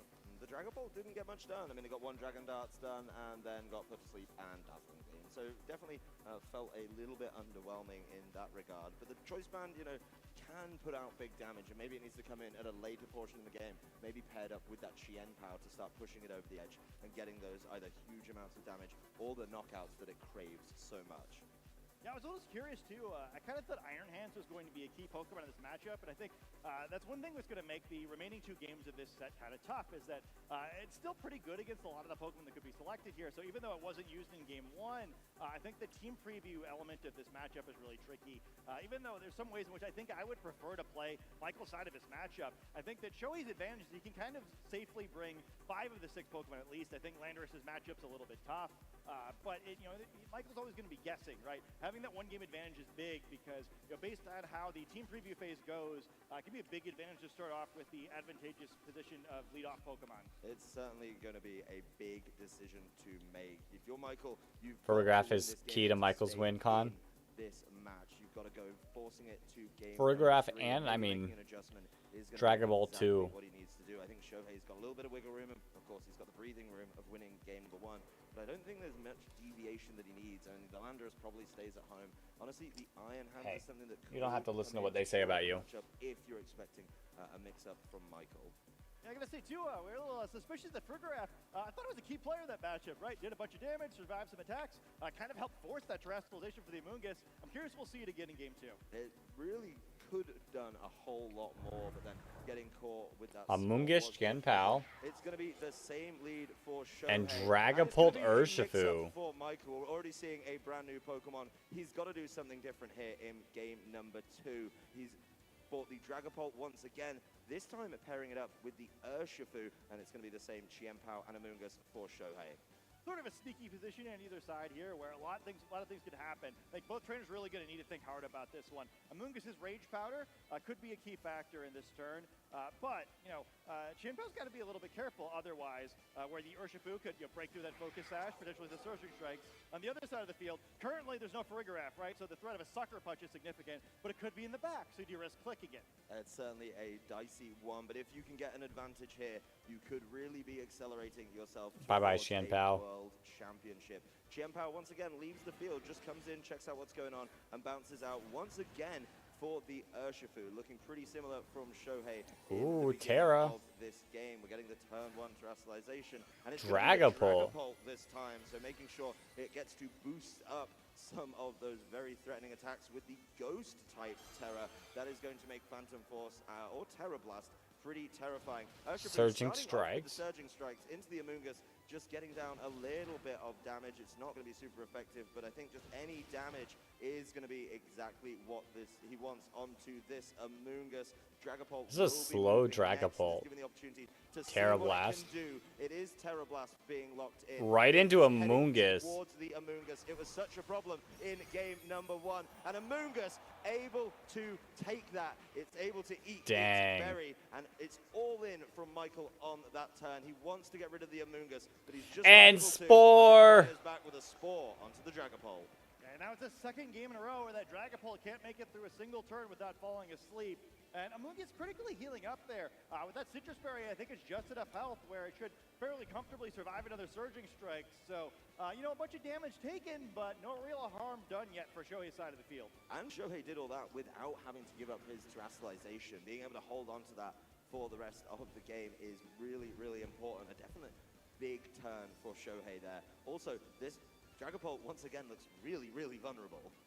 Yeah, I'm not loving this Swap into Rilla. I think an important thing to keep in mind too is Amoonguss is the Pokemon that took damage, right? As long as he has a Rilla. Out of battle using that regenerator ability, heals HP, so that damage may not even stick. Yeah, Michael's not going to let that Dragapult go down so easily. Ooh, but Farigiraf could go down. So it is still a key player. Urshifu will surging strike to the opposing Urshifu. Doesn't do Try to much. get some damage down on that side of things and see what he's able to do. I am curious as to what the Amoonguss is targeting, but not very effective hits aren't really a big problem here. See 3 critical hits, not enough to the threatening knockout. Surging strikes will land into Farigiraf. They're doesn't gonna do too much. A lot more in this one. Ooh, but the Rocky activate helmet. The Rocky helmet here. That's a lot of damage going back towards that Urshifu. Yeah, it looks like the poke damage of that surging strikes not gonna be such a big deal on the Urshifu, but hey, all of a sudden it's looking pretty worn down, and we see Farigiraf has another one in its bag of tricks. Oh, well, the Spore. Heading towards the Urshifu this time. Shohei is just making sure he can keep those Pokemon sleeping and keep Michael out of this game, but Farigiraf making life a little bit harder for that Urshifu. Yeah, sort of an awkward situation now where if you try to attack the Farigiraf with the Urshifu... Yeah, but does he need the Urshifu anymore? Really tough one, 'cause the Rocky helmet He can't hit Farigiraf again, 3 hits. Got but way more than he bargained for in that turn. he's got Shenpao for Dragapult. Off that fantastic item. Unless Michael has Heatran in the back. Spot on Michael's side of the field. You know, the 2 premier physically attacking Pokemon in his team now are both taking a snooze, and neither of them have set that turn. So they're both going to have to sit in the field for at least 1 turn before they even have the chance of waking up. Well, Amoonguss has done a lot in Fluttermane. this game, and it's being switched out in lieu of the Fluttermane. Urshifu will just remain asleep. It's still at full health, but it is definitely threatened. Urshifu will And he's going to take out the Farigiraf. into the Farigiraf, so it's going to make that trade, right? It's going to make sure that he gets the Farigiraf down. There's If he not does, you need anything like extra a need to or a get that Dazzling Gleam coming back plush. in that way. But Rocky Helmet certainly adds up onto the side of Urshifu as it's a straight trade in that one. If he has Rilla, We're getting very close to a sweep from Team Japan. Shohei's fine. If he for some reason has Heatran, On Michael's side of the field, whatever that Pokemon is, it's going to have to do a lot to send us to a game 3. It's also going to have to work through this Amoonguss, which is back and looking healthier than ever. oh, it's Shenpao. Shenpao, which is not going to appreciate the presence of that Fluttermane right now. Maybe forced to try and work around that one a little bit more. Urshifu staying asleep. That Urshifu probably needs to wake up and get involved soon. Oh yeah, really soon. I don't know. Right? This Amoonguss is a fantastic spot now where it's switched into battle. It got that healing from a generator. We haven't seen the terrestrialization committed on that side of the field yet, so you know, a Rage Powder could look pretty devastating here. Fluttermane can now just start like wailing away with dazzling gleams against a lot of Pokemon that aren't going to take those Just very well. Rage Powder, Terra Water, Very much so. Amoonguss. That can be done by the Fluttermane, and a lot of reliance on the Chien-Pao to try and get the job done right here. Needs And I to think try and Shohei find some of those just knockouts, has maybe this. Make some big calls, some big reads. Here comes the Nothing Terra. to The terrestrialization from Shohei's side, though, as once again he is going to be keeping that Amoonguss very, very safe by making it a water type. Let's see what Michael can do in this one. And if he Rage Powders, It does get itself nice and safe. Chien-Pao Just wants to protect. Scout out what's going on, making sure that it's not able to get anything really nasty sent its way. Amoonguss will be redirecting attention with that Rage Powder. Urshifu remaining asleep, and I don't think Urshifu is going to appreciate what's coming next from the Fluttermane. It is, of course, the Dazzling Gleam into the and it's going to do extra damage here. And there, the Urshifu is not loving it. Just knockout. For Shohei Kimura in this one. Let's see how much this Chien-Pao can fight back in the following turn. It just protected. I don't know if it has a good answer to the side of this Amoonguss and the Fluttermane right now. Oh, things are looking dire. This Dragapult switched up. And before the Dragapult turn. hasn't got its sleep turn. Chien-Pao just committed its protect. I mean, I guess you go for a double here, just hope something crazy happens, but Fluttermane is going to keep using that Dazzling Gleam, and I just don't see a way out. I think we're about to see Japan take all 3 of the video game championship tournaments. Chien-Pao's got to do something huge. You've got to buy a ticket to win the raffle, and it's the only thing that will be potentially moving. It is dropped down. Oh, and he doesn't even care about the Rage Powder. He's just going to The side of the Fluttermane. It's got 1 turn to make an impact. Crunch. It will crunch. It goes into the Amoonguss. It doesn't get And Pollen Puff's going to knock out Shenpao. will take out the Chien-Pao, and all Michael Kelch has remaining in this matchup is a sleeping Dragapult. That Dragapult is in a very nasty situation. And now Shohei Amoonguss is still has 3 Pokemon remaining. Michael throws in the towel, and Shohei Kimura will be your 2023 Pokemon World Champion. We got a Japan sweep.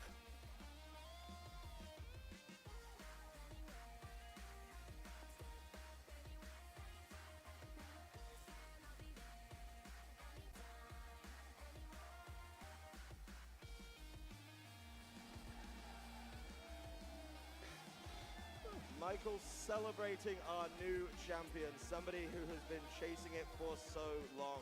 Both trainers played an absolutely fantastic Well, it's meta for a reason. Hey, buddy. You're a two-time world champion. How do you feel? Oh. Look at that sportsmanship. Yeah. Yeah, you can see how much it means to Shohei to win this game. Did such a great job. Was inspired by watching some of his countrymen win the World Championships. Was able to achieve that dream himself right here in Japan. World champ difference. I think it's just fantastic in all those games. I think that second game in particular was just really incredible, where he only gave up the one knockout, and it was so advantageous for him to allow his Pokémon to be knocked out on that turn. Yeah, he chose that knockout. Incineroar is a three-time world champ. Lando has as many worlds wins as Ludicolo. That's crazy. So well navigated around by Shohei. I think the Amoonguss is something we cannot express enough how important that was, being able to keep itself safe from a lot of. Also, Fluttermane is a world champion too, but so much work with the water tower typing. That's not important. We'll give an MVP here at the World Championships, but if we did, I think it definitely goes to that Amoonguss. Yeah, I think just on that game, Where is the we're able to post? see what it can do. And in this game, it put in a lot of work. We're going back over game one as Rillaboom does flinch. I think that is a big turn, but Shohei getting what he needs out of the Icicle Crash, so being able to cause a lot of problems. Don't ask me how Ludicolo wins worlds twice. That's crazy. Too worried about it, but does get the knockout when he needs. Can we get the Lando distribution next year? Number 2, Shohei has a pretty solid lead. He's got to be feeling good about that one. And I think it's fair to say he capitalized on it, right? There was so much pressure on this Amoonguss turn 1, but it was able to take those hits. Terra Blast. That's funny. Knockout after the surging strikes does put it right back to sleep, and Amoonguss just keeps putting things to sleep. Will be the Spore there, so nothing coming out the Urshifu. What time is it? Really set things up Okay, for the end game. I'm gonna quickly be right back in place. They do the closing ceremony soon. Two Pokemon that really don't appreciate it, and wrapping up this set just 2-0. There's Amoonguss though, picking up a key knockout in the World Championship Finals. Yeah, I think it's good. Amoonguss gets that final knockout there. Does such a good job throughout the course of that matchup, keeping Shohei in a dominant board position. It was really well played by both trainers throughout the set. Obviously, fantastic achievement to make it here, but Shohei finally getting over that hurdle of a big performance at World. How much bigger do you get than winning the World Championships? We're going to take it on down to the stage and see what he's thinking after that fantastic set. Thank you so much. I am here with your world champion. Now, you're very well known for this team. Many people want to play this team just like you. Tell us how you used it to really come out on top this time. 今回使ったチームなんですけれども、使い方について何かアドバイスありますか？本当は鉄のカイナーをうまく使うパーティーなんですけど、ちょっとパリグラフ、リキキリンがいたので、出せなかったんですけど、その、鉄のカイナーと羽ばたく紙をうまく使っていくパーティーなので、それらをうまく活用すれば勝てると思います。So normally I actually run Iron Hands with this team, but because the opponent had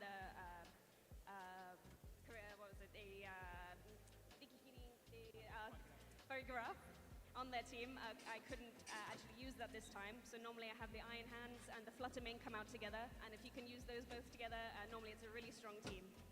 Amoonguss was very important here. Tell us about how you used Amoonguss. I missed some of the interview. It's probably going to be Amoonguss. モノバレルの使い方についてちょっと教えてくれますか？モロバレルは難しいな。なんだろう。草タイプにキノコの胞子を打つと効果的になると思います。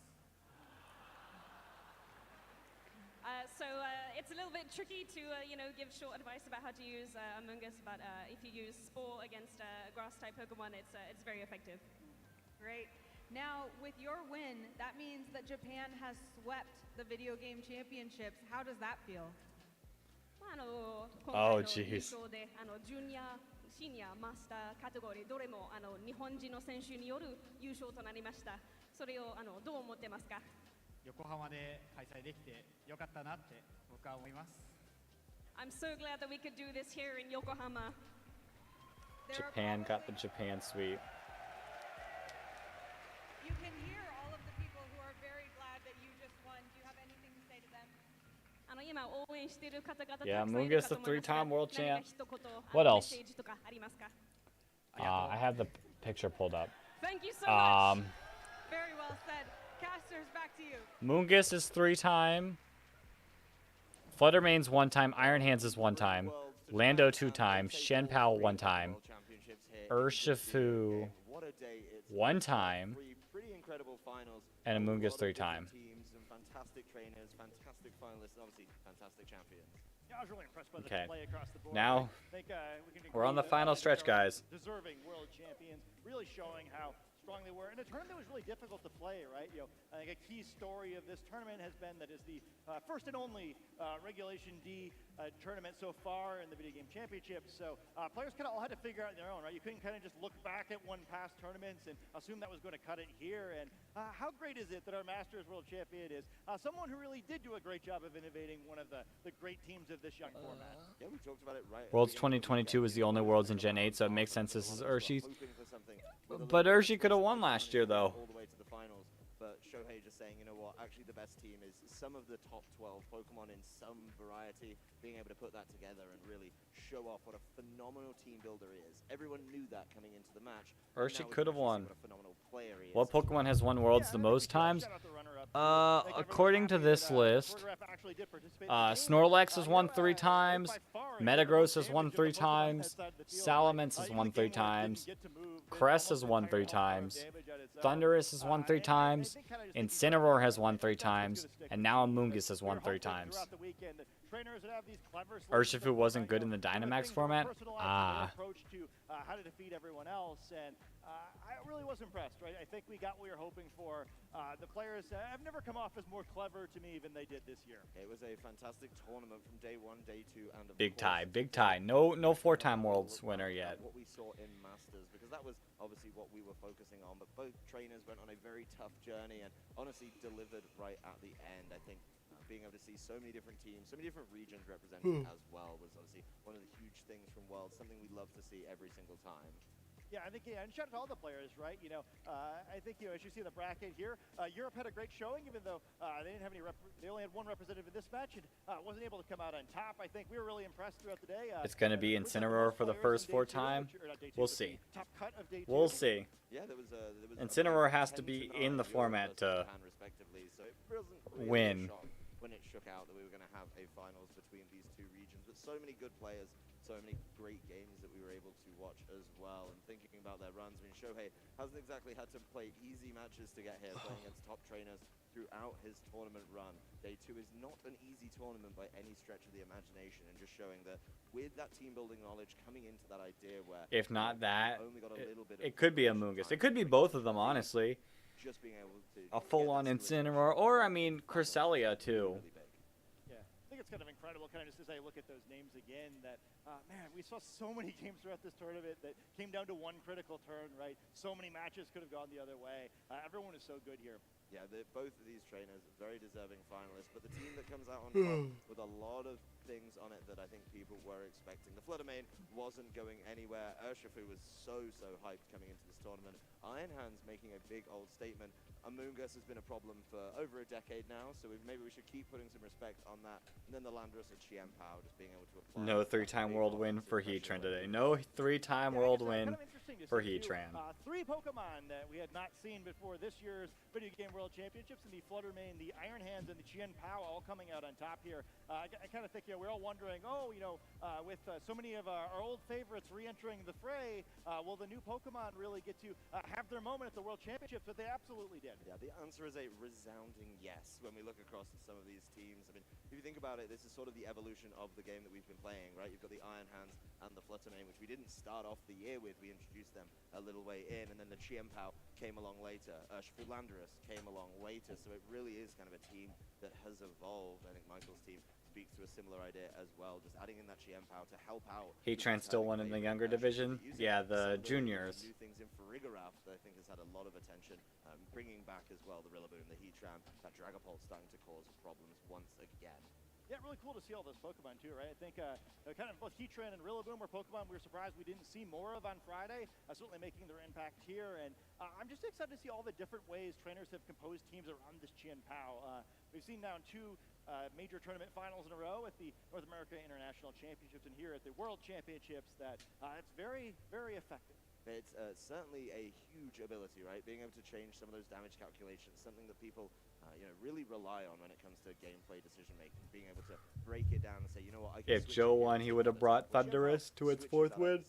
so nicely, and the fact that both trainers had it in finals, I think maybe we'd seen enough of it. I would have been to cheering for really show Joe. that it had already staked its claim as He did master like here, the match that probably he wanna streamed either have a really, yesterday good were answer to it, or just build around it and so good. Yeah, I think kind of it makes sense. And then in I some go to ways bed that, and then he Chien loses. Pao and the Rapid Strike Urshifu wound up kind of being king here, where I guess when you think about it, physical attacks have always sort of dominated the video game championships, and the main tool to control that has always been the Intimidate ability. Well, these 2 Pokemon don't care about that, right? Where Chien Pao's going to lower your defense, kind of no matter what you do, right? Its ability just exists on the field, and then well, you can't intimidate a Pokemon that always critical hits. Yeah, the critical hits from Surging Strikes definitely cause problems. You think when you switch in something like the Landorus, haha, I have got it.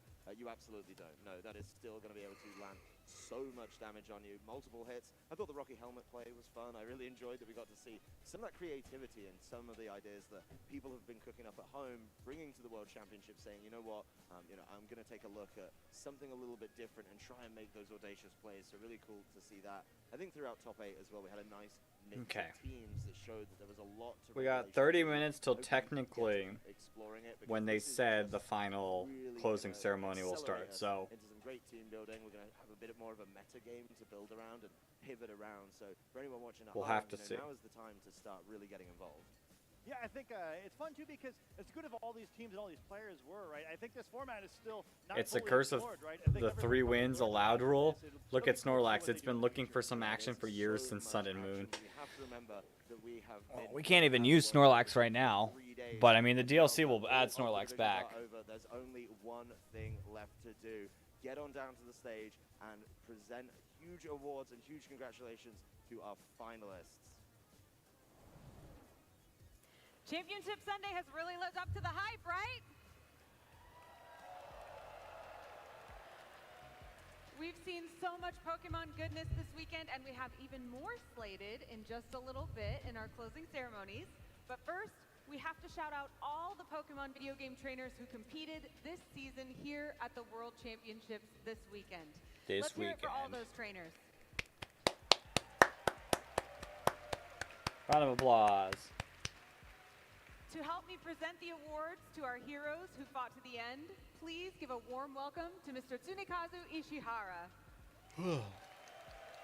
President and CEO of the Pokemon Company. Pikachu is staring into my soul. Now let's honor the finalists and champions that battled on stage today and present them with their trophies.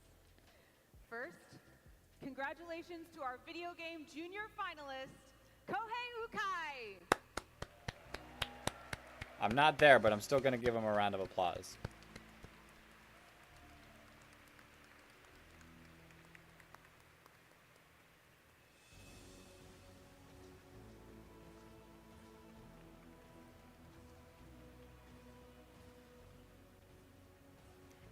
And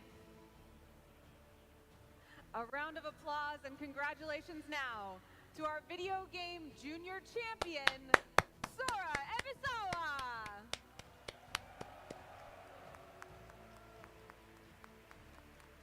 Japan sweep.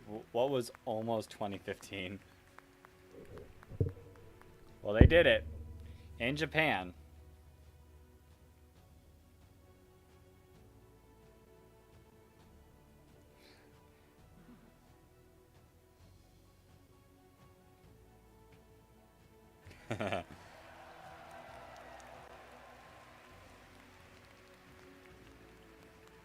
Next up, our video game senior finalist, Robbie Shea.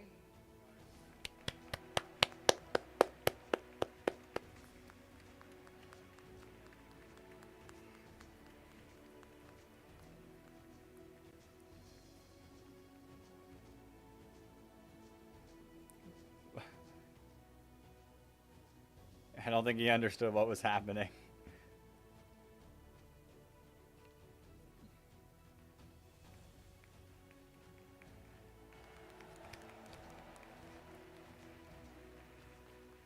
And now, give it up for our video game senior champion, Tomoya Ogawa! Hey, at least Michael gets a cool trophy to show his Dragapult. Listen, I like Dragapult too. Dragapult's one of my favorite mons too.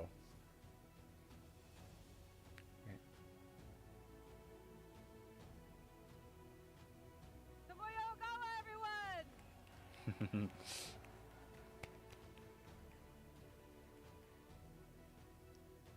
And now, in our Masters division, our video game Masters finalist, Michael Kelch!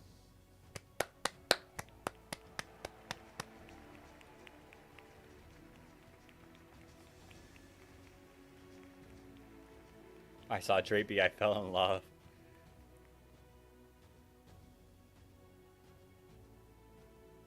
That jacket's sick.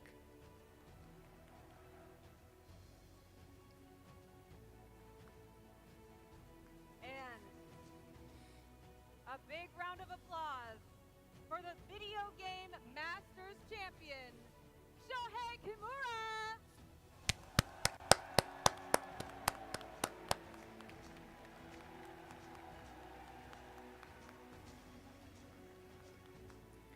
Seriously, the world's gear is so good. It is.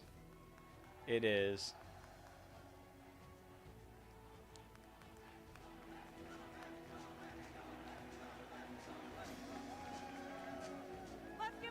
Yo, I like how the seniors kid is so much taller.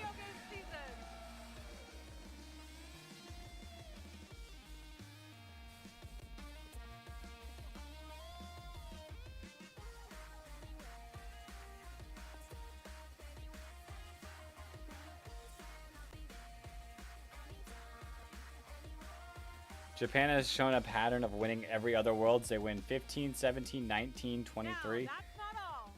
This is Worlds, right? So we should finish strong with our closing ceremony. Is that happening right now? Prepare for that. Let's head Oh, back okay. to our Analyst Lounge to wrap up the weekend. I was gonna say, dang, are we already getting into that? Hello, and welcome to the Analyst Lounge, where I am sitting here with other game experts to break down the action that we had this weekend at the Pokemon World Championships. We've got Ross Gilbert from the trading card game, Gabby Snyder from Pokemon Go, and we have Spraggles from Pokemon Hey, Unite. Spraggles. And I'm Rosemary Kelly to bring you through the VG action as well. But I want to get first thoughts. How was the weekend? They will reveal next location. Fantastic. And we had could probably see the most some, stacked like, top four we've ever Pokemon seen. news, And the too. best thing about it was we had these three gigantic names, Azulga, Griego, Tord Reklev, Michael Pramawat. Yet none of them won. It was Vance Kelly, the underdog, in this stacked top four, the one name people weren't talking about, came through and won with Mew V Max, which is a deck they keep printing really hard counters to. And Mew V Max is like, nah, mate, I'm good. I'm just going to go win Worlds. Well, I mean, Mew, right? It's a Pokemon that can kind of do everything. So I feel like that's just so fitting for that deck in particular. But You Gabby, have to hear about Mewtwo. It's Oh. great. If you like Mew, you're gonna love Mewtwo. Is that like the unofficial sequel, official sequel?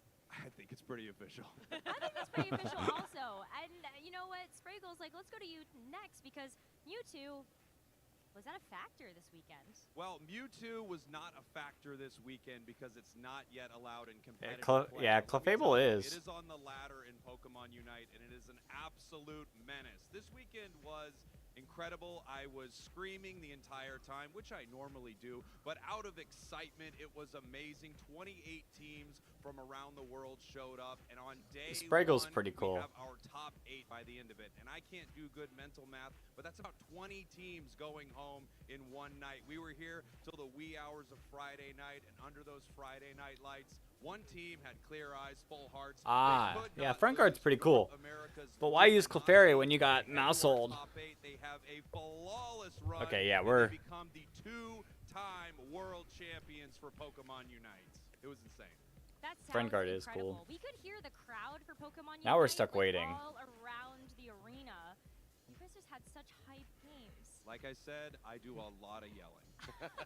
So maybe it wasn't the crowd, but you that we were hearing. It was mostly me yelling all weekend. But yeah, it was a packed house. Japan had 2 teams in the top 4. They were the only region to do this, so everyone was very hyped. Very hype indeed. Gabby, how about you? How are things going in Pokemon Go? Well, all the screaming was not just you, provided it wasn't the wee hours of the morning, as I was also screaming my head off for Pokemon Go because every single match came down to Clefairy has Follow Me and Icy Wind. execution by our Sing trainers. Encore. At the end of the day, we had 2 But Mousehold has, at least has Follow Me. I would assume it's got Encore too. Facing off for the title of world champion. It was just insane. It's Axon, though, took the crown home and was the first ever Pokemon Go trainer and possibly even the first trainer ever to win a regional championship, a international championship, and the world championships in Pokemon Go. That's he amazing. was the first, yes. Yeah, that's historical. It was very historical, which was fitting because I See, feel like Parker we gets always it. talk about writing history for Pokemon Go. We don't have as much of a tenure as the TCG or the video game. I think we might be tied with Unite. So being able to close the chapter on yet another incredible year was truly exciting. So can we all agree, though, that across the board for all games, this was the highest level of competition we've seen ever? It was absolutely unbelievable. I mean, the teams were so good. You always wonder when you get players from all around the world that are competing in different player pools. There are bigger regions and smaller regions. Like Porygon 2 and Murkrow. To show up what is going to actually be one of the top regions or teams. Everyone came to play. Everyone was amazing. We had the most diverse top 8 you could have. And we have a lot of tournaments in TCG. We've got regionals, we've got internationals, so we get to know the good players. And we know who's been winning these tournaments. And we were looking every round, especially in day 2. We're showing, just picking out a few notable players to watch, notable games to watch. Every single round had just stacked matchups. And I know there were people watching at home who were like, how could you not stream this particular game? And the answer is, yes, that looked amazing. We had a better one. I mean, we had Tord Reklev against Michael Pramwat in the top 4 of the World Championships. You cannot say no to that game. No, I don't think you could go to that ever. And Tord looked like such a strong favorite, even entering into the final portion of your top cut. So how did Vance get it done? Vance got it done because Mew is a ridiculous deck, and it's kind of funny. They print Mighty Ina. It's a phenomenal counter. People keep playing it. So they print Good night, Flygon. I'm gonna hold on. It's only 20 minutes away. I'm gonna survive. I'm ready for Worlds location announcement and potential DLC news. But it's still a ridiculous deck, and that's what Vance did. Vance is a very good player who brought Mew V Max, and apparently, even with all these very, very explicit counters being printed, it just cannot be stopped. That sounds like it's going to be tough. It's tough to beat that. It keeps winning. Every time you're there, it's at the top cut of every tournament. It won Japan National Championships, which, to be fair, was in the same format as World Championships, so that should have been a little bit instructive. I don't think the player base as a whole gave Mew the respect it deserved this weekend, and Vance came along and was like, brilliant, I'll just go and win Worlds with Mew, and it was. We saw Tord play phenomenally in the final, but sometimes Mew is just too powerful. That sounds like it's going to have to figure out how we can beat it with Mewtwo, right? Maybe we see Mewtwo exactly what I'm saying here. There's a second one. You guys don't know about it. As long as there's not a third, okay? There might be. Hold on. No. Go back to 2012. In 2012, Mewtwo was absolutely wrecking the Pokemon TCG. I once did very well at a tournament purely on the basis that the set had been out for 11 days and I'd managed to get 3 Mewtwo EXs and most players hadn't. No skill, I just had more Mewtwo than the other players. So we've had our Mewtwo time, we've left it behind. Maybe it'll come back one day. We have our Mewtwo time, and let me tell you, as someone who also has no skill, I can win with it. I do very well with it. Maybe I should try. I'm thinking the same, actually. I would love to get back into playing. But, we see Mew V Max continuing to dominate the competition, maybe in a bit of an unexpected way despite all the counters. But was the end predictions of the tournaments kind of what you expected over in Unite and Go? I'll take this one. I'll start this one off. Means. Pokemon Unite. Yeah, Spriggles is funny. The former world champions came back somehow and won the entire thing again. And I know what you're thinking, hey, they're the world champions. You might expect that they can win this thing again, but they had such a rocky road to get here, very up and down in their region. They did not look like the former world champs at all. Then they show up here in Japan. They lose one game in their group stage to India, who looked amazing. They did not look good last year either. India looked amazing, but they take them down, and then somehow they become this monstrous team. They go from Mew to like a second Mew. They become even stronger, and they were just incredible. They beat every single team in the top 8 in every single game, and it wasn't particularly close. Wow, surprising when I also heard maybe EU was one of the stronger regions heading into this one. Brazil also stepping up their game. Yeah, so interesting. EU is an extremely strong region, and that was a huge upset. We had 4 incredible EU teams. I would say the EU team, Talibobo Believers, it's fun when you maybe don't follow the game and you hear something like Talibobo Believers. Talibobo Believers was probably favored to win here, and they were knocked out in group stage. They had the craziest group you could ever imagine, with another team that had an almost perfect record. They knock out Talibobo. It's the team from Brazil, 0-0 Nation. They don't make it too far into day 2, and it was just absolutely unbelievable. You could not have expected it to go this way. That sounds like it was really off the cuff when it came down to how a bunch of these teams ended up performing in Unite, but 15 minutes away. Back-to-back winner. It's amazing, and I don't think you could ever predict it. You know, there's just so many factors that go into winning. I think it's almost impossible to assume that a team can do it twice. You have to go through your region, you have to go through a grueling group stage, and then you have to face off against all of these different strategies from around the world, whether it's strategies from Japan where they're very, very aggressive, taking fights all the time, or it's a more patient strategy from EU or something like that. It's just really impressive. Yo, welcome to the stream. We're just chilling, waiting for the closing ceremonies. Sounds like maybe they get the Triple Crown next year, maybe? Ooh, the Mew 3. I like that idea. We have to wait and see on that one. But, Gabby, there was also a ton of action in Go. You can break down the standings for us at the end of the day. Yeah, it was really interesting because I think any of the people who made our top 8 here could have been the world champion, but it's Axon just had that consistency needed to win out. Shoutouts to Elche, who's in 4th on the standings. He actually made it to 4th place with only 5 Pokemon, which was absolutely insane. Also, it's Axon and Wadaj's match in the winners finals yesterday.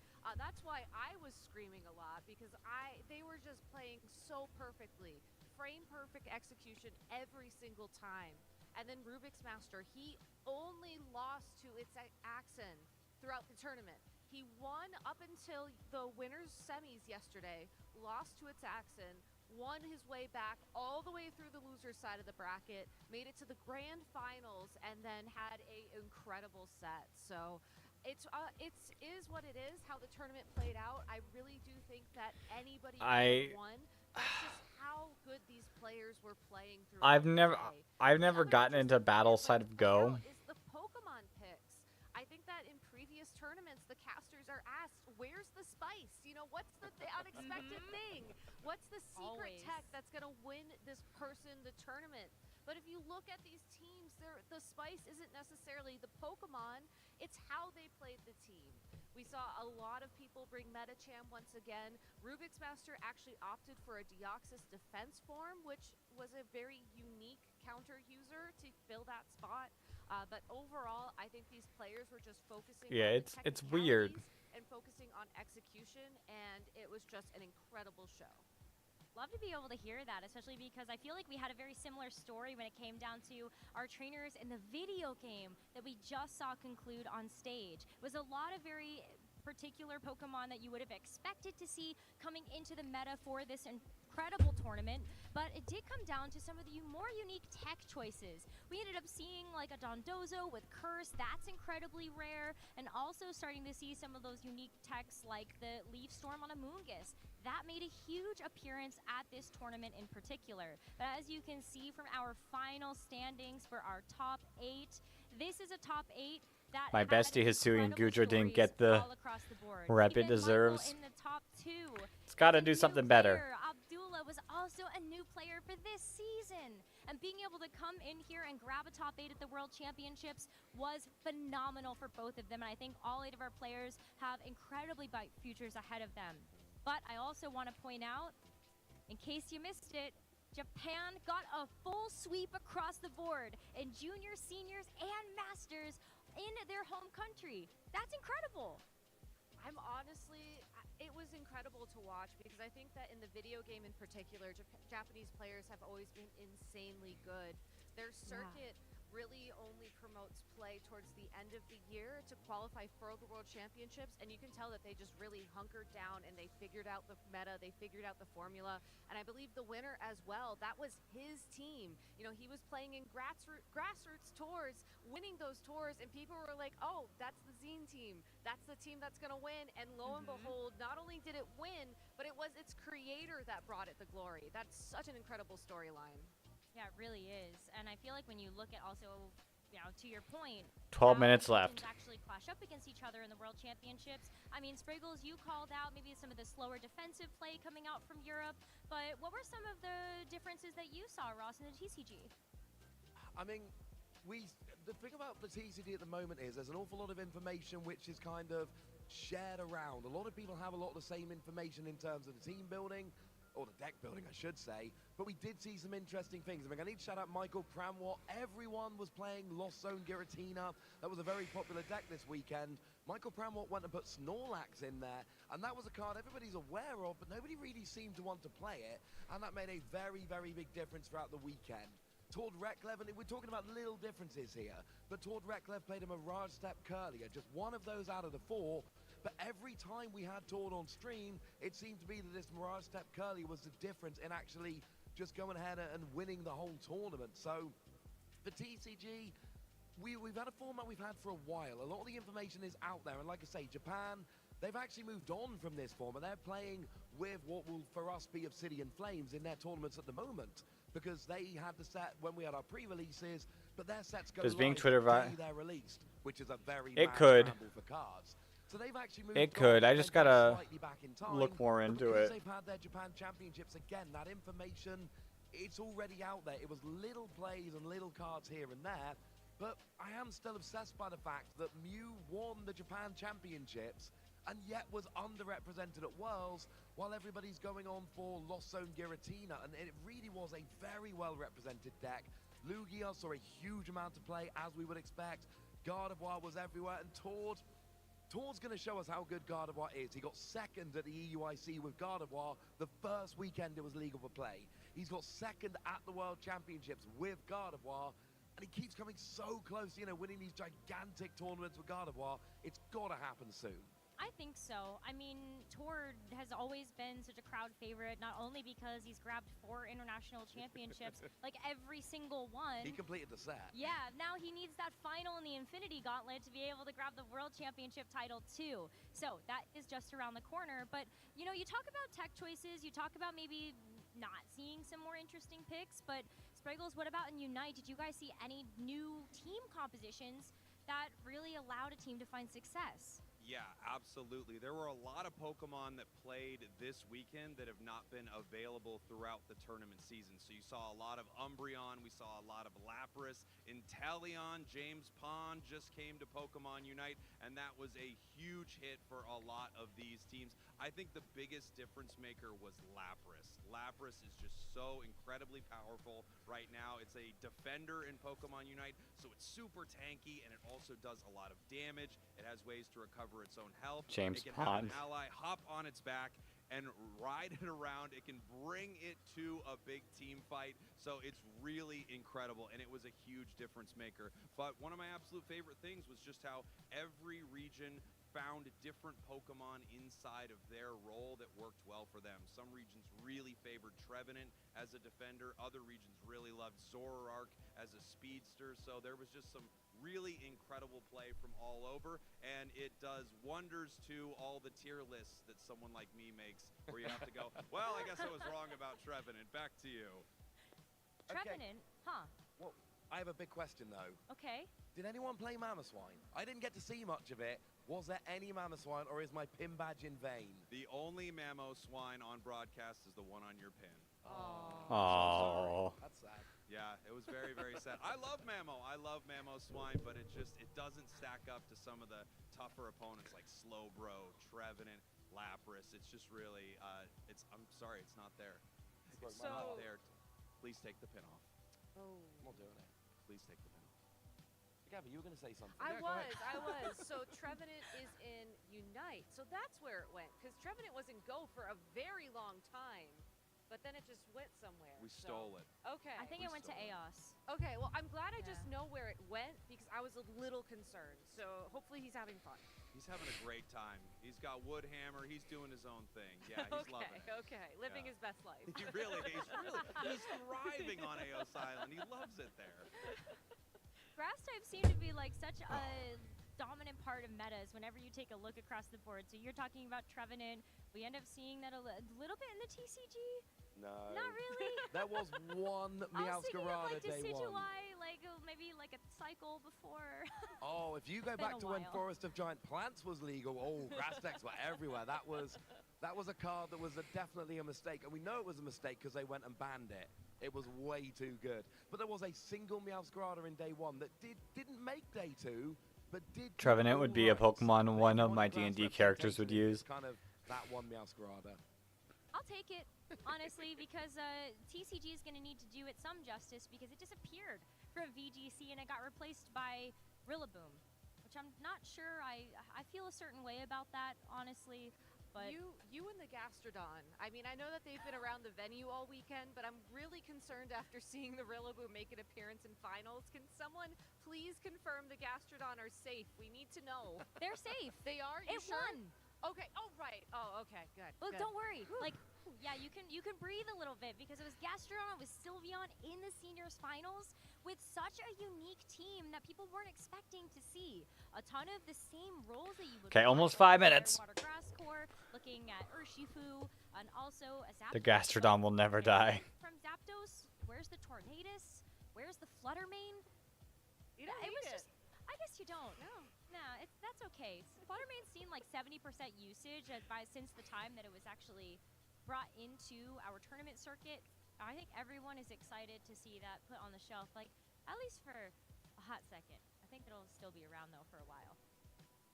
I don't know though, like meta staples. Was there anything else that you felt like you were like, yeah, that we expected that? You know, something that I found pretty interesting is halfway through our season. Real thought gastropods. Again, this is a Pokemon that when it came into Pokemon Unite, it's fine. And then as it went on, it started getting better and better, and all of a sudden people sort of discovered that Solar Beam Venusaur was a big thing in competitive play. Saw a lot of NA teams bring this out, and it was really, really powerful. I think it's always cool to see a Pokemon that you really don't expect for a while to be a big thing. All of a sudden, one player figures something out, and then every team tries to adopt this strategy. Ugh. That's one of my favorite things is when you see a big meta shift happen all of a sudden. That has been super fun to see. And even when you saw like the meta shift in TCG though, like seeing Mew come back out on top, when you look forward though to something like Obsidian Flame, It's okay. What changes? There's going to be a few changes. The one which I cannot quite make my mind up on is Charizard EX. Now, Charizard EX is on the front of the booster pack. Everyone is expecting it to be good. I have it on incredibly good authority that it is supposed to be good. It's still a stage 2, and I know Gardevoir's a stage 2, and Gardevoir does very well, but Gardevoir's got the Curlier with the built-in draw engine, and the Gardevoir, the single prize with the built-in draw engine. That's why Gardevoir's so good, because Gardevoir accelerates energy, and Curlier draws, and Gardevoir draws. Charizard does have a really good ability that accelerates energy on evolution, which is great. I don't know if we've got to that stage in the TCG yet, where stage 2s are quite good enough. But an awful lot, my good friend, the lovely Joe Bernard, sometimes casting with us, was with him over at EUIC. He told me rather bluntly I was wrong. I put Charizard way too low in my top 10 cards of Obsidian Flames. He thought I should be removed from casting for putting Patrol Hat above it. He might be right. I like Charizard. I am very concerned about whether it's going to survive as a stage 2 or not, There are some very good players and some very clever people out there who are telling me that it really is going to survive. That's a big thing we're looking at from Obsidian Flames. For me, Sizzle. It is the most exciting card that I have seen in the Scarlet and Violet block so far. Single energy, 10 damage, plus 50 for each Pokemon with an ability on your opponent's side. Everyone has an ability right now. I will build around nothing but Sizzle for like 2 years from here now. It's going to be great. I love it. I love that you're so passionate about Scissor, because we also looked at that Pokemon in the VGC. We're like, where could this fit? There's like a bullet punch. Maybe you can hit a Flutter Mane really fast for that super effective damage. To go back to your Charizard point, that's a fire type. And I'm looking for hot takes right now. We're going to do a quick round going down the line. Rose, I have to interrupt you. It's a Terra type Charizard. It's darkness. I know that hurts your transition, but it is a darkness type. Can we have some dark takes? Yeah, I think we have to change the kind of takes. I'm so sorry. He's right. We have to change the type of take. I'm hearing from production. Yeah, we're changing the takes. Okay, Team Rocket takes. I like that one. Yeah, so we're gonna go quick down the line. I'm gonna ask some rapid fire questions. You guys are just gonna give an answer, and we're gonna get some good insight here. Okay? Okay, 2.5 minutes. Top performing Pokemon or card or whatever from each respective game. Go. Mew. Medicham. Mewtwo. Fluttermane. Next, we're gonna go ahead and look at your personal pick that you thought was gonna win Worlds. Go. Miraidon? Altaria? If it's a Pokemon, I would say maybe Inteleon, but if it was a team, Talibobo Believers. I like that. You gave us 2 answers. Yeah. I'll give you extra credit for that one. Thank you so much. I really need it. My grades are terrible. I think you're doing just fine for yourself. Thank you so much. Yeah. We're gonna keep going with the questions now. Let's see. VG. I lost my train of thought actually. What you thought was going to win? Right. Oh, Thank that's a you for good the one. reminder. Yeah. It's a good question. Thank you. Fluttermane is the obvious one, but I was also thinking maybe we would end up seeing something like a Regidrago. Didn't happen though. Oh well. Next year. Okay. Region. Which region did you think was going to take it? EU. We got toured. US. There were just so many strong players, and so many of the regionals were stacked in the US region this year. I felt like it just was going to happen. EU, NA, or Japan? 3 answers. Come on, where's my credit? Now you're just farming the second. system. I Yeah, just wait a need minute. Credit. Don't take credit away from me. I'm narrowing it down to one planet. Earth.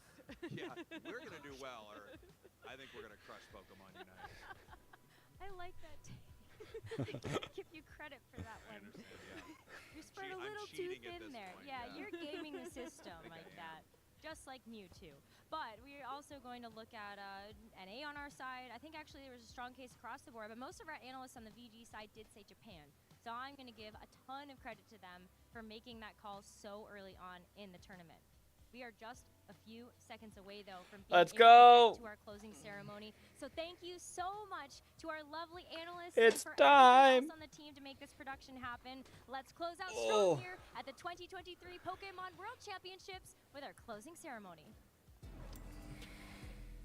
I'm excited. 21, 20, 19, 18, 17, 16, 15, 14, 13, 12, 11, 10, 9, 8, 7, 6, 5. Oh, I'm a little fast. 3, 2, 1.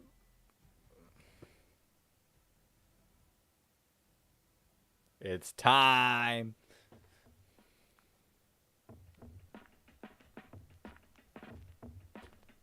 I'ma tell you about the come up, how I learned the Whoa. game. Every challenge that I faced, how I earned the name. Nobody said that it was easy going for the gold. You gotta take risks, you gotta be bold. But I'm here to run the race, yeah, I'm here to go far.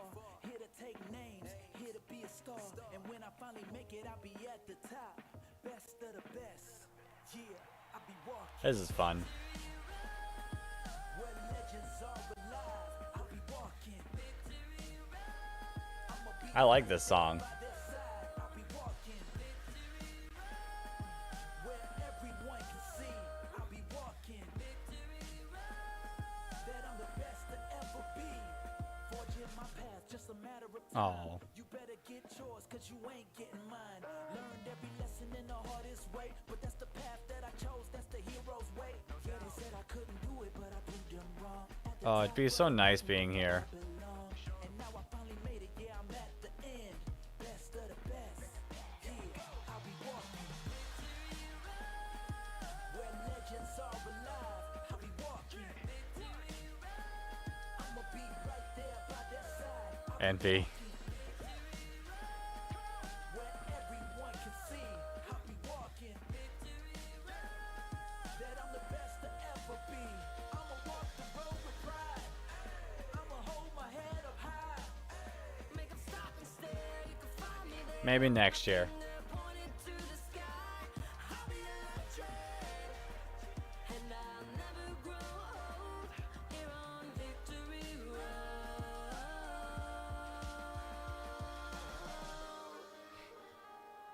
Where legends are alive. I'ma be right there. Right there. Just watch me. I'll be walking. Where everyone can see. I'll be walking. That I'm the best to ever be. I'ma walk the road with pride. I'ma hold my head up high. Make 'em stop and stare. Yo, whoever was on charge of editing this was fast.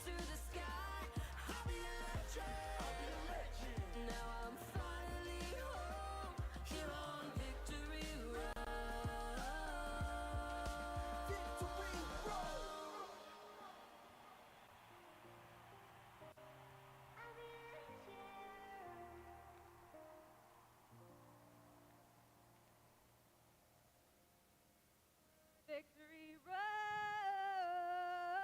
How hype was that? Are you ready? Closing ceremony start now. We want to thank every one of you for joining us this week. What a splendid experience to relive some of these moments that I know we will all cherish for years to come. Now I know everyone is eager to hear about what's coming next in the world of Pokemon, particularly for our competitive players. So, let's bring back out the president and CEO of the Pokemon Company. Let's Mr. go. Tsunekazu Ishihara.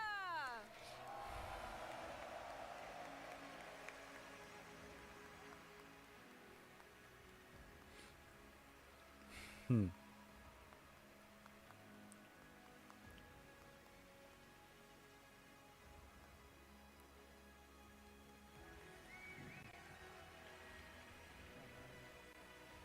すごいね。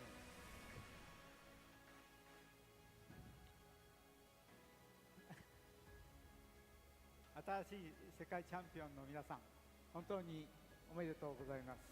Congratulations again to all our new world champions. ま A た ton.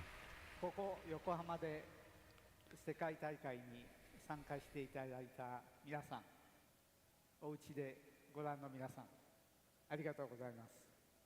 Thank you everyone for taking part in our world championships here in Yokohama or watching from home.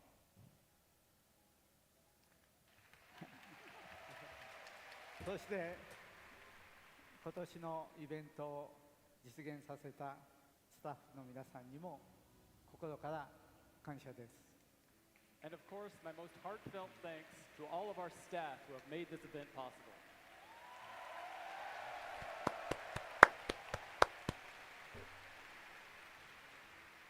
さて、開会式の時にお約束したポケモンの最新情報です。まずはポケモンユナイト。 Now, as we promised in the opening ceremonies, we'd like to share some news with you. Let's start with Pokemon Unite. Ooh. ユナイトのリリースから2年が経ち、ユナイトのコミュニティの驚くべき進化を目にしてきました。 In the 2 years since the release of Pokemon Unite, it's been incredible to witness the evolution of its community.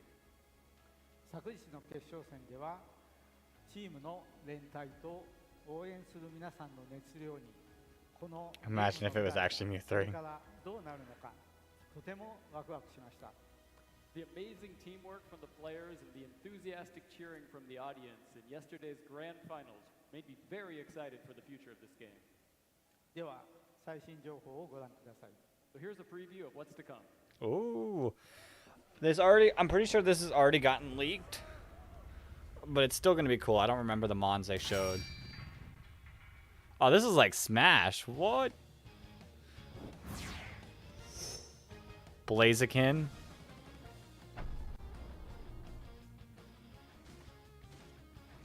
Bro, they definitely hired the Smash editor on this one.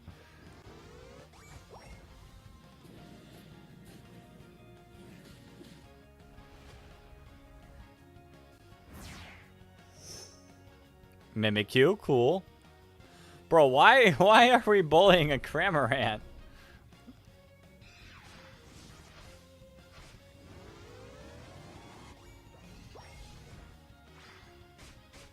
Bro, this Cramorant.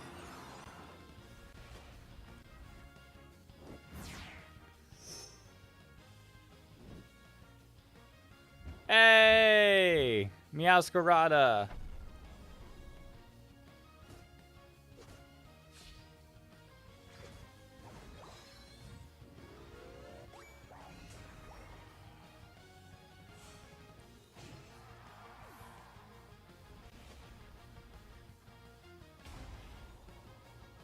September 14th. That's pretty soon.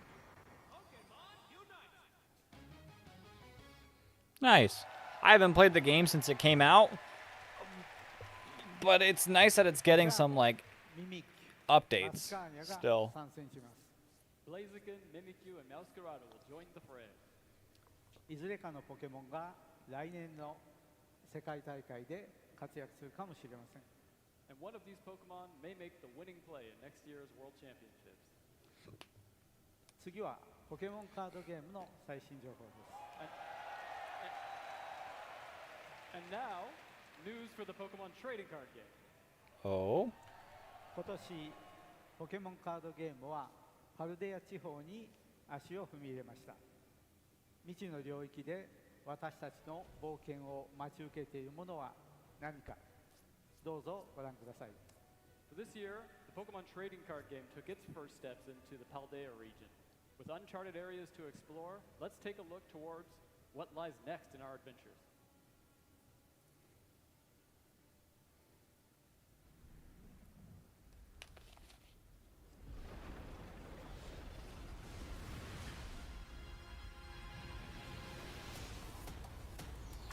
Sick.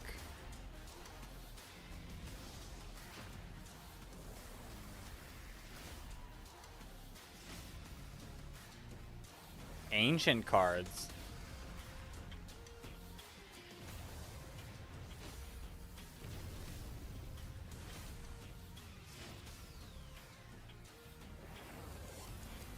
Hey, Roaring Moon.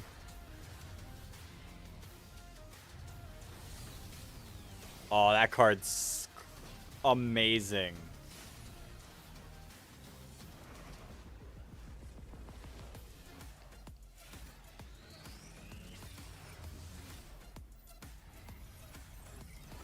Yo, these cards are cool.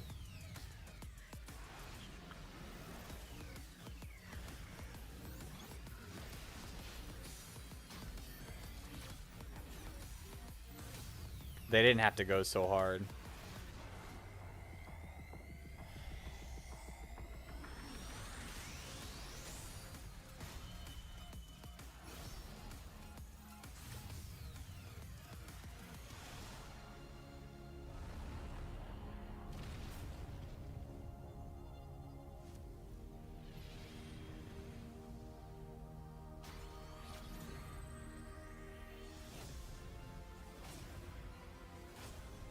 Whoa!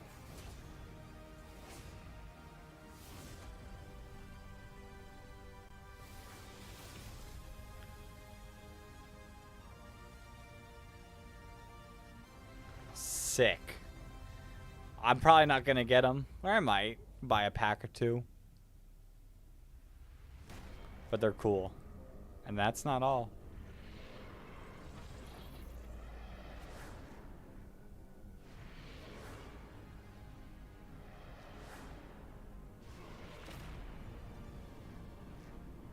I can't.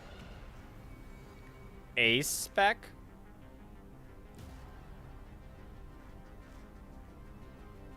I don't know what A-Spec is, but that sounds cool.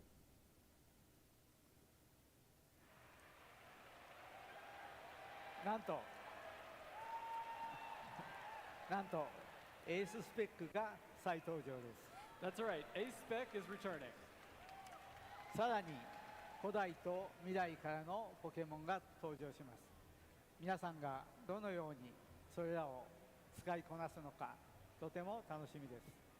And as you saw, ancient and future Pokemon are also on the way. We can't wait to see how you will use them.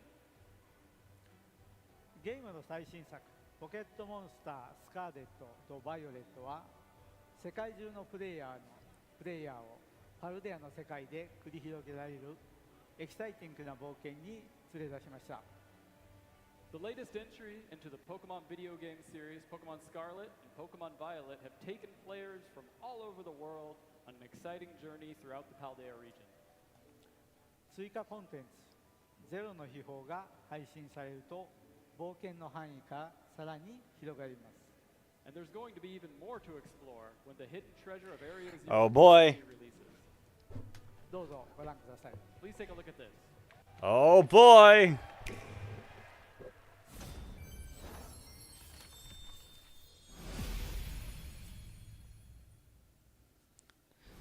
Part 2, the Indigo Disc.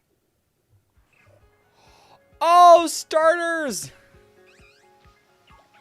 Look at them!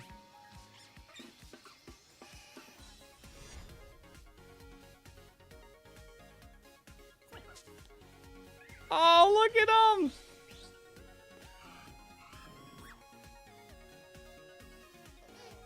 Oh, look at Bulbasaur.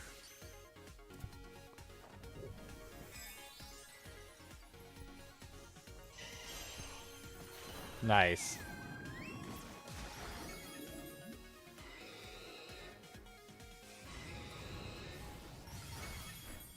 That's cool. Pokemon battles burn even brighter.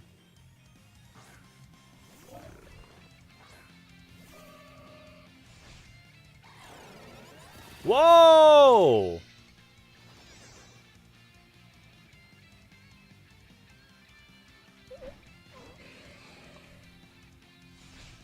Upper hand? What?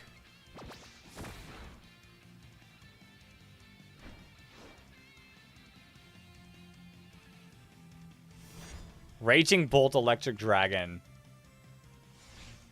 Thunderclap. Bruh. Rip. Steel Psychic, that's cool.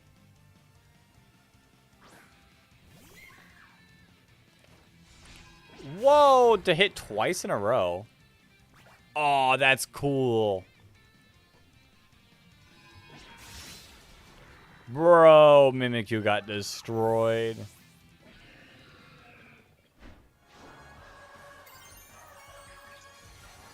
Okay.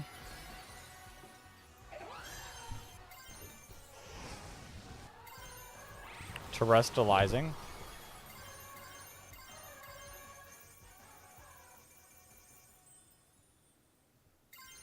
What?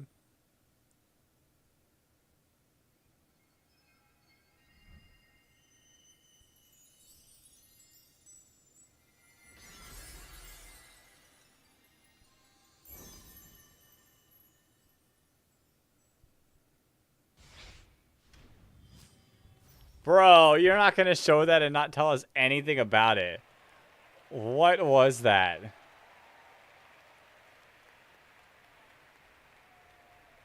新登場するポケモン、再登場のポケモン、新しい技、新しいテラスタイプ、本当に盛りだくさんです。ポケットモンスター、スカーレット、バイオレットはまだまだ進化します。 There's new and returning Pokemon, new moves, a new Terra type, and much more. The Pokemon Scarlet and Pokemon Violet experience continues to evolve. A new Terra type. 追加コンテンツゼロの秘宝がいよいよ来月13日に配信されますので、ぜひこれらの追加要素を楽しんでください。We truly hope you enjoy these new additions when the Hidden Treasure of Area Zero DLC releases on September 13th. さて、最後のニュースになります。And now for our final announcement. Oh boy. ポケモンの Where's Worlds? 情報は以上ですが、皆さんがおそらくまだ気になっていることをここで発表したいと思います。We've shared the latest news about Pokemon with you, but now I'd like to reveal the one thing that you are all still probably wondering about. Where's Worlds? 2024年の世界大会の開催地です。The location of next year's World Championships.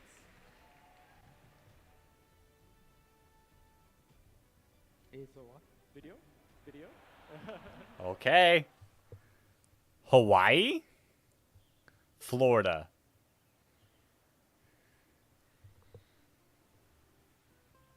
Oh, it's Hawaii. Whoa.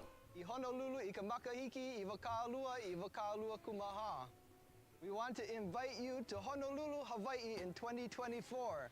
We look forward to seeing you here. Ahui ho'aku no.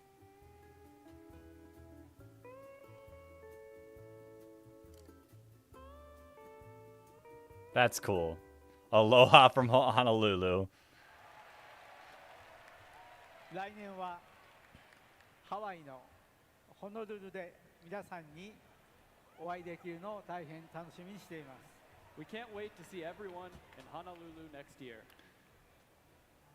今、ハワイのマウイ島で大規模な山火事の発生により甚大な被害が出ています。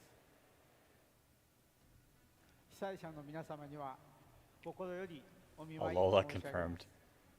Devastating wildfires have severely impacted the people of Hawaii and the island of Maui, and our heartfelt sympathies go out to everyone who has been affected. ハワイとポケモンには特別なつながりがあります。ハワイの人々がこのような困難に直面した今、私たちにどのようなことができるか、引き続き真剣に考え、行動していきたいと思います。Hawaii and Pokemon have a special connection. We are looking into actions we can take to be of assistance during these trying times. That's nice. 皆さん、いつもポケモンを応援していただいて本当にありがとうございます。皆さんの幸せとご活躍をお祈りしています。来年またお会いしましょう。Thank you everyone for always supporting Pokemon, and I wish you all the very best. I look forward to seeing you next year. ありがとう。Thank you. Cool. I think that's the end of it. The 2023 Pokemon World Championships have come to a close, concluding a weekend filled with excitement and enjoyment across all titles. The newly crowned world champions can revel in their achievement and take pride that they have cemented their place in history. It was an honor to bring this event to Yokohama, Japan, and we eagerly anticipate the opportunity to gather together once more. Thank you all for being part of this remarkable experience. I hope you have a wonderful night. Farewell for now. Hawaii's expensive, though. Oh, well, that being said, the end of us for home at least. The folks there probably get to stay a little while longer. Yeah, not really, though. I think that's basically it. Like, gotta say your goodbyes and all that. But I think I'm gonna call it a stream. I'm gonna head out. It's been fun. Worlds has been fun. I got some restreams to watch. And hopefully, for the sake of you guys, maybe next regional, I could pop up on stream. But until next time, everyone. Peace.